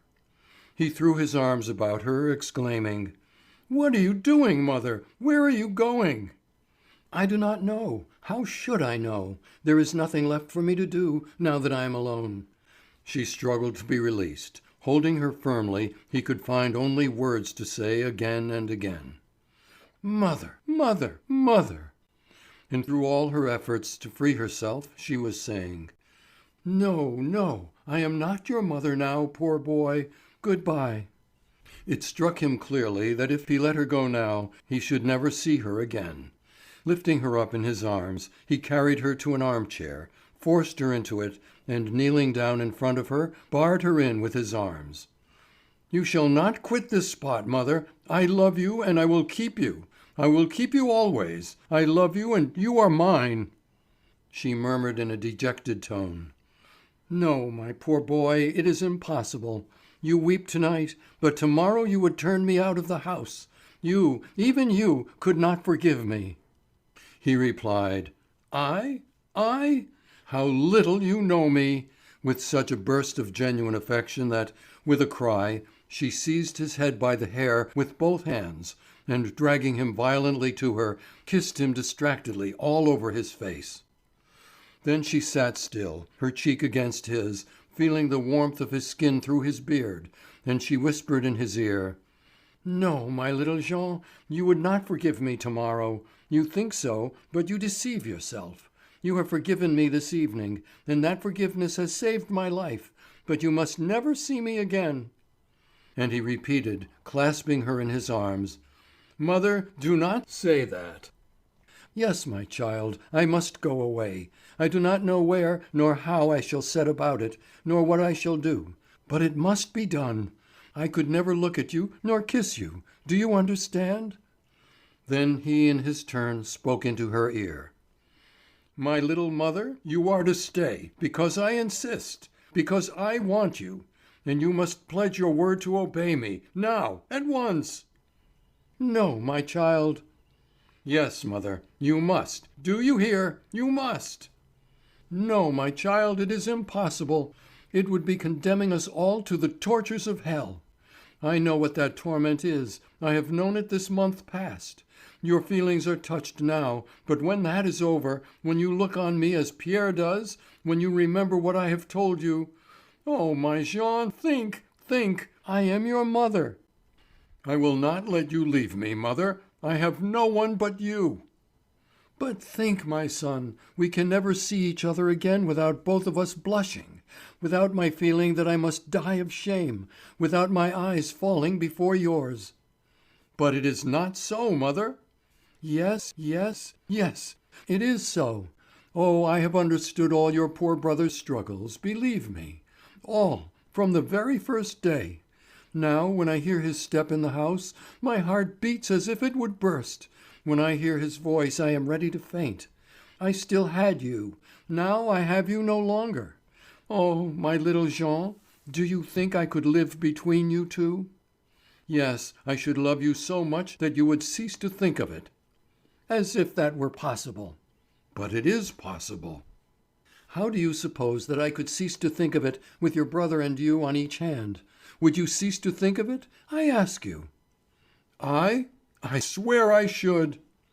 "Why, you would think of it at every hour of the day." "No, I swear it.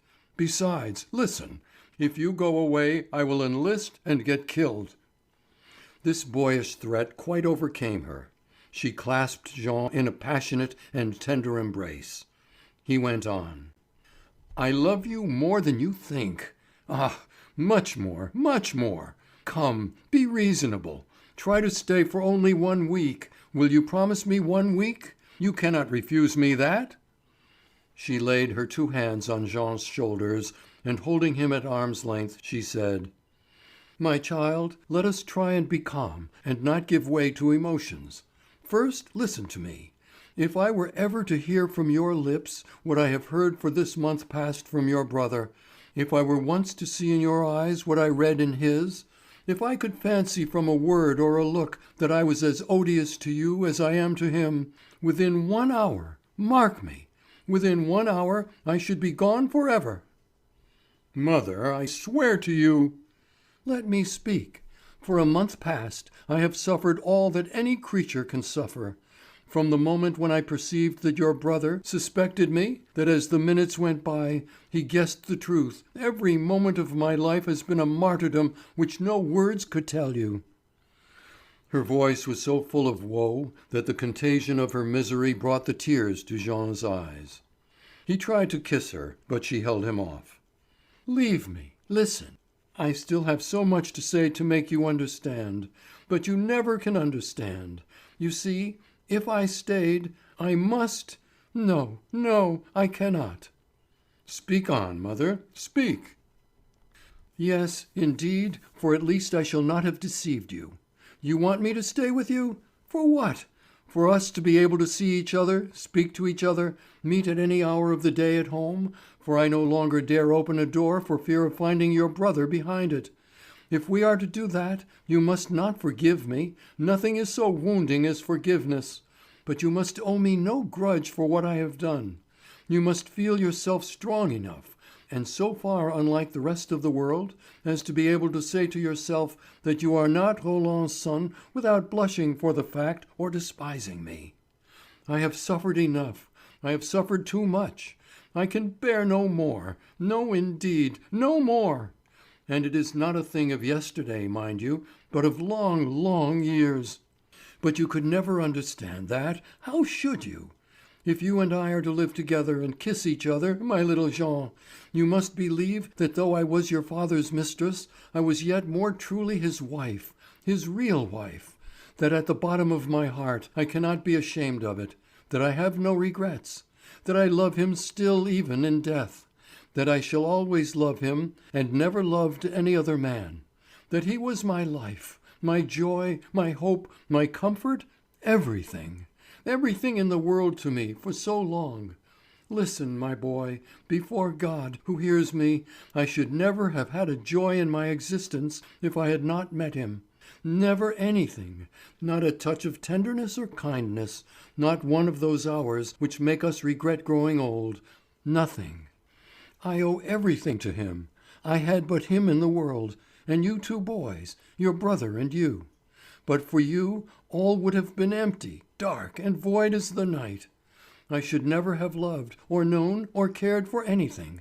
I should not even have wept, for I have wept, my little Jean, oh yes, and bitter tears, since we came to Havre. I was his, wholly and forever. For 10 years I was as much his wife as he was my husband before God, who created us for each other. And then I began to see that he loved me less. He was always kind and courteous, but I was not what I had been to him. It was all over. Oh, how I have cried! How dreadful and elusive life is! Nothing lasts. Then we came here. I never saw him again. He never came. He promised it in every letter. I was always expecting him, and I never saw him again. And now he is dead. But he still cared for us since he remembered you. I shall love him to my last breath. And I never will deny him, and I love you because you are his child, and I could never be ashamed of him before you. Do you understand? I could not. So if you wish me to remain, you must accept the situation as his son, and we will talk of him sometimes, and you must love him a little, and we must think of him when we look at each other. If you will not do this, if you cannot, then good-bye, my child. It is impossible that we should live together. Now I will act by your decision. Jean replied gently, "Stay, mother." She clasped him in her arms, and her tears flowed again. Then, with her face against his, she went on. "Well, but Pierre, what can we do about Pierre?" Jean answered, "We will find some plan. You cannot live with him any longer." At the thought of her elder son she was convulsed with terror. "No, I cannot. No, no." And throwing herself on Jean's breast, she cried in distress of mind. "Save me from him, you, my little one. Save me. Do something. I don't know what. Think of something. Save me." "Yes, mother, I will think of something." "And at once. You must. This minute. Do not leave me. I am so afraid of him. So afraid." "Yes, yes. I will hit on some plan. I promise you I will." "But at once. Quick, quick. You cannot imagine what I feel when I see him." Then she murmured softly in his ear, "Keep me here, with you." He paused, reflected, and with his blunt good sense saw at once the dangers of such an arrangement. But he had to argue for a long time, combating her scared, terror-stricken insistence. "Only for tonight," she said. "Only for tonight. And tomorrow morning you can send word to Roland that I was taken ill." "That is out of the question, as Pierre left you here. Come, take courage. I will arrange everything, I promise you, tomorrow. I will be with you by 9 o'clock. Come, put on your bonnet. I will take you home." "I will do just what you desire," she said, with a childlike impulse of timidity and gratitude. She tried to rise, but the shock had been too much for her. she could not stand. He made her drink some sugared water and smell at some salts, while he bathed her temples with vinegar. She let him do what he would, exhausted but comforted, as after the pains of childbirth. At last she could walk, and she took his arm. The town hall struck 3 as they went past. Outside their own door, Jean kissed her, saying, "Good night, mother. Keep up your courage." She stealthily crept up the silent stairs, and into her room, undressed quickly, and slipped into bed with a reawakened sense of that long-forgotten sin. Roland was snoring. In all the house, Pierre alone was awake, and had heard her come in. End of chapter 7. Chapter 8 of Pierre and Jean by Guy de Maupassant. When he got back to his lodgings, Jean dropped on a sofa, for the sorrows and anxieties which made his brother long to be moving, and to flee like a hunted prey, acted differently on his torpid nature, and broke the strength of his arms and legs. He felt too limp to stir a finger, even to get to bed; limp body and soul, crushed and heartbroken. He had not been hit, as Pierre had been, in the purity of filial love, in the secret dignity which is the refuge of a proud heart. He was overwhelmed by a stroke of fate which, at the same time, threatened his own nearest interests. When at last his spirit was calmer, when his thoughts had settled like water that had been stirred and lashed, he could contemplate the situation which had come before him. If he had learned the secret of his birth through any other channel, he assuredly would have been very wroth and very deeply pained. But after his quarrel with his brother, after the violent and brutal betrayal which had shaken his nerves, the agonizing emotion of his mother's confession had so bereft him of energy that he could not rebel. The shock to his feeling had been so great as to sweep away in an irresistible tide of pathos all prejudice and all the sacred delicacy of natural morality. Besides, he was not a man made for resistance. He did not like contending against any one, least of all against himself, so he resigned himself at once, and by instinctive tendency, a congenital love of peace and of an easy and tranquil life, he began to anticipate the agitations which must surge up around him and at once be his ruin. He foresaw that they were inevitable, and to avert them he made up his mind to superhuman efforts of energy and activity.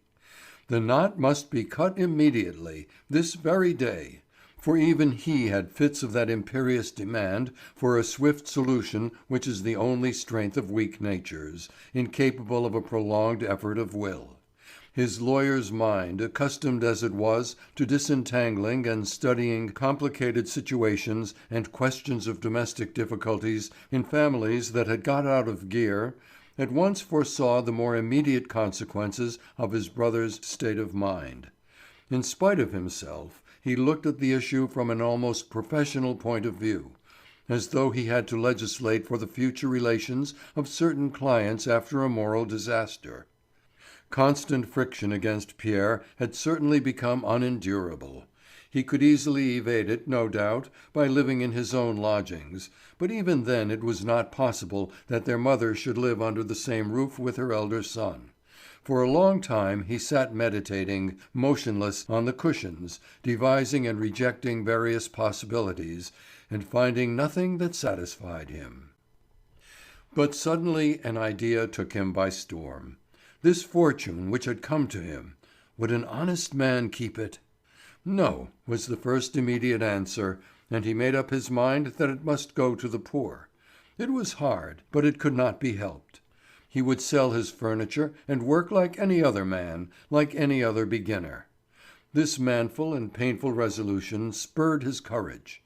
He rose and went to the window, leaning his forehead against the pane. He had been poor, he had become poor again. After all, he should not die of it. His eyes were fixed on the gas lamp burning at the opposite side of the street. A woman, much belated, happened to pass. Suddenly he thought of Mme. Rosémilly with a pang at his heart, the shock of deep feeling which comes of a cruel suggestion. All the dire results of his decision rose up before him together.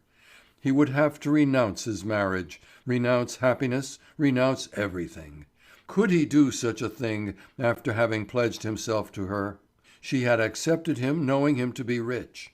She would take him still if he were poor, but had he any right to demand such a sacrifice?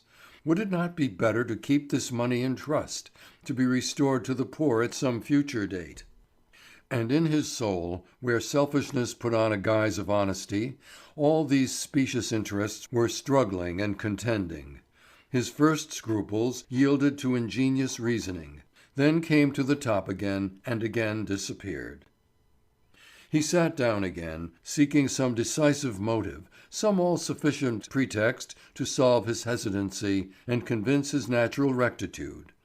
20 times over had he asked himself this question: since I am this man's son, since I know and acknowledge it, is it not natural that I should also accept the inheritance? But even this argument could not suppress the "no" murmured by his inmost conscience. Then came the thought, since I am not the son of the man I always believed to be my father, I can take nothing from him, neither during his lifetime nor after his death. It would be neither dignified nor equitable. It would be robbing my brother. This new view of the matter having relieved him and quieted his conscience, he went to the window again. Yes, he said to himself, I must give up my share of the family inheritance. I must let Pierre have the whole of it, since I am not his father's son. That is but just. Then is it not just that I should keep my father's money? Having discerned that he could take nothing of Roland's savings, having decided on giving up the whole of this money, he agreed. He resigned himself to keeping Maréchal's, for if he rejected both he would find himself reduced to beggary. This delicate question being thus disposed of, he came back to that of Pierre's presence in the family. How was he to be got rid of? He was giving up his search for any practical solution when the whistle of a steam vessel coming into port seemed to blow him an answer by suggesting a scheme. Then he drew himself up on his bed without undressing, and dozed and dreamed till daybreak. At a little before 9 he went out to ascertain whether his plans were feasible. Then, after making sundry inquiries and calls, he went to his old home. His mother was waiting for him in her room. "If you had not come," she said, "I should never have dared to go down." In a minute Roland's voice was heard on the stairs. "Are we to have nothing to eat to-day? Hang it all!" There was no answer, and he roared out, with a thundering oath this time, "Josephine, what the devil are you about?" The girl's voice came up from the depths of the basement. "Yes, monsieur, what is it?" "Where is your missus?" "Madame is upstairs with Monsieur Jean." Then he shouted, looking up at the higher floor, "Louise!" Mme. Roland half opened her door and answered, "What is it, my dear?" "Are we to have nothing to eat to-day, hang it all?" "Yes, my dear, I am coming." And she went down, followed by Jean. Roland, as soon as he saw him, exclaimed, "Hallo! There you are! Sick of your home already?" "No, father, but I had something to talk over with mother this morning." Jean went forward holding out his hand, and when he felt his fingers in the old man's fatherly clasp, a strange, unforeseen emotion thrilled through him, and a sense as of parting and farewell without return. Mme. Roland asked, "Pierre is not coming down?" Her husband shrugged his shoulders. "No, but never mind him. He is always behindhand. We will begin without him." She turned to Jean.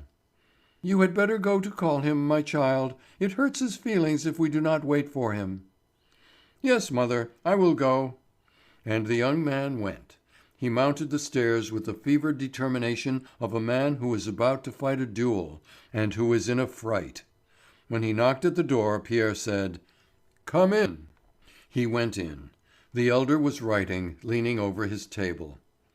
"Good morning," said Jean. Pierre rose.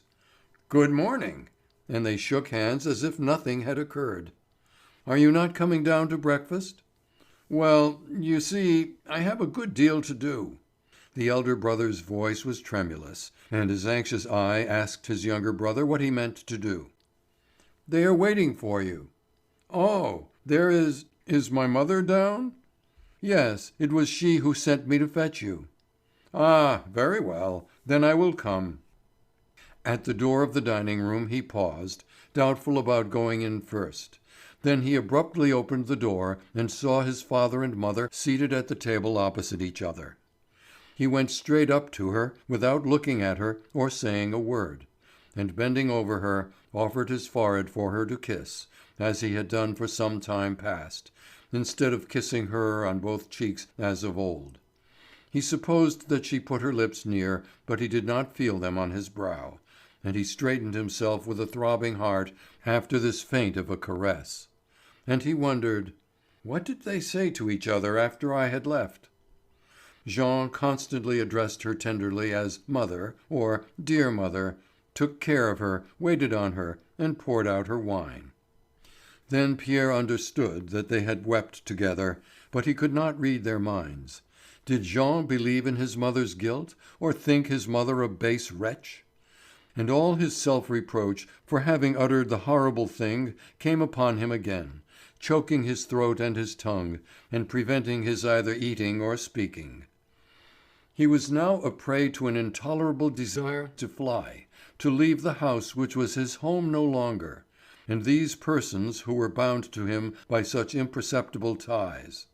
He would gladly have been off that moment, no matter whither, feeling that everything was over, that he could not endure to stay with them, that his presence was torture to them, and that they would bring on him incessant suffering too great to endure.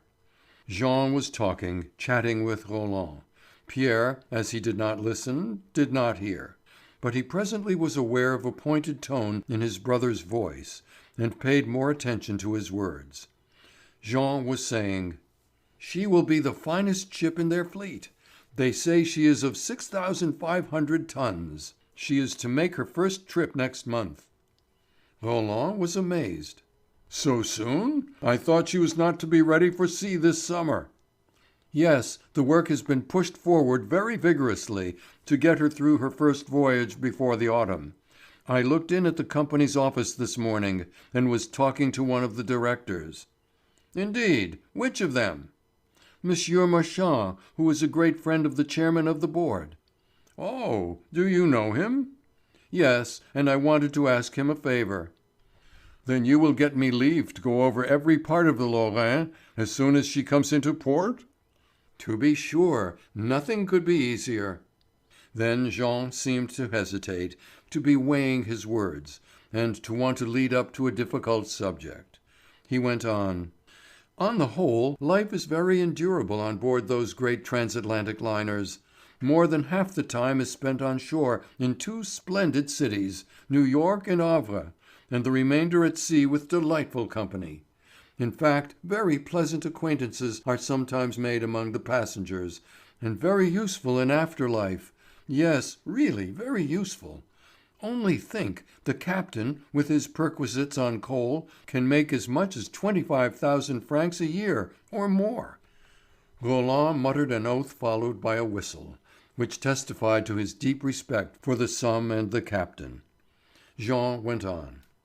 "The purser makes as much as 10,000, and the doctor has a fixed salary of 5,000, with lodgings, keep, light, firing, service, and everything, which makes it up to 10,000 at least. That is very good pay."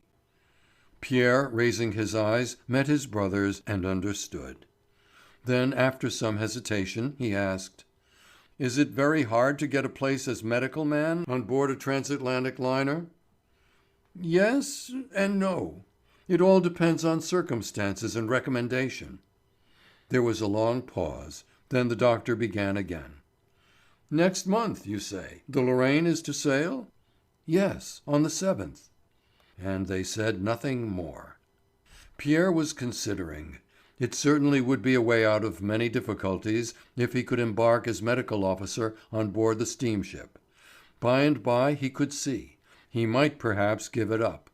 Meanwhile he would be gaining a living, and asking for nothing from his parents. Only 2 days since he had been forced to sell his watch, for he would no longer hold out his hand to beg of his mother. So he had no other resource left, no opening to enable him to eat the bread of any house but this which had become uninhabitable, or sleep in any other bed, or under any other roof. He presently said with some little hesitation: "If I could, I would very gladly sail in her." Jean asked: "What should hinder you?" "I know no one in the Transatlantic Shipping Company." Roland was astounded. "And what has become of all your fine schemes for getting on?" Pierre replied in a low voice: "There are times when we must bring ourselves to sacrifice everything and renounce our fondest hopes. And after all it is only to make a beginning, a way of saving a few thousand francs to start fair with afterward." His father was promptly convinced. "That is very true. In a couple of years you can put by 6,000 or 7,000 francs, and that well laid out will go a long way. What do you think of the matter, Louise?" She replied in a voice so low as to be scarcely audible: "I think Pierre is right." Roland exclaimed: "I will go and talk it over with Monsieur Poulain. I know him very well. He is assessor of the Chamber of Commerce, and takes an interest in the affairs of the company. There is Monsieur Lenient, too, the ship owner, who is intimate with one of the vice chairmen." Jean asked his brother: "Would you like me to feel my way with Monsieur Marchand at once?" "Yes, I should be very glad." After thinking a few minutes, Pierre added: "The best thing I can do, perhaps, will be to write to my professors at the College of Medicine, who had a great regard for me. Very inferior men are sometimes shipped on board those vessels. Letters of strong recommendation from such professors as Mont Roussel, Remusot, Flanche, and Bourriquer would do more for me in an hour than all the doubtful introductions in the world. It would be enough if your friend Monsieur Marchand would lay them before the board." Jean approved heartily. "Your idea is really capital." And he smiled, quite reassured, almost happy, sure of success and incapable of allowing himself to be unhappy for long. "You will write to day?" he said. "Directly, now, at once. I will go and do so. I do not care for any coffee this morning. I am too nervous." He rose and left the room. Then Jean turned to his mother. "And you, mother? What are you going to do?" "Nothing. I do not know." "Will you come with me to call on Madame Rosémilly?" "Why, yes, yes." "You know I must positively go to see her to day." "Yes, yes, to be sure."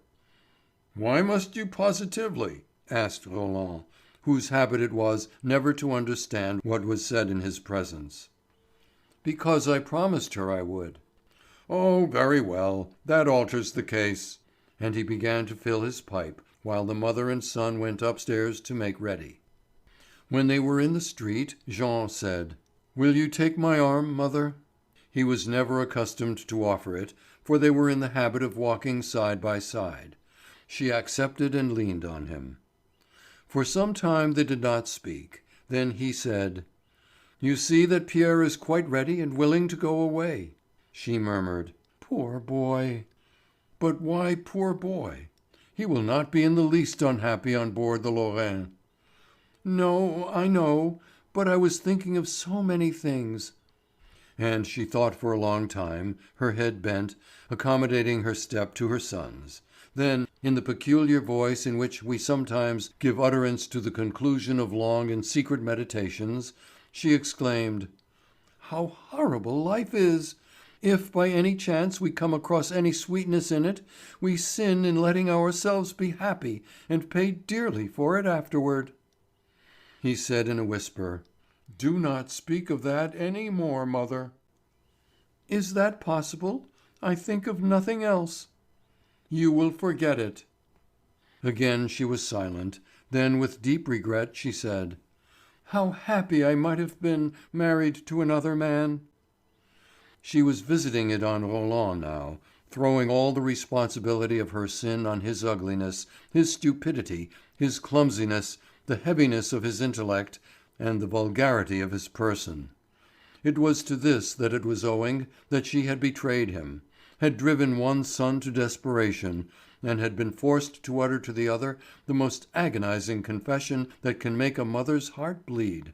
She muttered, "It is so frightful for a young girl to have to marry such a husband as mine." Jean made no reply. He was thinking of the man he had hitherto believed to be his father, and possibly the vague notion he had long since conceived of that father's inferiority, with his brother's constant irony, the scornful indifference of others, and the very maid-servant's contempt for Roland, had somewhat prepared his mind for his mother's terrible avowal.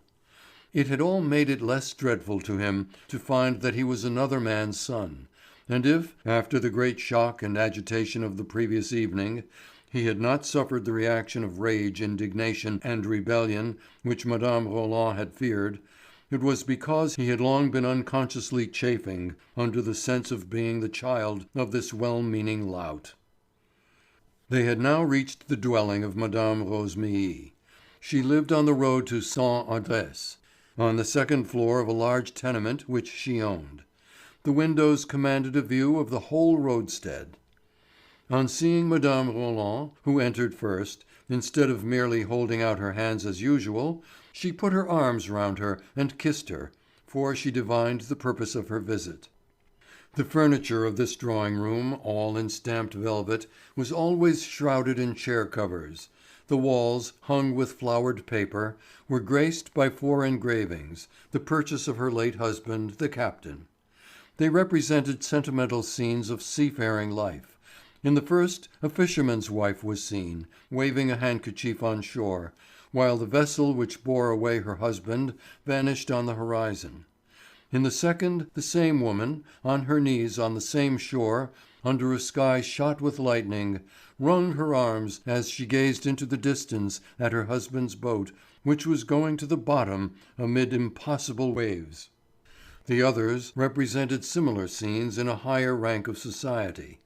A young lady with fair hair, resting her elbows on the ledge of a large steamship quitting the shore, gazed at the already distant coast, with eyes full of tears and regret.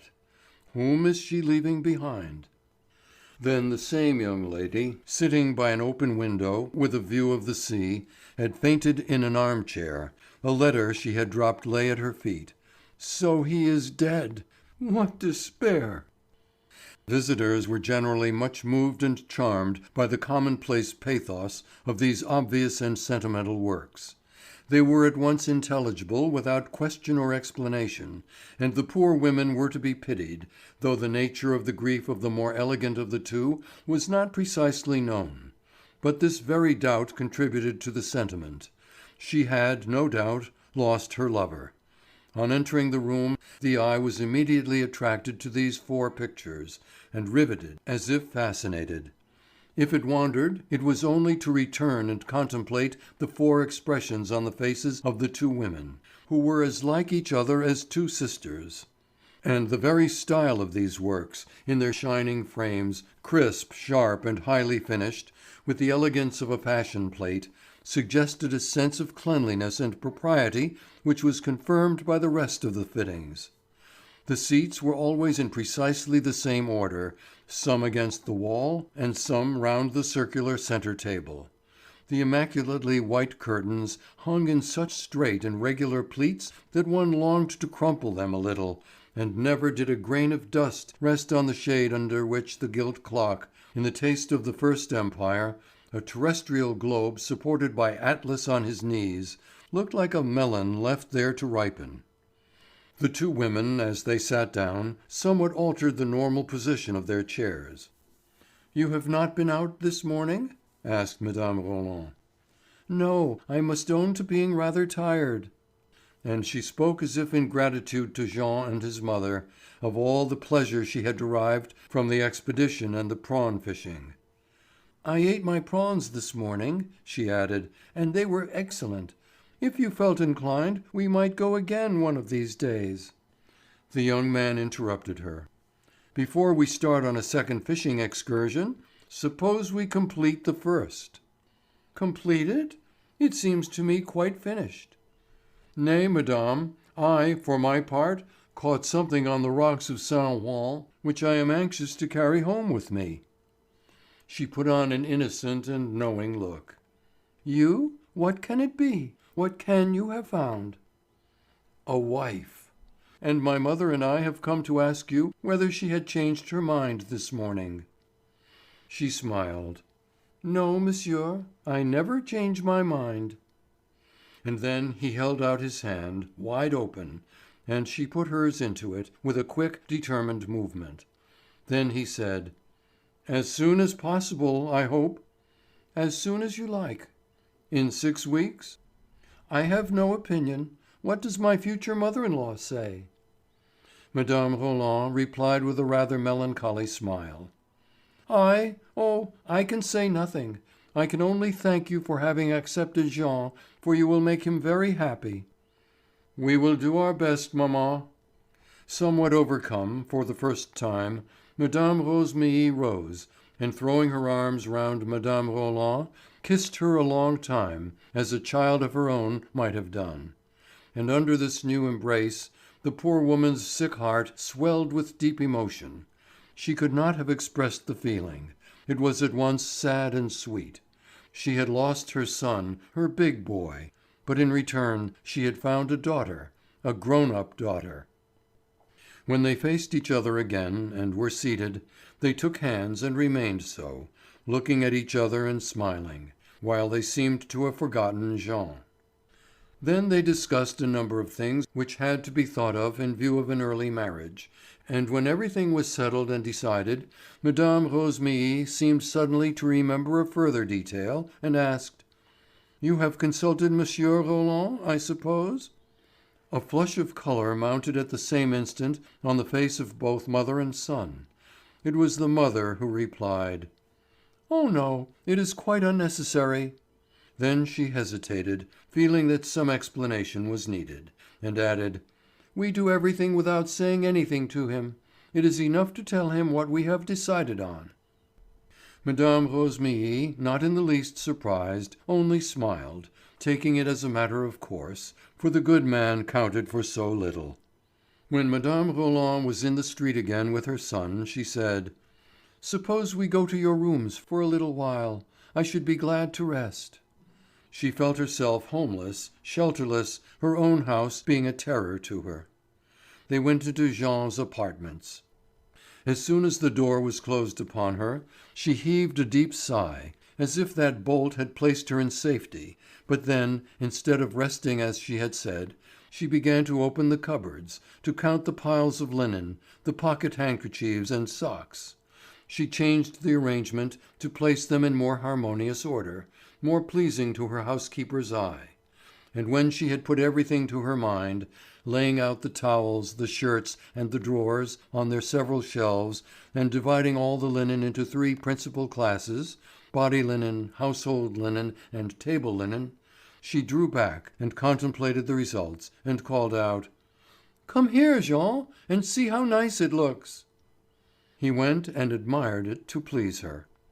On a sudden, when he had sat down again, she came softly up behind his armchair, and putting her right arm round his neck, she kissed him, while she laid on the chimney shelf a small packet wrapped in white paper, which she held in the other hand.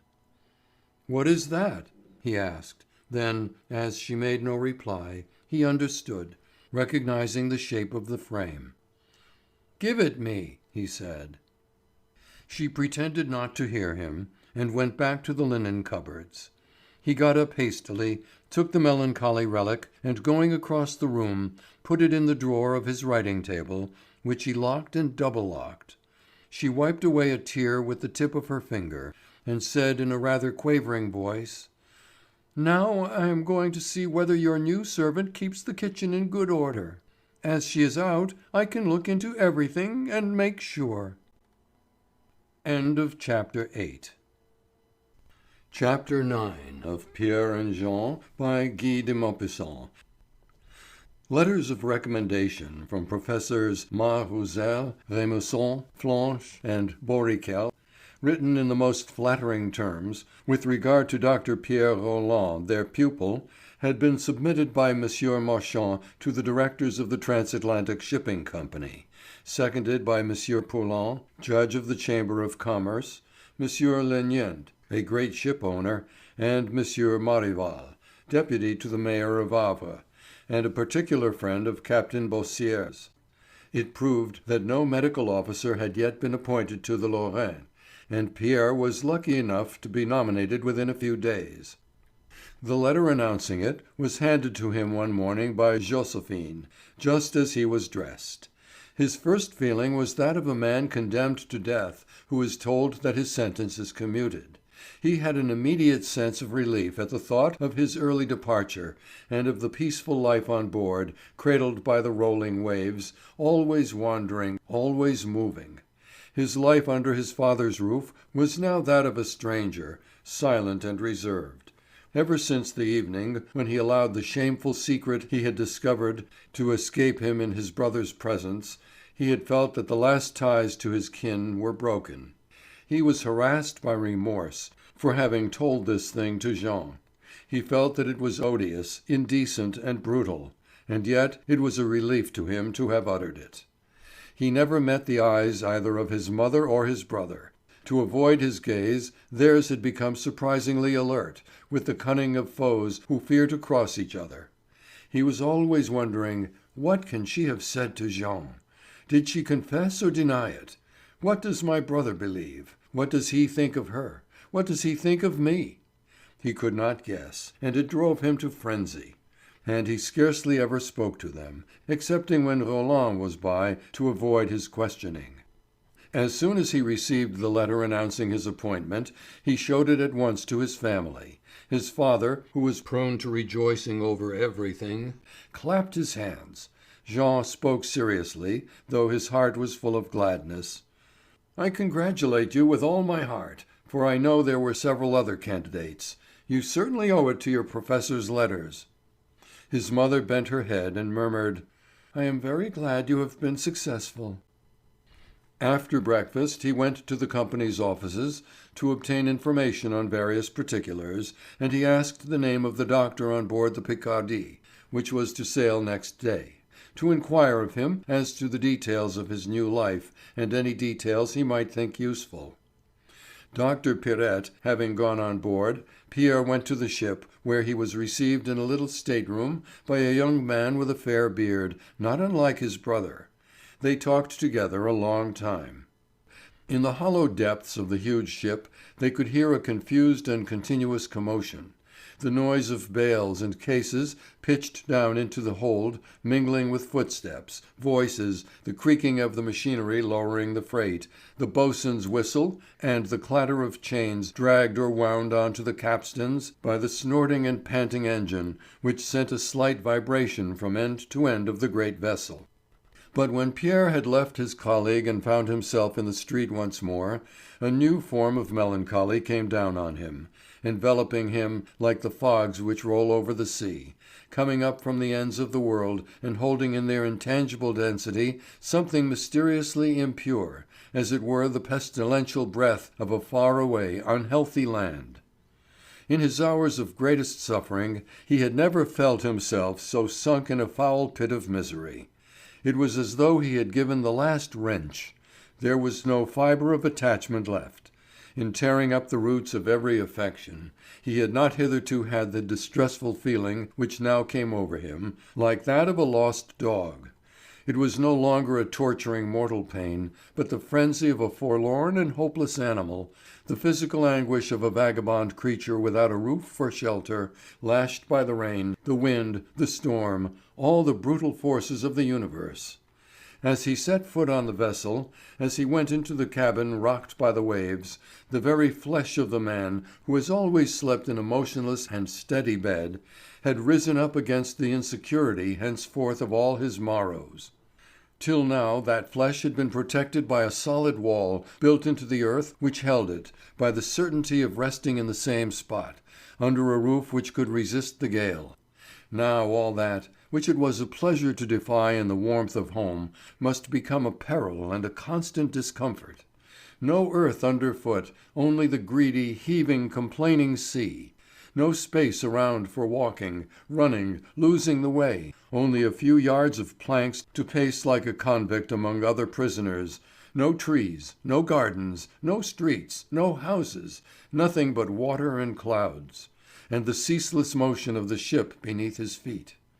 On stormy days he must lean against the wainscot, hold on to the doors, cling to the edge of the narrow berth to save himself from rolling out. On calm days he would hear the snorting throb of the screw, and feel the swift flight of the ship bearing him on its unpausing, regular, exasperating race. And he was condemned to this vagabond convict's life solely because his mother had yielded to a man's caresses. He walked on, his heart sinking with the despairing sorrow of those who are doomed to exile. He no longer felt a haughty disdain and scornful hatred of the strangers he met, but a woeful impulse to speak to them, to tell them all that he had to quit France, to be listened to and comforted. There was in the very depths of his heart the shamefaced need of a beggar who would fain hold out his hand, a timid but urgent need to feel that someone would grieve at his departing. He thought of Marowsko. The old Pole was the only person who loved him well enough to feel true and keen emotion, and the doctor at once determined to go and see him. When he entered the shop, the druggist, who was pounding powders in a marble mortar, started and left his work. "You are never to be seen nowadays," said he. Pierre explained that he had had a great many serious matters to attend to, but without giving the reason, and he took a seat, asking, "Well, and how is business doing?" Business was not doing at all. Competition was fearful, and rich folks rare in that workman's quarter. Nothing would sell but cheap drugs, and the doctors did not prescribe the costlier and more complicated remedies on which a profit is made of 500%. The old fellow ended by saying, "If this goes on for 3 months I shall shut up shop. If I did not count on you, dear good doctor, I should have turned shoeblack by this time." Pierre felt a pang, and made up his mind to deal the blow at once, since it must be done. I cannot be of any use to you. I am leaving Havre early next month." Marowsko took off his spectacles, so great was his agitation. You? What are you saying?" "I say that I am going away, my poor friend." The old man was stricken, feeling his last hope slipping from under him, and he suddenly turned against this man, whom he had followed, whom he loved, whom he had so implicitly trusted, and who forsook him thus. He stammered out, "You are surely not going to play me false? You?" Pierre was so deeply touched that he felt inclined to embrace the old fellow. "I am not playing you false. I have not found anything to do here, and I am going as medical officer on board a transatlantic passenger boat." "Oh, Monsieur Pierre! And you always promised you would help me to make a living." "What can I do? I must make my own living. I have not a farthing in the world." Marowsko said, "It is wrong. What you are doing is very wrong.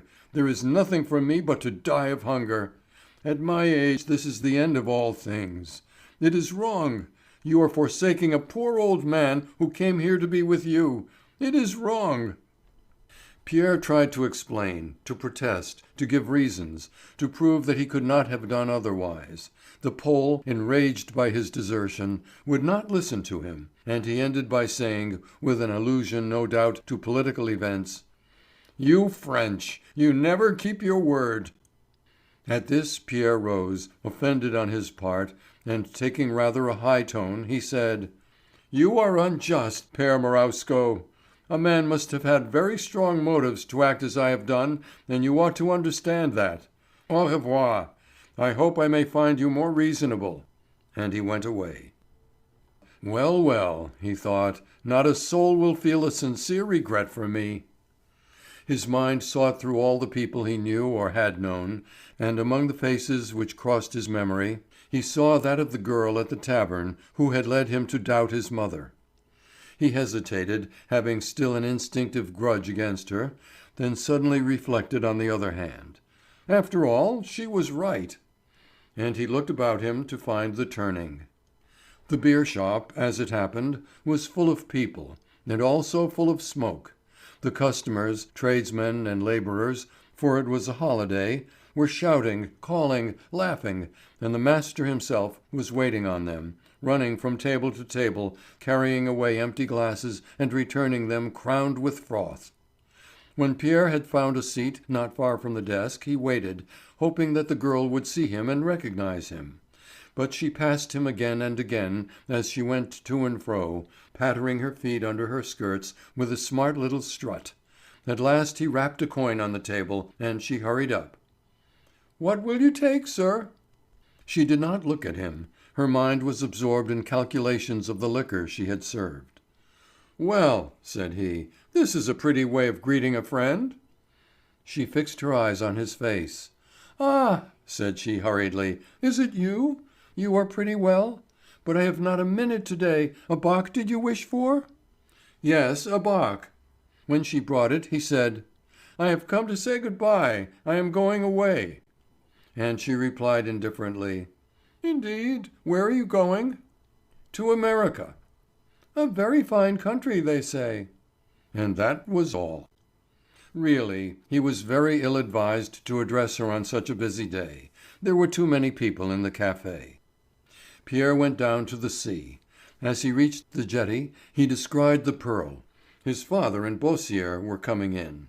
Papagris was pulling, and the two men, seated in the stern, smoked their pipes with a look of perfect happiness. As they went past, the doctor said to himself, "Blessed are the simple-minded." And he sat down on one of the benches on the breakwater to try to lull himself in animal drowsiness. When he went home in the evening, his mother said, without daring to lift her eyes to his face: "You will want a heap of things to take with you. I have ordered your underlinen, and I went into the tailor's shop about cloth clothes. But is there nothing else you need? Things which I, perhaps, know nothing about?" His lips parted to say, "No, nothing." But he reflected that he must accept the means of getting a decent outfit, and he replied in a very calm voice: "I hardly know myself yet. I will make inquiries at the office." He inquired, and they gave him a list of indispensable necessaries. His mother, as she took it from his hand, looked up at him for the first time for very long, and in the depths of her eyes there was the humble expression, gentle, sad, and beseeching, of a dog that has been beaten and begs forgiveness. On the 1st of October, the Lorraine from Saint-Nazaire came into the harbour of Havre to sail on the 7th, bound for New York, and Pierre Roland was to take possession of the little floating cabin in which henceforth his life was to be confined. Next day, as he was going out, he met his mother on the stairs waiting for him, to murmur in an almost inaudible voice: "You would not like me to help you to put things to rights on board?" "No, thank you. Everything is done." Then she said: "I should have liked to see your cabin." "There is nothing to see. It is very small and very ugly." And he went downstairs, leaving her stricken, leaning against the wall with a wan face.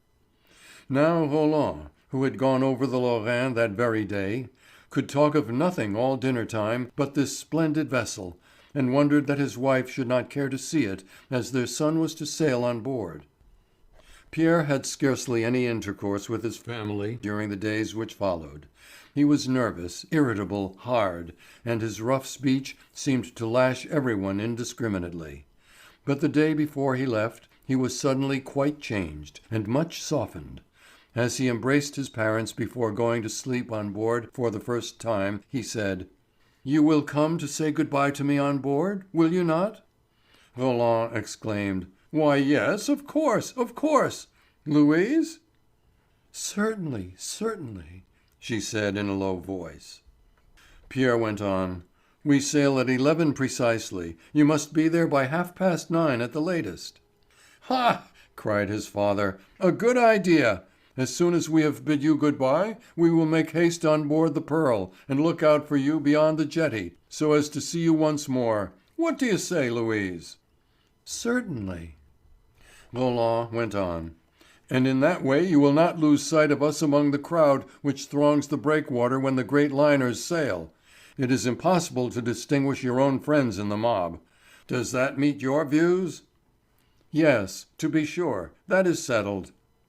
An hour later he was lying in his berth, a little crib as long and narrow as a coffin.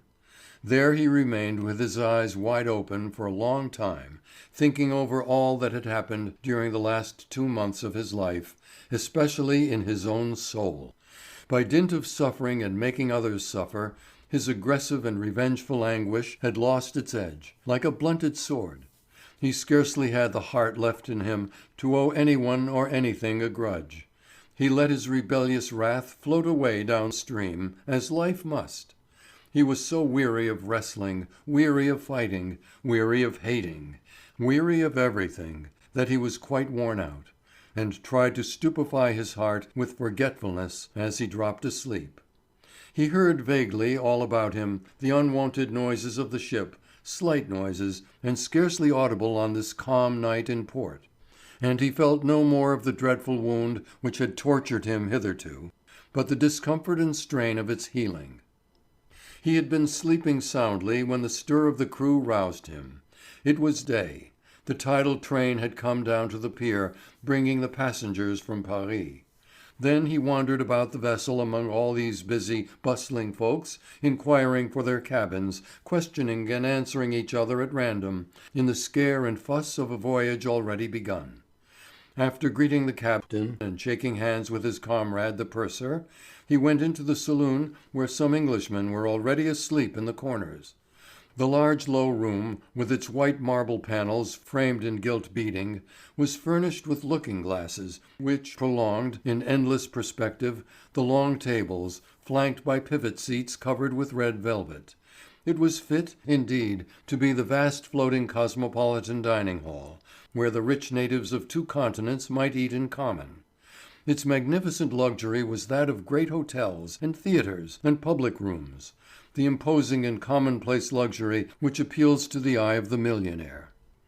The doctor was on the point of turning into the second-class saloon when he remembered that a large cargo of emigrants had come on board the night before, and he went down to the lower deck.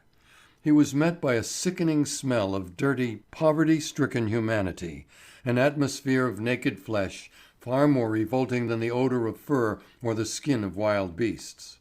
There, in a sort of basement, low and dark, like a gallery in a mine, Pierre could discern some hundreds of men, women and children, stretched on shelves fixed one above another, or lying on the floor in heaps.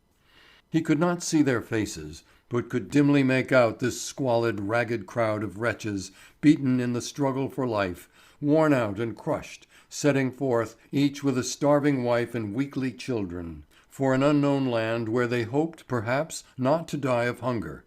And as he thought of their past labour, wasted labour, and barren effort, of the mortal struggle taken up afresh and in vain each day, of the energy expended by this tattered crew, who were going to begin again, not knowing where, this life of hideous misery, he longed to cry out to them, "Tumble yourselves overboard, rather, with your women and your little ones." And his heart ached so with pity that he went away unable to endure the sight. He found his father, his mother, Jean, and Madame Rosémilly waiting for him in his cabin. "So early!" he exclaimed. "Yes," said Mme. Roland in a trembling voice. "We wanted to have a little time to see you." He looked at her.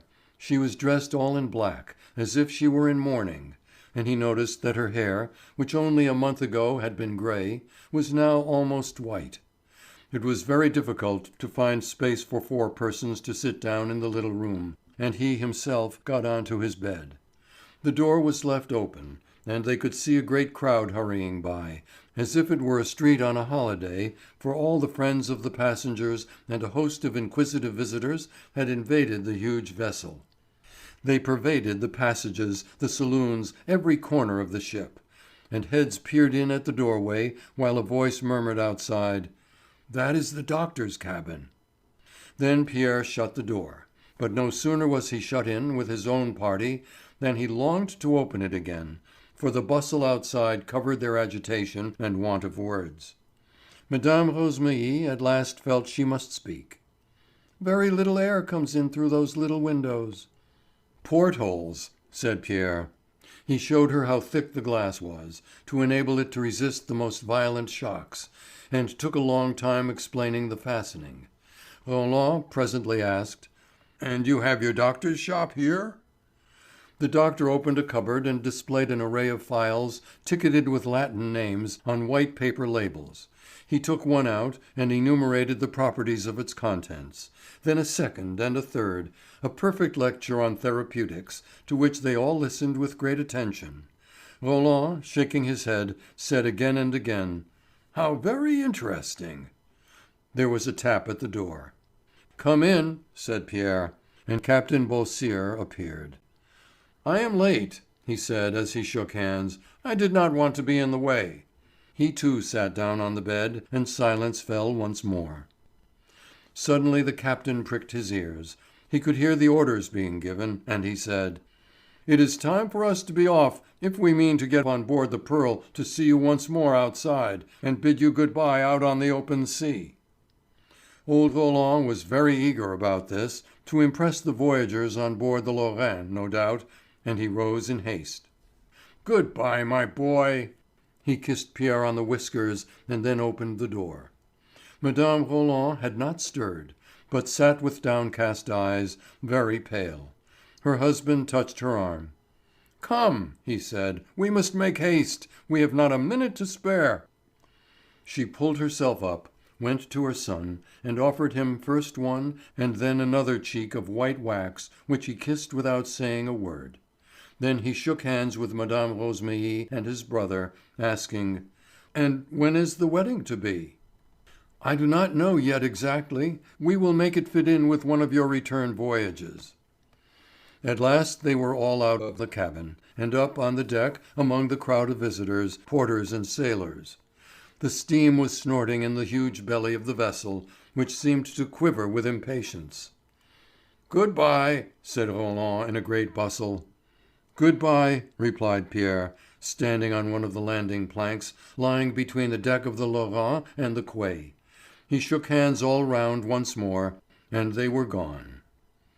"Make haste! Jump into the carriage!" cried the father. A fly was waiting for them and took them to the outer harbour, where Papagris had the Pearl in readiness to put out to sea. There was not a breath of air. It was one of those crisp, still autumn days when the sheeny sea looks as cold and hard as polished steel. Jean took one oar, the sailor seized the other, and they pulled off. On the breakwater, on the piers, even on the granite parapets, a crowd stood packed, hustling and noisy, to see the Lorraine come out. The Pearl glided down between these two waves of humanity and was soon outside the mole. Captain Beausire, seated between the two women, held the tiller, and he said: "You will see, we shall be close in her way, close." And the two oarsmen pulled with all their might to get out as far as possible. Suddenly Roland cried out: "Here she comes! I see her masts and her two funnels. She is coming out of the inner harbour." "Cheerily, lads!" cried Beausire. Mme. Roland took out her handkerchief and held it to her eyes. Roland stood up, clinging to the mast, and answered: "At this moment she is working round in the outer harbour. She is standing still. Now she moves again. She is taking the tow rope on board, no doubt. There she goes. Bravo! She is between the piers. Do you hear the crowd shouting? Bravo! The Neptune has her in tow. Now I see her bows. Here she comes. Here she is. Gracious heavens, what a ship! Look, look!" Madame Rosemery and Beausire looked behind them. The oarsmen ceased pulling. Only Mme. Roland did not stir. The immense steamship, towed by a powerful tug, which in front of her looked like a caterpillar, came slowly and majestically out of the harbour. And the good people of Havre, who crowded the piers, the beach and the windows, carried away by a burst of patriotic enthusiasm, cried: "Vive la Lorraine!" with acclamations and applause for this magnificent beginning, this birth of the beautiful daughter given to the sea by the great maritime town. She, as soon as she had passed beyond the narrow channel between the two granite walls, feeling herself free at last, cast off the tow ropes and went off alone, like a monstrous creature walking on the waters. "Here she is! Here she comes! Straight down on us!" Roland kept shouting, and Beausire, beaming, exclaimed, "What did I promise you? Do I know the way?" Jean, in a low tone, said to his mother, "Look, mother, she is close upon us." And Mme. Roland uncovered her eyes, blinded with tears. The Lorraine came on, still under the impetus of her swift exit from the harbour, in the brilliant, calm weather. Beausire, with his glass to his eye, called out: "Look out! Monsieur Pierre is at the stern, all alone, plainly to be seen. Look out!" The ship was almost touching the Pearl now, as tall as a mountain and as swift as a train. Mme. Roland, distraught and desperate, held out her arms toward it, and she saw her son, her Pierre, with his officer's cap on, throwing kisses to her with both hands. But he was going away, flying, vanishing, a tiny speck already, no more than an imperceptible spot on the enormous vessel. She tried still to distinguish him, but she could not. Jean took her hand. "You saw?" he said. "Yes, I saw. How good he is!" And they turned to go home. "Christi, how fast she goes!" exclaimed Roland with enthusiastic conviction. The steamer, in fact, was shrinking every second, as though she were melting away in the ocean. Mme. Roland, turning back to look at her, watched her disappearing on the horizon, on her way to an unknown land at the other side of the world. In that vessel which nothing could stay, that vessel which she soon would see no more, was her son, her poor son.